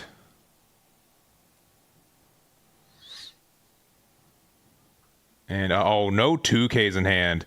That's really unfortunate. Yeah, that one is. It's either that or we just need the double 5 drops into our trash anyways. But even then, right? I don't know. I mean, that is one way to get into the trash. You still have a pretty decent sized hand, not a huge hand, but hey, that's might be costly. We'll see. Already putting two in, so probably Sabo. Well, we're literally just the 2 cards that we pitch, right? Yeah. We're gonna start off with Luffy though. Yeah. Yeah, the AK. Which does get the heal. Yep.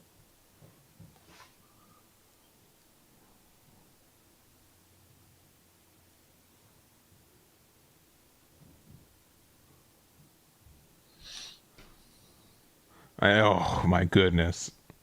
Another Kiko Nojo.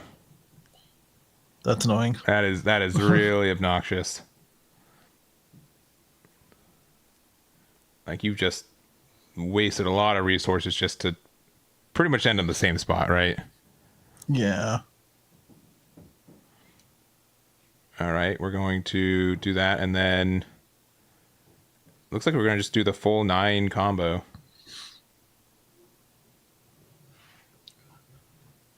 Oh, wait, are we passing?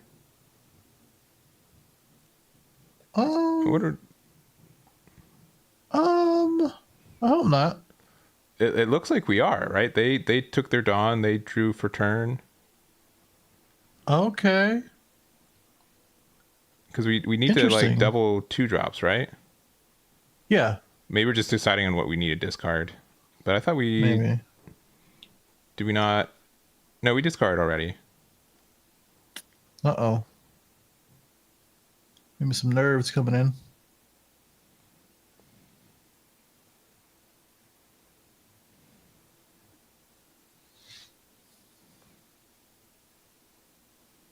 Yeah, I'm not sure what... Honestly, even whose turn it is right now. Do we just pass with 4 open? I guess so. That's interesting, huh? I don't know the thought process behind that one, but yeah, because that would have been just a 9K swing. Yeah, I Wait, mean, yeah, this is wait. 9 into a 5K leader. Yeah, I'm a little confused.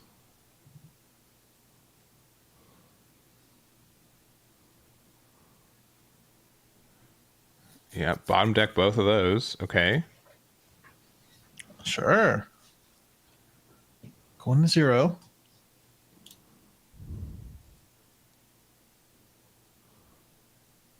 Huh. Yeah, because even if I had like one of the 2 drops, I'd definitely just use one to go for Right. it. But Sure. we're gonna use the 2 drop effect, give it plus 3K, and then have the additional here. So this is 12 to 5. It's quite a lot. Oh, we did not have any 2Ks. We just super bricked. That's unfortunate. That's tough. Yeah, just That's tough. legitimately just couldn't do anything about it because they were at 6 Dawn and yeah. no such luck. Wow. Yeah. That was a very confusing couple of turns, Yeah. but like it kind of makes sense when you see his hand and it's just like, what do I do? What do I do? Like, and you could have played like the Sabo, but like that wouldn't have felt so safe. Like, very, very quick. Wow, man. Yeah, I think the biggest thing though is that they should have just got out of that 5K. I don't know if they were worried about like Onami coming out later, but I think that would have made a huge difference if they didn't For sure. take the 5K double. You know what I really want to know? Please, what do you want to know? Where do you get that League of Legends mat though? I don't know what you're talking about. We're gonna go and see. Let me see another match we have. We got 3 other tables. Let's see. I think people are asking for table 1. Table 1, huh? Which is Black, Yellow Luffy, and Rob Luchi. Yeah, we've got that one. Table 2, we've got Luchi versus Bonney, but I don't necessarily love the camera angles, if I'm being honest. And table 1's not too bad. Yeah, I just go to table 1. Table 4 is another Yamato game. So yeah, let's just go to table 1. Let's just go there. Okay, I'm here. Let me correct this. All right. And we have, it is Luchi. And Luchi is going to be playing against the Black Yellow Luffy, which is already there. Cool. All right. Pew. All right. Let me get the names for y'all real quick. But yeah, table 1. Looks like we're at currently 2 life for Rob Luchi, and then 3 life right now for the Black Yellow Luffy. And we ended up looking like we played a Moria just to get some value off the cards, it seems. So Kuzan and likely that 2-drop Luffy they just got rid of. Right. And I think that's an alt art 9-drop Kaido that's on board right now, if I'm not mistaken. Kind of looks like it. The text looks like it. The big shoulders look like it. Yes. So it's kind of adding up with the jack. I believe that's 2 life, right? Yeah, that's 2 life. Yeah, I think it's 2 life to 3 right now. This is Tempest. I do believe. So probably trying to get rid of this Kuzan. It could be the Gecko. No, the Kuzan. Okay. I was correct. And get the reduction from the swing on the Gecko. And I'm wondering what we're going to do to try to get rid of this Gecko. Maybe like a...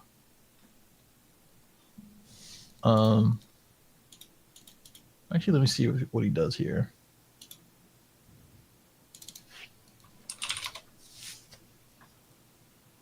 So it might be an Ice Age or something.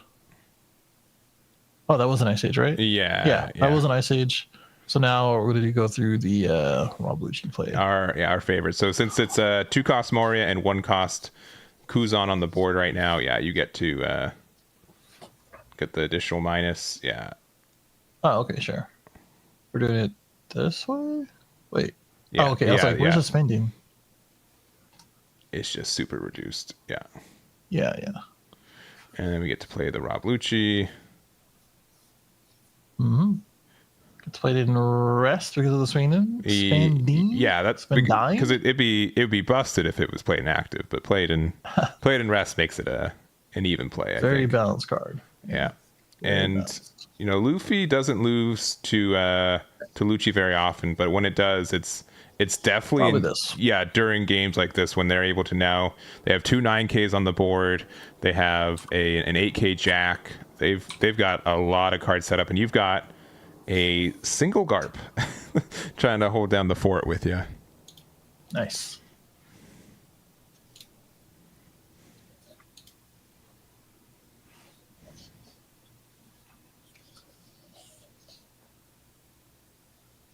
Okay. So swinging with nothing as far as a boost goes, right? Run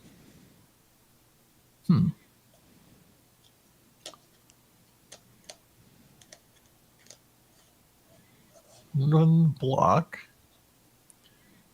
All right. And then play the Gecko. Oh, and just continuing to grind out the value. Yeah. A lot of cards in hand. Whole ton. Yeah. We're not using the effect because obviously we don't know what's in our life. Yeah. But even so, there's so many attacks on board right now. 2 9Ks, an 8K, a 6K. If we were worried about the Kuzan, we can use our Jack to get rid of it after a leader attack. Chances are we can get rid of their Moria. Our Luchi player is playing the long game for sure. And it's definitely working out. Yep.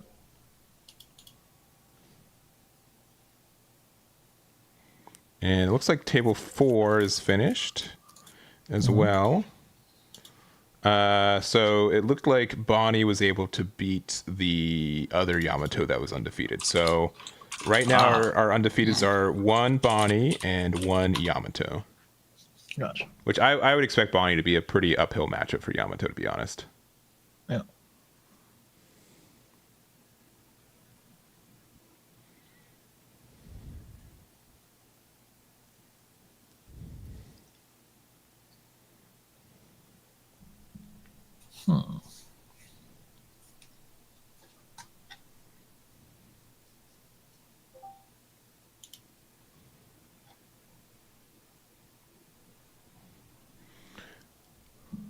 All right. Thinking about this 7. Thinking about this 5. Thinking about this 9 and the other 9 and the 8. So everything? Yeah, everything. Yeah. So think about. All right. We've gotten to the point where we're likely not going to lose this turn, but at what cost, right? How many cards are we going to have left at hand? What's their pressure next turn? Should Luchi be afraid about losing next turn too? Other question is like, do we keep him at 1 and just allow them to use that extra Dawn to get him down to 0 themselves? Yeah, and we're looking at this, so it's likely a Luffy, which is going to be able to get rid of the Luchi. That's fair. Yeah, shout out to your Luchi player trying to play around that too. Swinging first. Yeah, I think we go 9 here. If they take it, no. Yeah, I think they're. Yeah.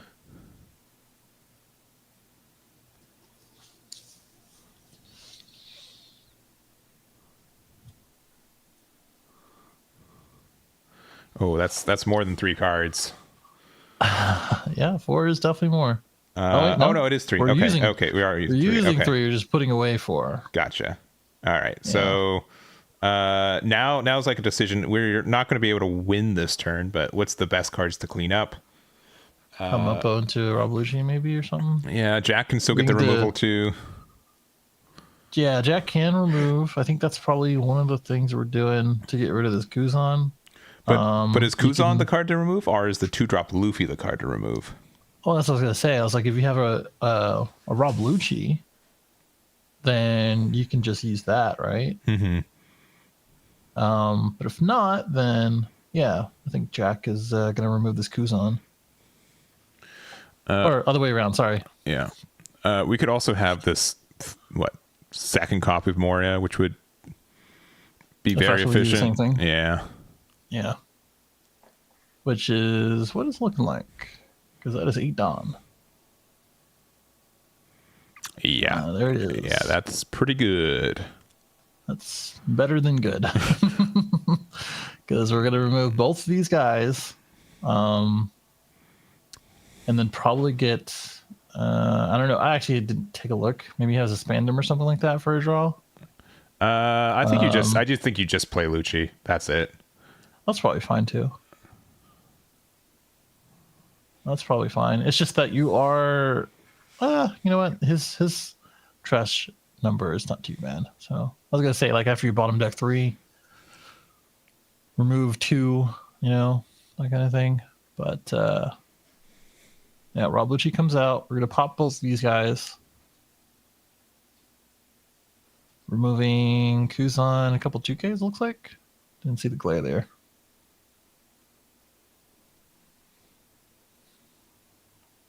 And yeah, just the Rob Luchi with the 1 Dawn open. Yeah, I think that's fine.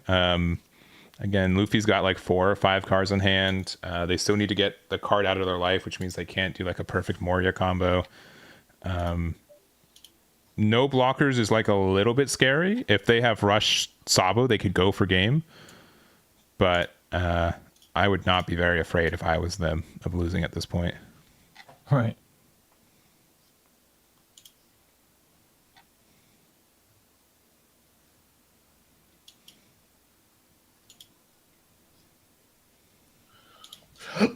Excuse me. All right. 10 Dawn, 5 cards, 1 card in life. You almost wish you had one less, right? 1 less would actually maybe be a little bit more convenient at this point. Right.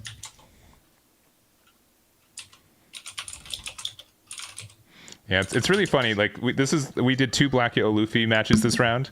The first one they went down to 0 incredibly quickly, and then we got this one. It's 20 minutes deep. We're still at 1 card left in life. Mm-hmm. Still 1, and easily can't go to 0. You know. Mm-hmm. So that 2 Dawn on the side might be the indicator, but like to what end? Because there's 3 9Ks, an 8K, and a 6K. I was literally about to say that, man. Like, you're looking, like, who cares? Yeah. Who cares what you do this round or this turn, man? It literally does not matter. You can't do it. I'm going to be pessimistic. Okay. For once. Once. Yeah. Yeah, I would be pessimistic for once in my entire life. It doesn't matter what you do this turn. Like, you can block her up and stuff, but like, my man, this is a lot. And there's not really much you can realistically do to get rid of these guys. Yeah, you could. So like every single turn is something that you have to deal with. You could be at like 3, maybe even 4 life and still be terrified about losing this next turn. Yeah. It is crazy. I think, like I said, you know, playing the long game, making sure he doesn't get to 0 or 1 in this instance, and then establishing a big board. Mm-hmm. This is like double XL. You know, this is where like supersize was still a thing in McDonald's. This is what kind of board he has. Yeah.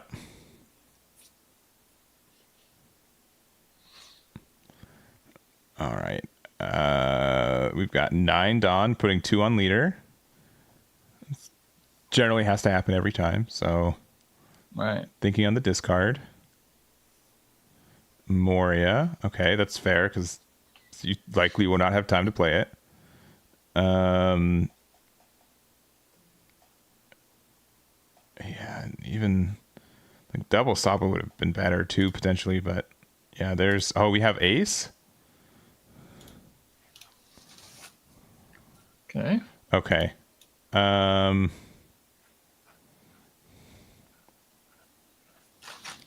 Yeah, technically you didn't lose any Dawn doing all that, but like 7-9-9 could win you the game right now. Mm-hmm.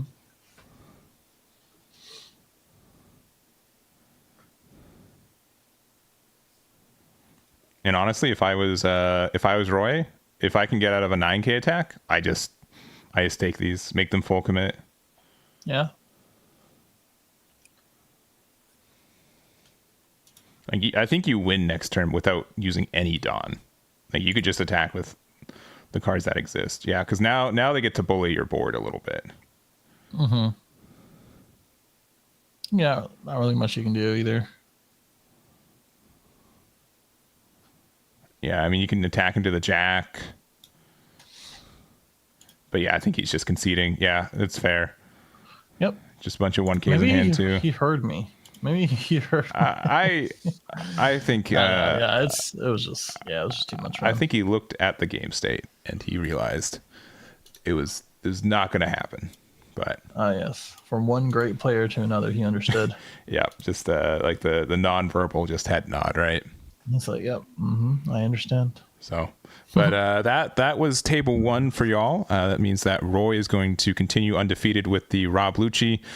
We also have a Yamato, a Bonney, and something else at table 2.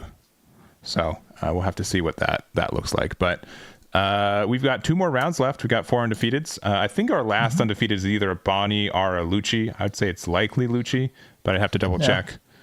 And I'm curious to see how that ends. So we're gonna take our break. We're gonna be back with round number 9 of 10, and we'll see you guys over there. Be right back.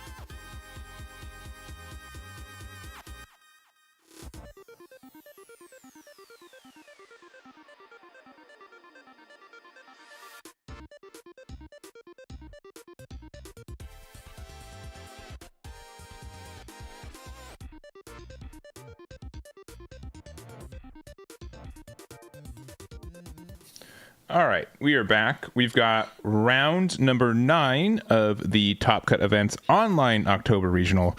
I am still in a call with Brian. Surprise, surprise. I'm surprised he's lasted this long, to be honest. I'm surprised I did. And Brian, do you know what 4 decks we got left? I have a guess. Okay. It's one of the. No, I don't. Okay.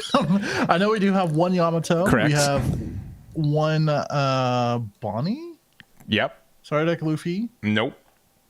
Okay, then I'm wrong. Yeah. So we got 2 Bonnies, a Yamato, and a Luchi left. So for people following at home, I know Yamato is definitely the underdog in this mix of 4 decks undefeated, and I would generally say that the Bonney is its worst matchup, and it's pretty much guaranteed to have to face one between here and finals. It's either plays one this round, and Luchi plays the other one. They play each other, and they have to, or they play each other, and they have to then find it in the finals if they win against the Luchi. So it's a bit of a tough road, but it's definitely one that's still in reach, I think.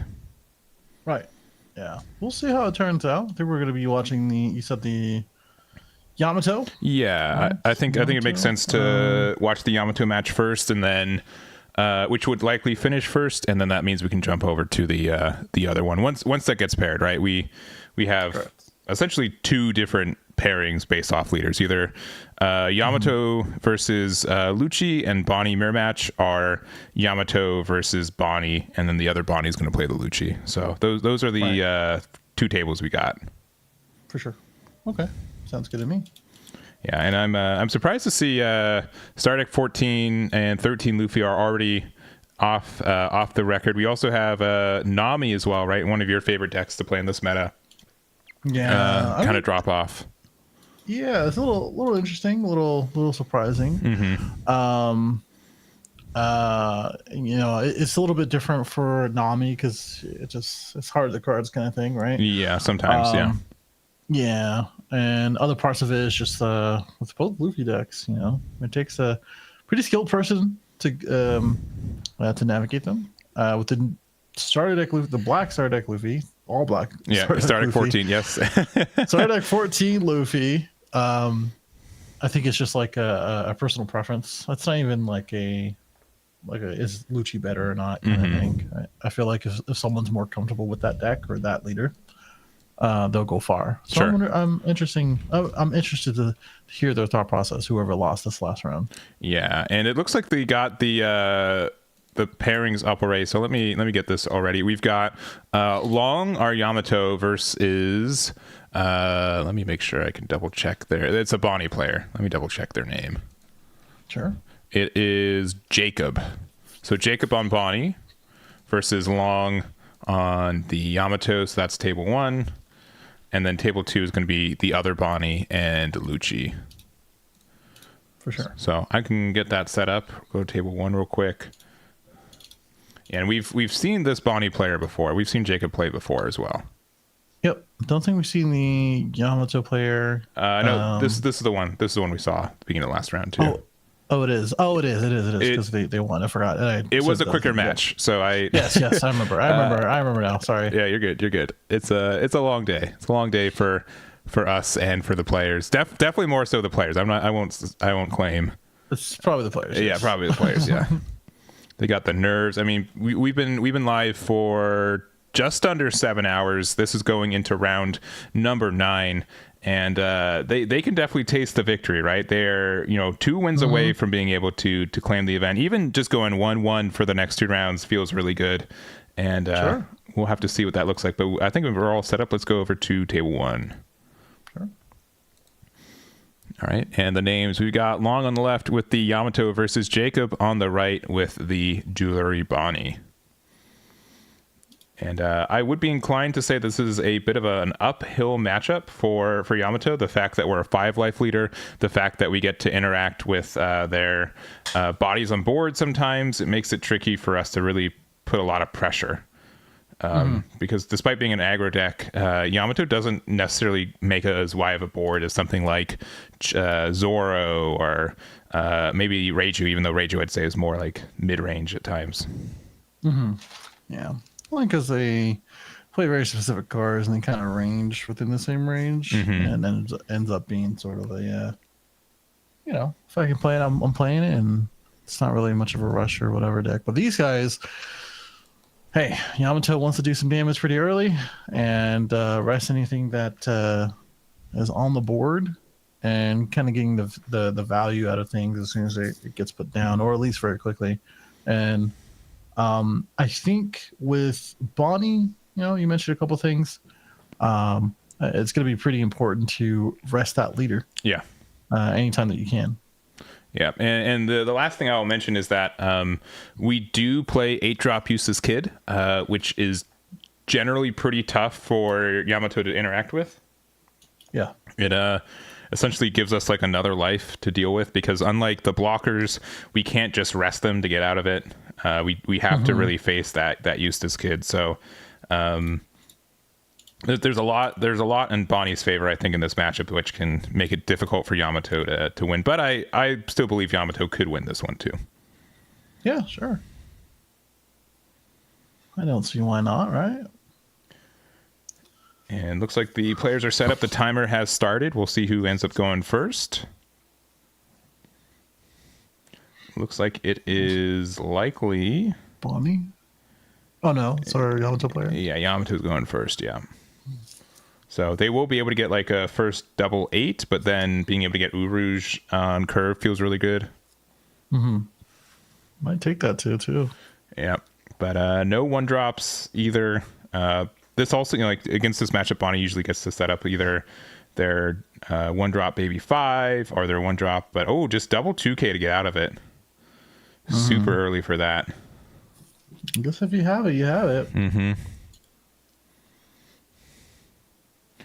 And don't have a lot of cards left in hand, but we are at 4 cards on our Dawn. Let's see if they get the Urouge. Oh, wow. It would be nice, but it doesn't look like that's the case. Nope. But this is nice. If that was a Kiko Nojo, would have been able to get out for free otherwise. So playing around that feels good.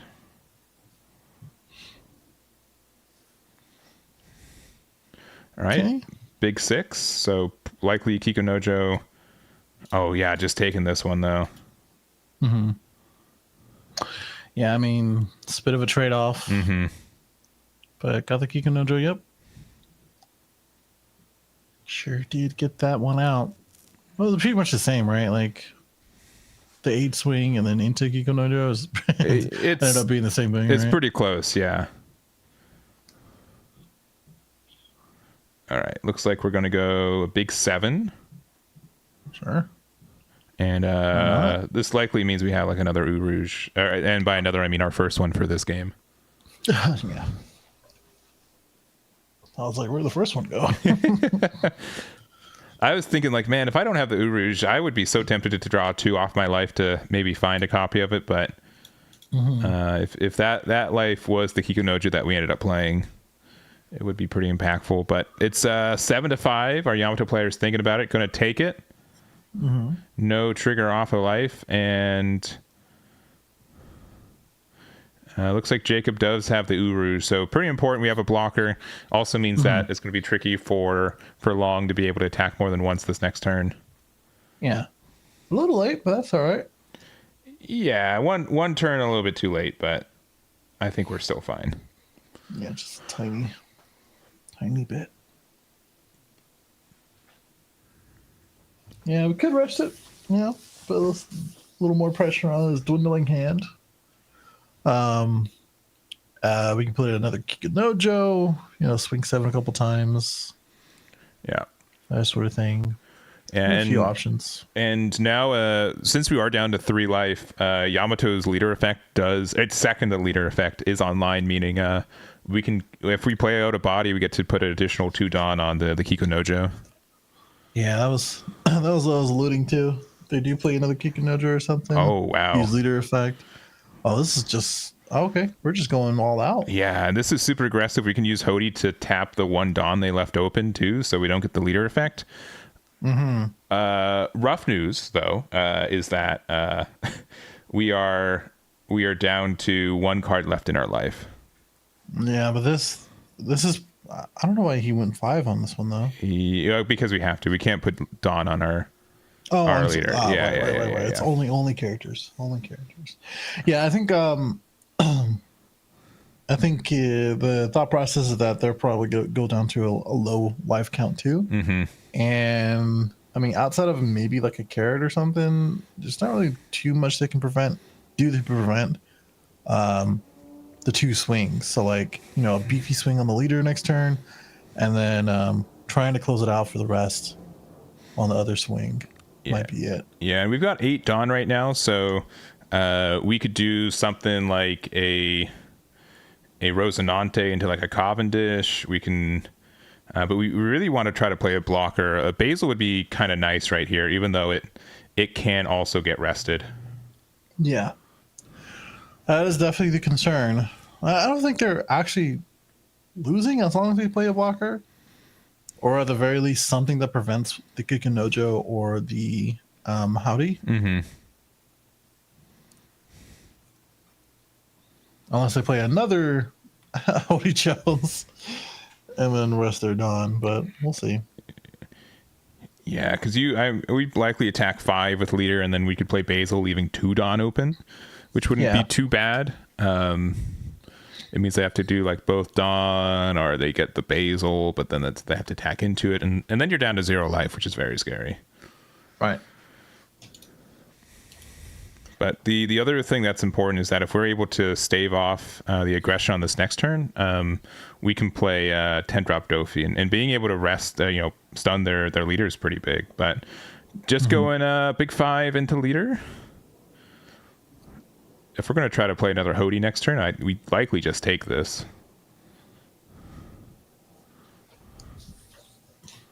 All right, looks like we're paying 5. We're going to play out a Carrot. Carrot's going to be able to prevent the Hody from attacking again. Mm-hmm.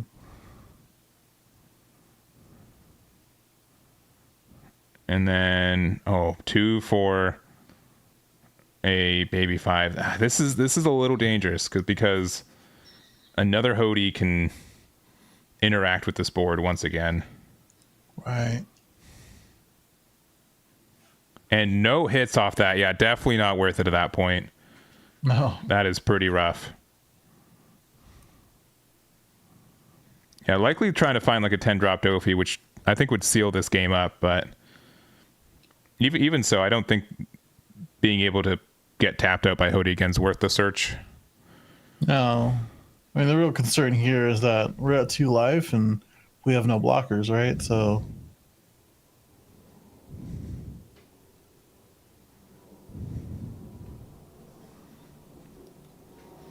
Yeah, so scary spot right here. If you want to go for game, you need to have a card with rush. Which is a little bit scary. Even if you had rush, you still have to do 2 damage here, right? So like, what's the best play?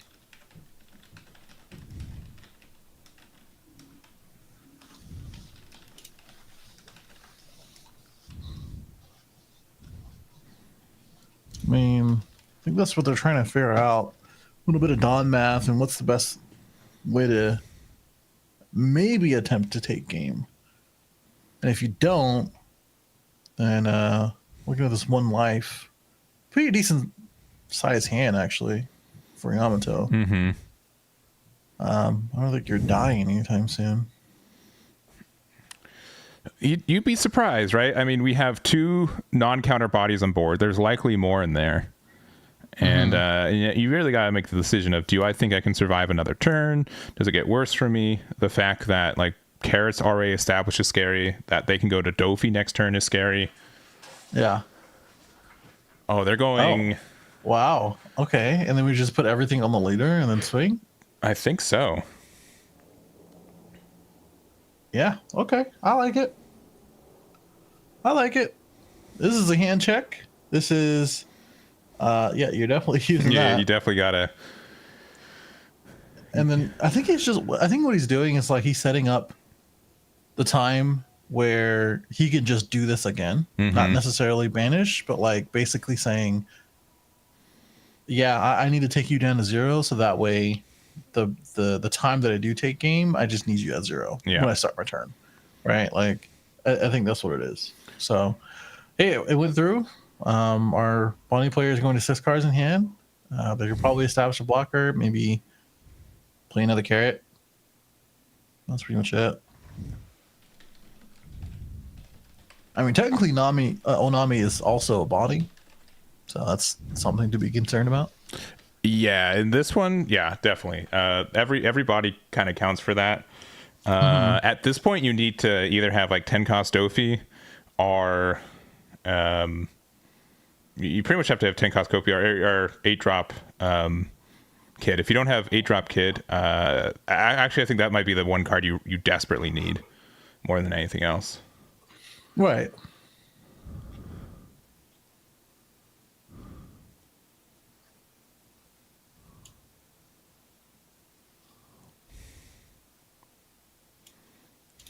Yeah, okay, we're just saying we got to go for it. We definitely should have swung with carrot first, I think. Because of Onami in life? Yeah.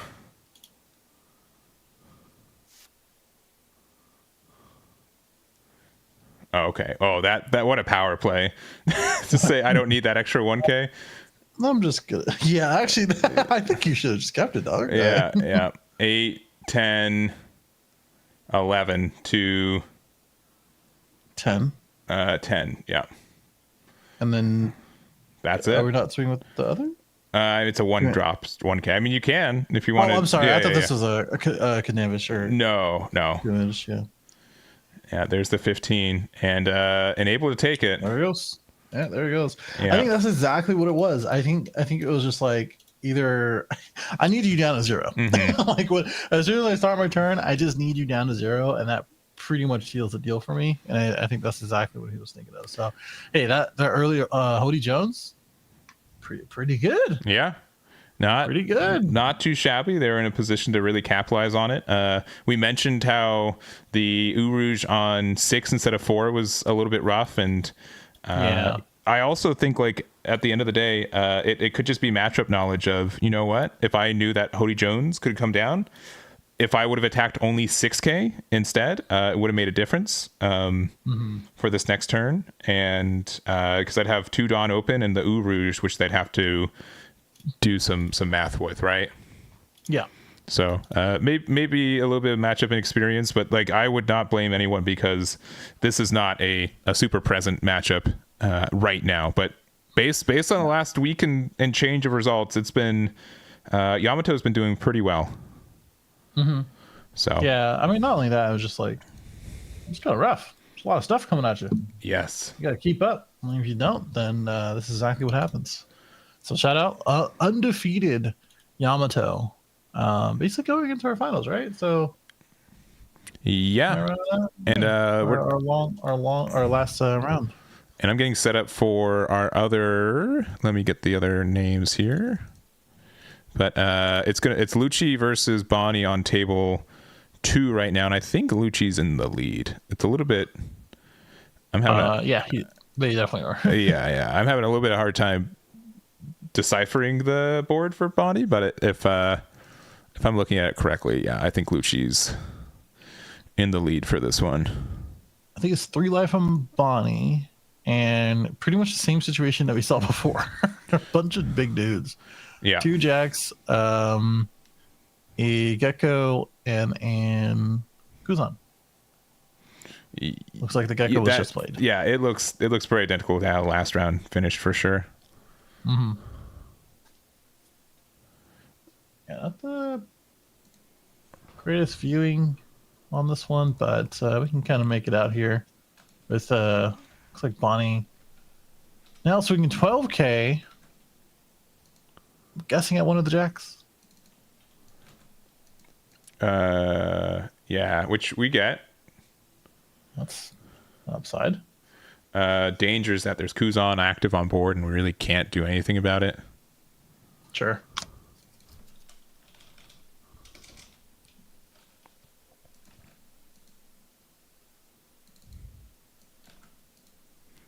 All right, there we go.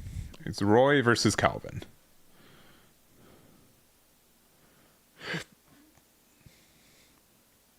All right, we used Baby 5 to search. I think we got either a Viola or another Baby 5. I think it was Viola. And we've got 6 more Dawn to work with as Bonney. Nice.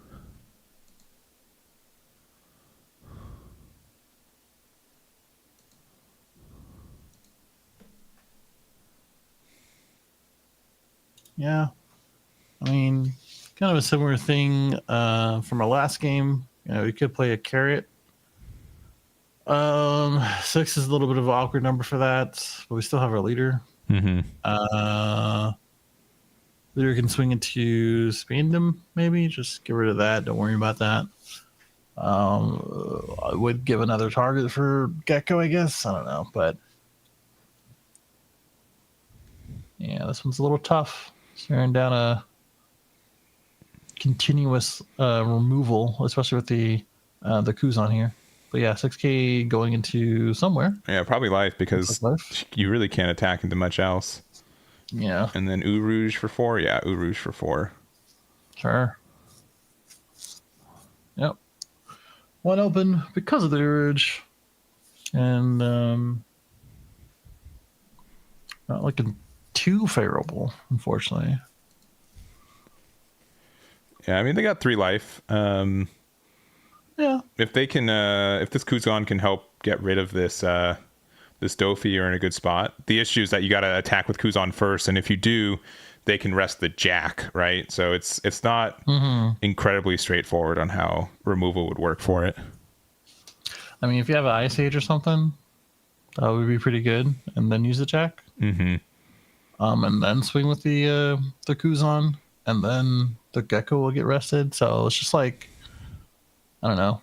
You have to kind of think about what's important to you. But it looks like we're going to go ahead and do it now. And we're seeing the Gecko. Okay. Oh, I don't know about that. I mean, they're probably valuing, you know, I'm just not getting hit with a big swing versus like their stuff getting removed.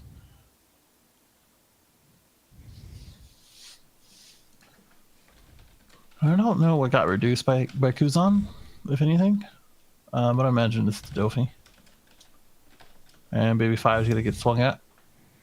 You could block this. I mean, you know. Yeah. Because it probably will get removed. Yeah, because right now... It doesn't look it just yet. Minus, 4, minus 5. So it's a 5 cost right now. Asuru, Tempest Kick. Really any cost reduction at this point will get rid of the Dofi. Yeah.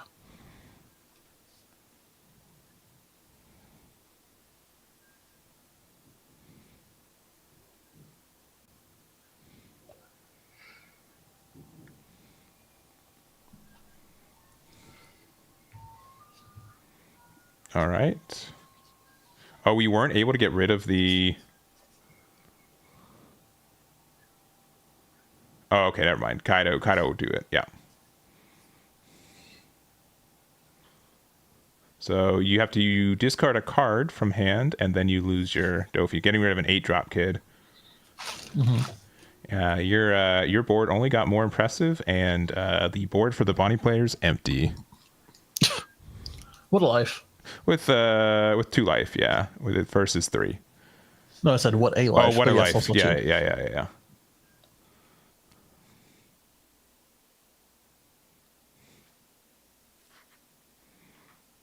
Yeah, that's the power of black. Been like that for a minute, and no change here. And that's one of the downsides of playing decks like Bonney. Like, you kind of need stuff on the board for the deck to be effective. You need stuff to untap your Dawn. You need stuff to swing and freeze, and you need the bigger boys to stay, so that way you can actually do some damage. But all that stuff got taken away. Yeah, and now we have to build from the bottom. And I mean, there could be another Dofi here, but it is just a Cavendish. So pay it for 5, you get 3 Dawn back or 2 Dawn back. So having 7 open right now. We have the carrot here, which would be able to stun. It looks like they're choosing the Kuzan. Not a bad target. And Two Dawn Open playing. Oh, a beige. I haven't seen him in a minute. Yeah, he's supernovas, right? So yeah, he works. Why not? Why not? Why not? We just play so many non-counters as it is. It's a lot. It's a lot. Luchi is so prevalent, so it is, right? I don't know. It's a free target.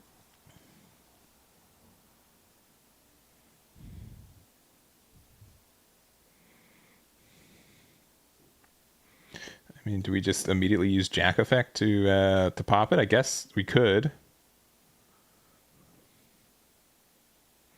4 cards in hand.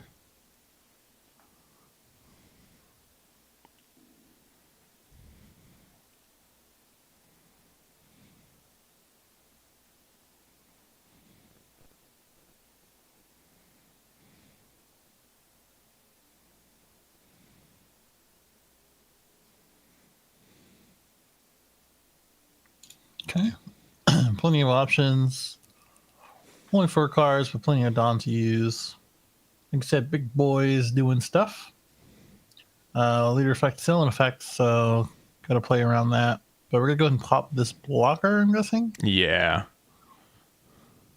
So let's get that out of the way. That was like a Dawn tax, you know? Yeah. And we're going 9 with Moria.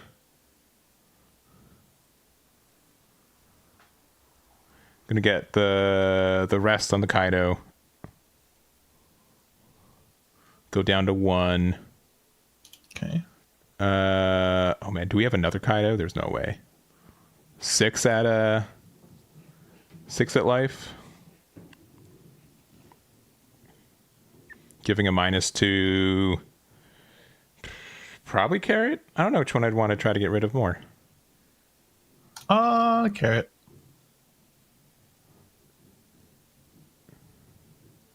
And I think we're just going to, we're probably just playing Luchi for 4 off this. Doesn't super matter. Oh, we're getting Mori off the board.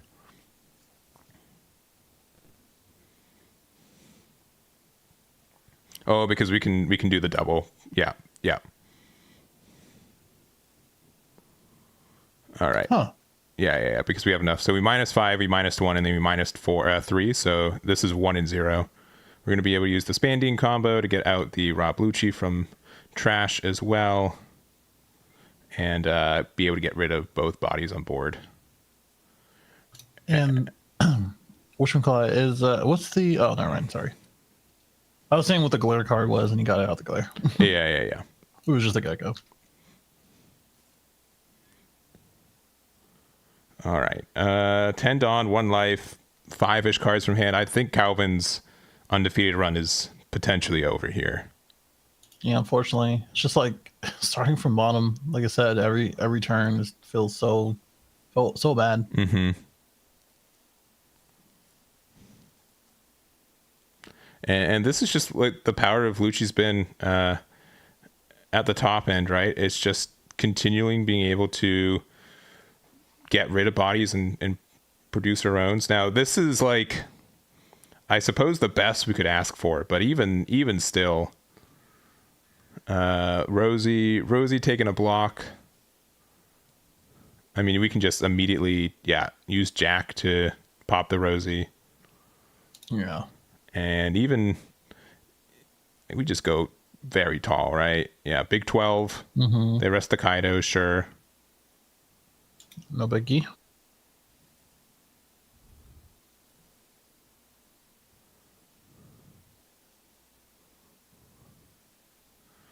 They go another 9, and then I believe this is another 9. Which, I mean, they could potentially get out of, but what is your out from here? To what end? Yeah, to what end? What would this extra turn do for you? Yeah, this is a scoop, man. Yeah, that's pretty much it. We had another Dofi in hand, but not quite there. So that means Roy is our second undefeated for this tournament. We've got one more round, and it's going to be Yamato versus Rob Luchi in the finals. Yep. So interesting that Yamato makes it to the finals again. Mm-hmm. I don't remember the last time that it did, right? Like I remember the last time when was the last time I commentated that actually made the finals, but Yeah. I don't remember the last time in recent memory that it did. So it's pretty cool to see. Yeah, I know when it was first announced in OP06, a lot of people lost their mind, including myself to some extent, right? A double attack on a body that also can give 2 more Dawn is super strong. This is also a leader that I not only did I not think it was going to be good, I said I outright said it was. I didn't think it was going to be viable in this meta, and I'm happily wrong. It's been doing really well in this format in the last couple weeks. I think it's a good adjustment for a lot of the kind of more slower setup decks that we've been seeing with Moria and Star Deck 14 Luffy and Star Deck 13 Luffy as well. And it's going to be pretty interesting to see how it does in the finals. Yeah, definitely. Hopefully we can get that going. Yeah. And we'll be able to, find out who our next online regional champion is. 100%. And we've got, looks like 10 minutes left in regulation. I'll put 20 minutes on the timer. We'll see if we need it. I'll put a little prediction in chat if you guys want to let me know what you guys think is going to win. And we'll be back with our finals. See you guys in 20.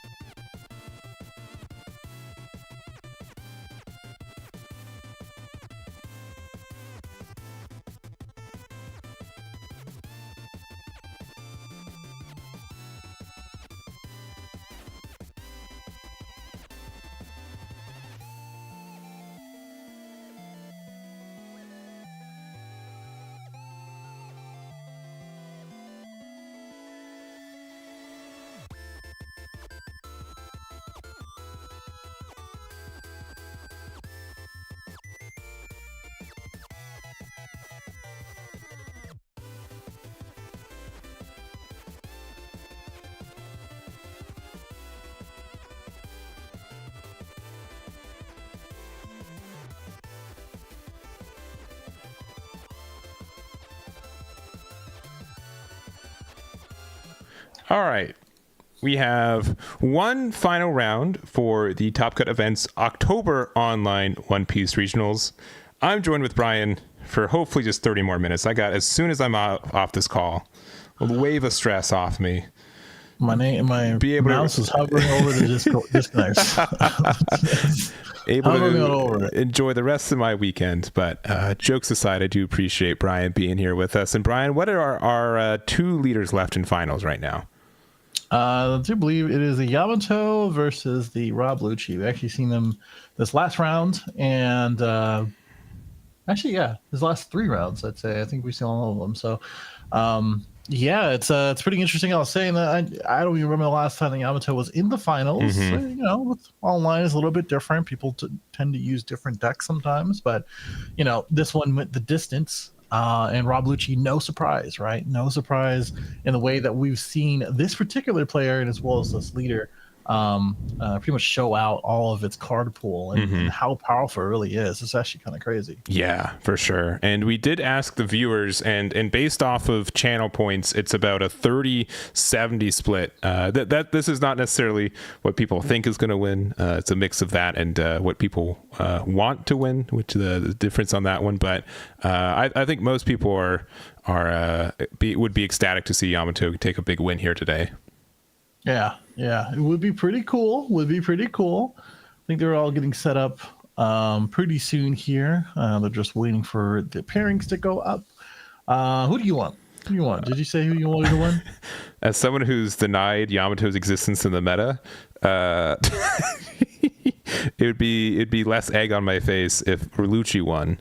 However, I do think based on gameplay that we've seen already today, it was already quite the game to be able to get over the Bonney matchup, which I was going to expect to be the harder of the two. And so I think this Yamato has a really good chance at beating Luchi as well. So if I was to split it up, I think want to win and think is going to win at this point. I think it's going to be Yamato, but it's still going to be quite the grind.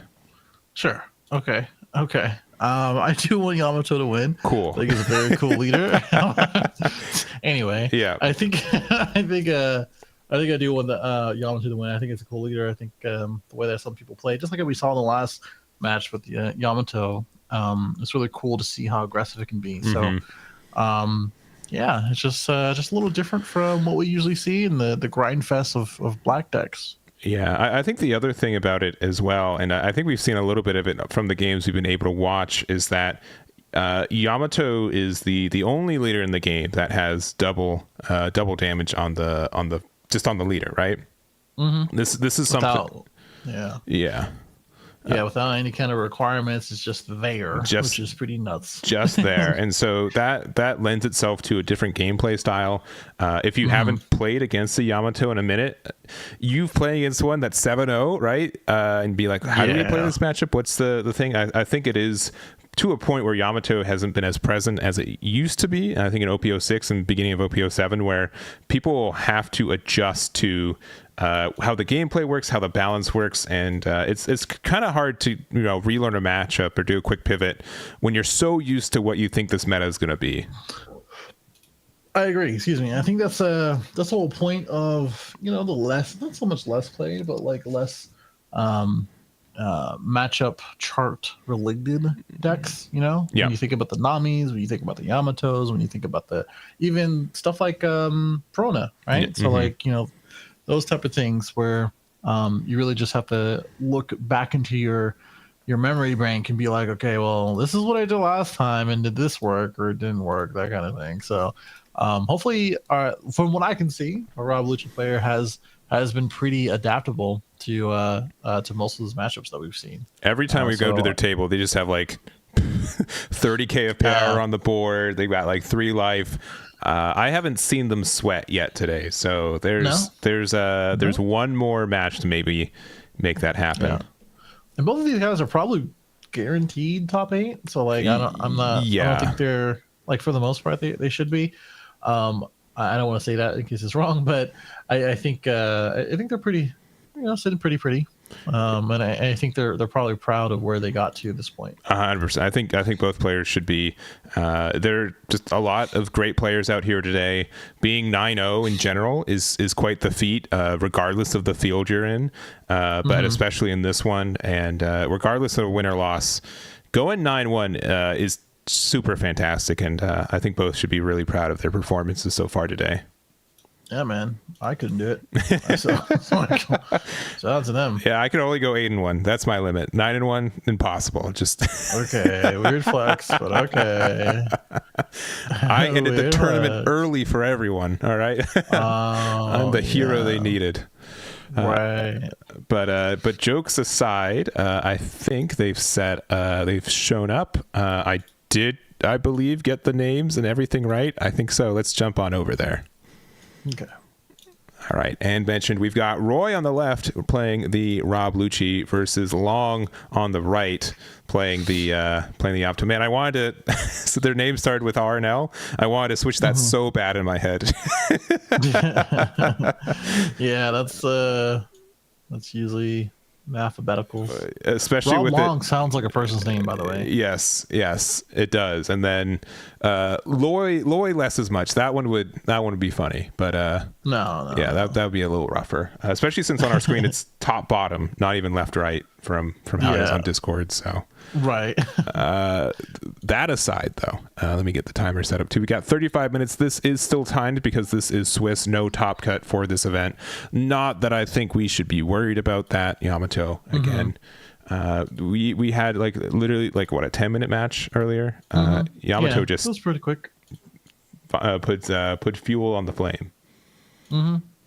Yeah, I think the real difference here is our Rob Luchi player, grinding it out throughout this match. So it's very possible that's going to happen. Not to say that that's how he's gonna win, but it's just sounds like or looks like he's a player that values his cards and wants to get everything out of them.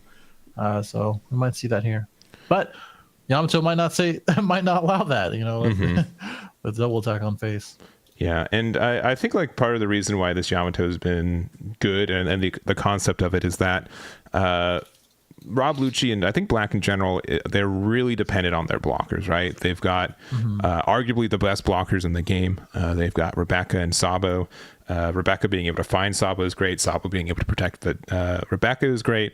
And in the metas that we have, where we're just generally removal based, it is strong that we are able to interact with what most people would think are just uninteractable.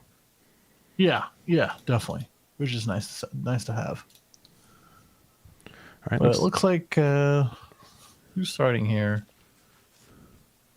Maybe our Rob Luchi player.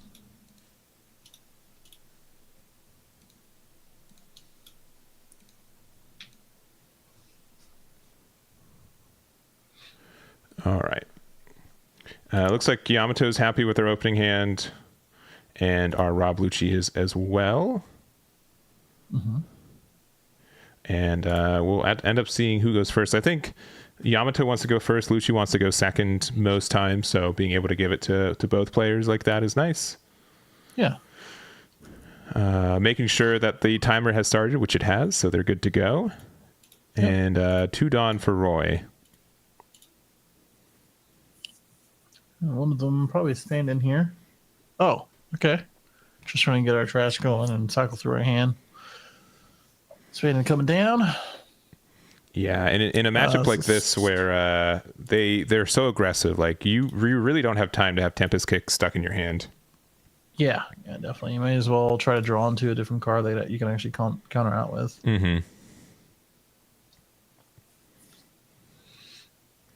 All right, 8K, the leader, taking 2 damage right there, going down to 3. Yep, pretty standard. Level the playing field just a little bit. Set up for our Kikonojo, that kind of thing. And we're getting hit by a 5. I'd be pretty tempted to take this, right? If we get a Kikonojo, a Inuyarashi, anything that plays off a life, we're in a good spot, but doesn't seem to be this case. And for 4, hopefully playing a Rebecca, Yes, that is the case. Getting a Sabo that we milled off with Luchi leader effect earlier and passing it back. Interesting. Okay.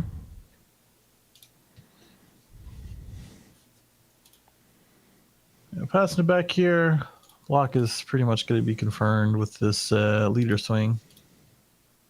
It's probably one of the things that our Rob Luchi prioritize. You know, let's get an early blocker out. Let's take advantage of the 2 cards they're going to give us. You know, make sure we can stretch the value of our hand by having a blocker out. So, and here's my that might be a little bit of a trap to just do a 6K swing like that, because this Rebecca is going to be really easy to interact with later. It might just be better just to block out. Yeah. I could kind of see that. Oh, and we're going down to 2. Oh, and we get the removal. And we pop it anyway. Yeah, but if we're playing Sabo this turn, that was a huge mistake, because Sabo would have been able to protect that Rebecca. Correct. Yeah, that's a huge mistake. Yeah, that's a tough hit. Yeah, it looks like it's. Oh, okay. So we're actually going to be using Brook instead. This is going to be able to put the Kiku Nojo in the trash without proccing its on KO effect. So you're still in a good spot, but you definitely would have. You wish that Rebecca was still there, right? Yeah, definitely.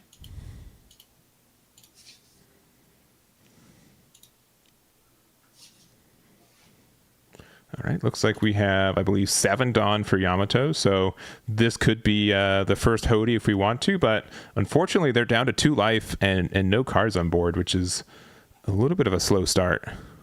Right. Well, the break is a pretty decent swing as it stays there. You do get around the Kiku Nojo effect. Ooh, yeah. And this is going to be a big 10K. Yeah, big 10K, no blocker on board, a pretty decent sized hand, so like it's going to cost them either way. And I think they're just going to take it. Yeah, it's going to be like 3 2Ks. Yeah, we just take it. And it looks like it's Ice Age and a Moria as well. 2 cards you definitely would have liked to see. Right. All right, we're going to 8, so we'll see if we have another Moria already in play.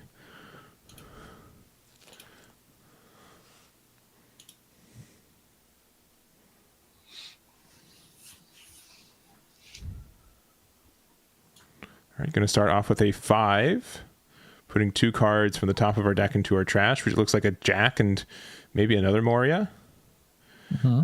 All right, we have an Inuyarashi there, just a free 5K since our opponent's at 3 or less life.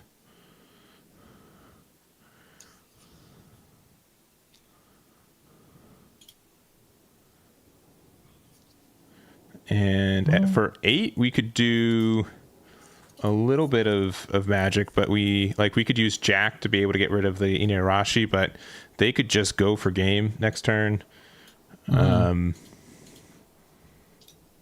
We have to see here. This is getting pretty perilous though.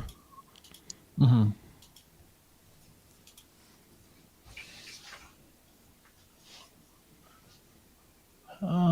You know, 1 life, so 1 life. Got the extra body. I mean, we can probably remove this 4 costs pretty easily. It's really just about what's going to happen afterwards. Mm-hmm. Both of them have a pretty decent size hand too, by the way. You know, they're not going to go down without a fight for sure. Yeah, and we decided to use Tempest Kick, Sure. meaning that the Inuyarashi now cost 1, so both cost 1 right now.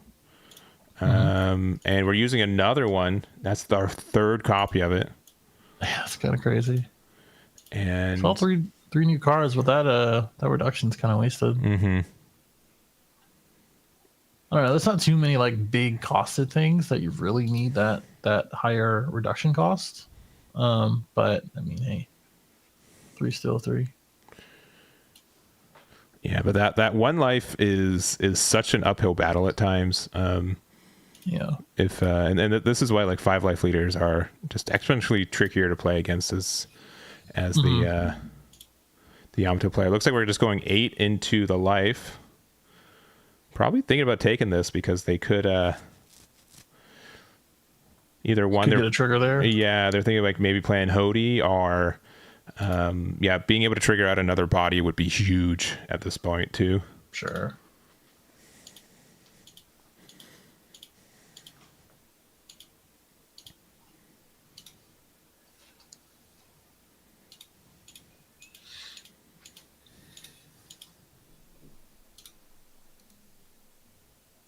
All right, still thinking on it. Just again, it's 8-5, 1 life left for both players, and Long has to decide if he wants to go down to 0 or give up 2 or 3 cards. I think you do go 0, right? You have a pretty sizable hand. Yeah. So you're not dying here. And then you do have the Luchi here, so bottom deck 3 cards, both the Nami and the Inarashi here. I probably would have waited for 1 Tempest kick in case the thing they played off, if they played something off of life, that would have been impactful instead of the Nami. Yeah. But this is a pretty scary place to be for Yamato now. Yeah.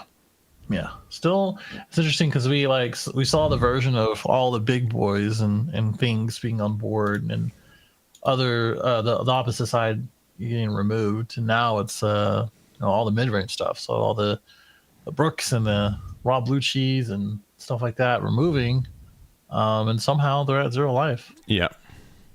So it's really just I don't think you really. I mean, there's not really much you can do here. Yeah, it's like, do we have a rush card to go for game? Even if you did, what is outside of Ace? Yeah, Ace is way better than Hody here because you're at 9 Dawn. You can do, I think, 2 9s if you have Ace. Mm-hmm. Yeah.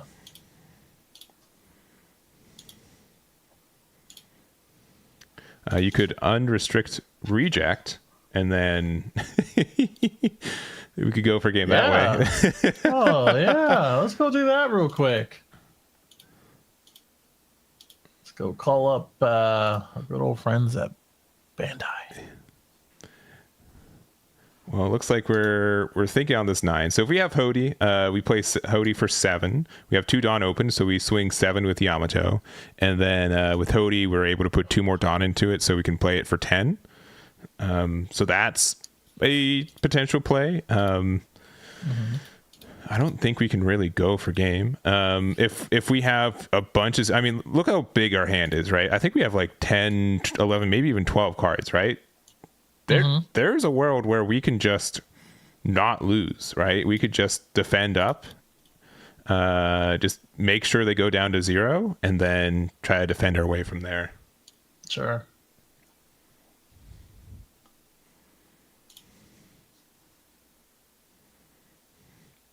And definitely in the think tank, but we've got 24 minutes left. We've got the time. It's been a long day. We've been live for near 8 hours. Hey, let them take their time. This is a pretty important turn, as it is. And yeah, man.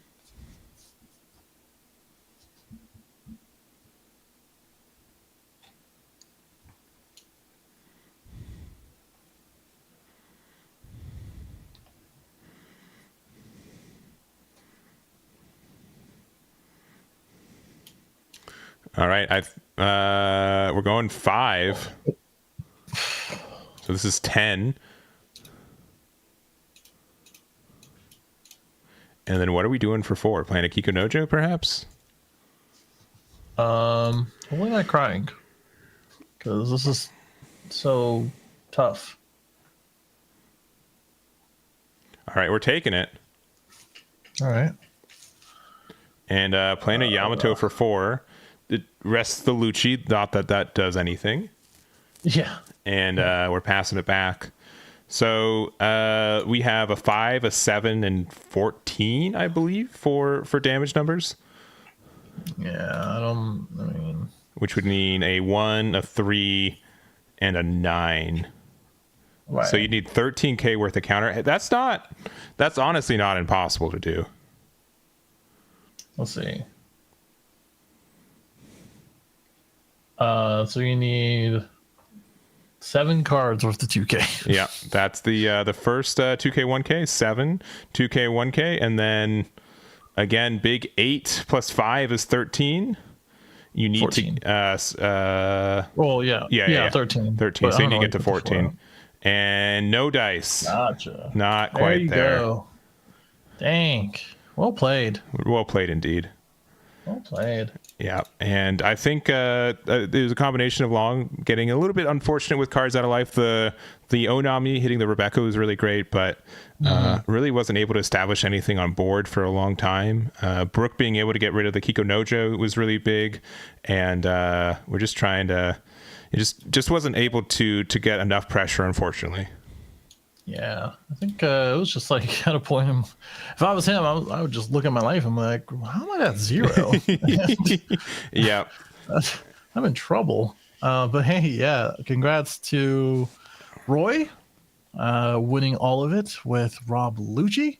Literally every single time that we watched this game, he was in full control and or not bothered. It was definitely great. His day. He was in the cruise control. He felt like he was the master of the games that he was playing, and definitely deserved that win today. So definitely big congratulations to both players, both going undefeated in X1, fantastic, likely both in top 4, and it's just really cool to see a different leader in the top finals than usual too.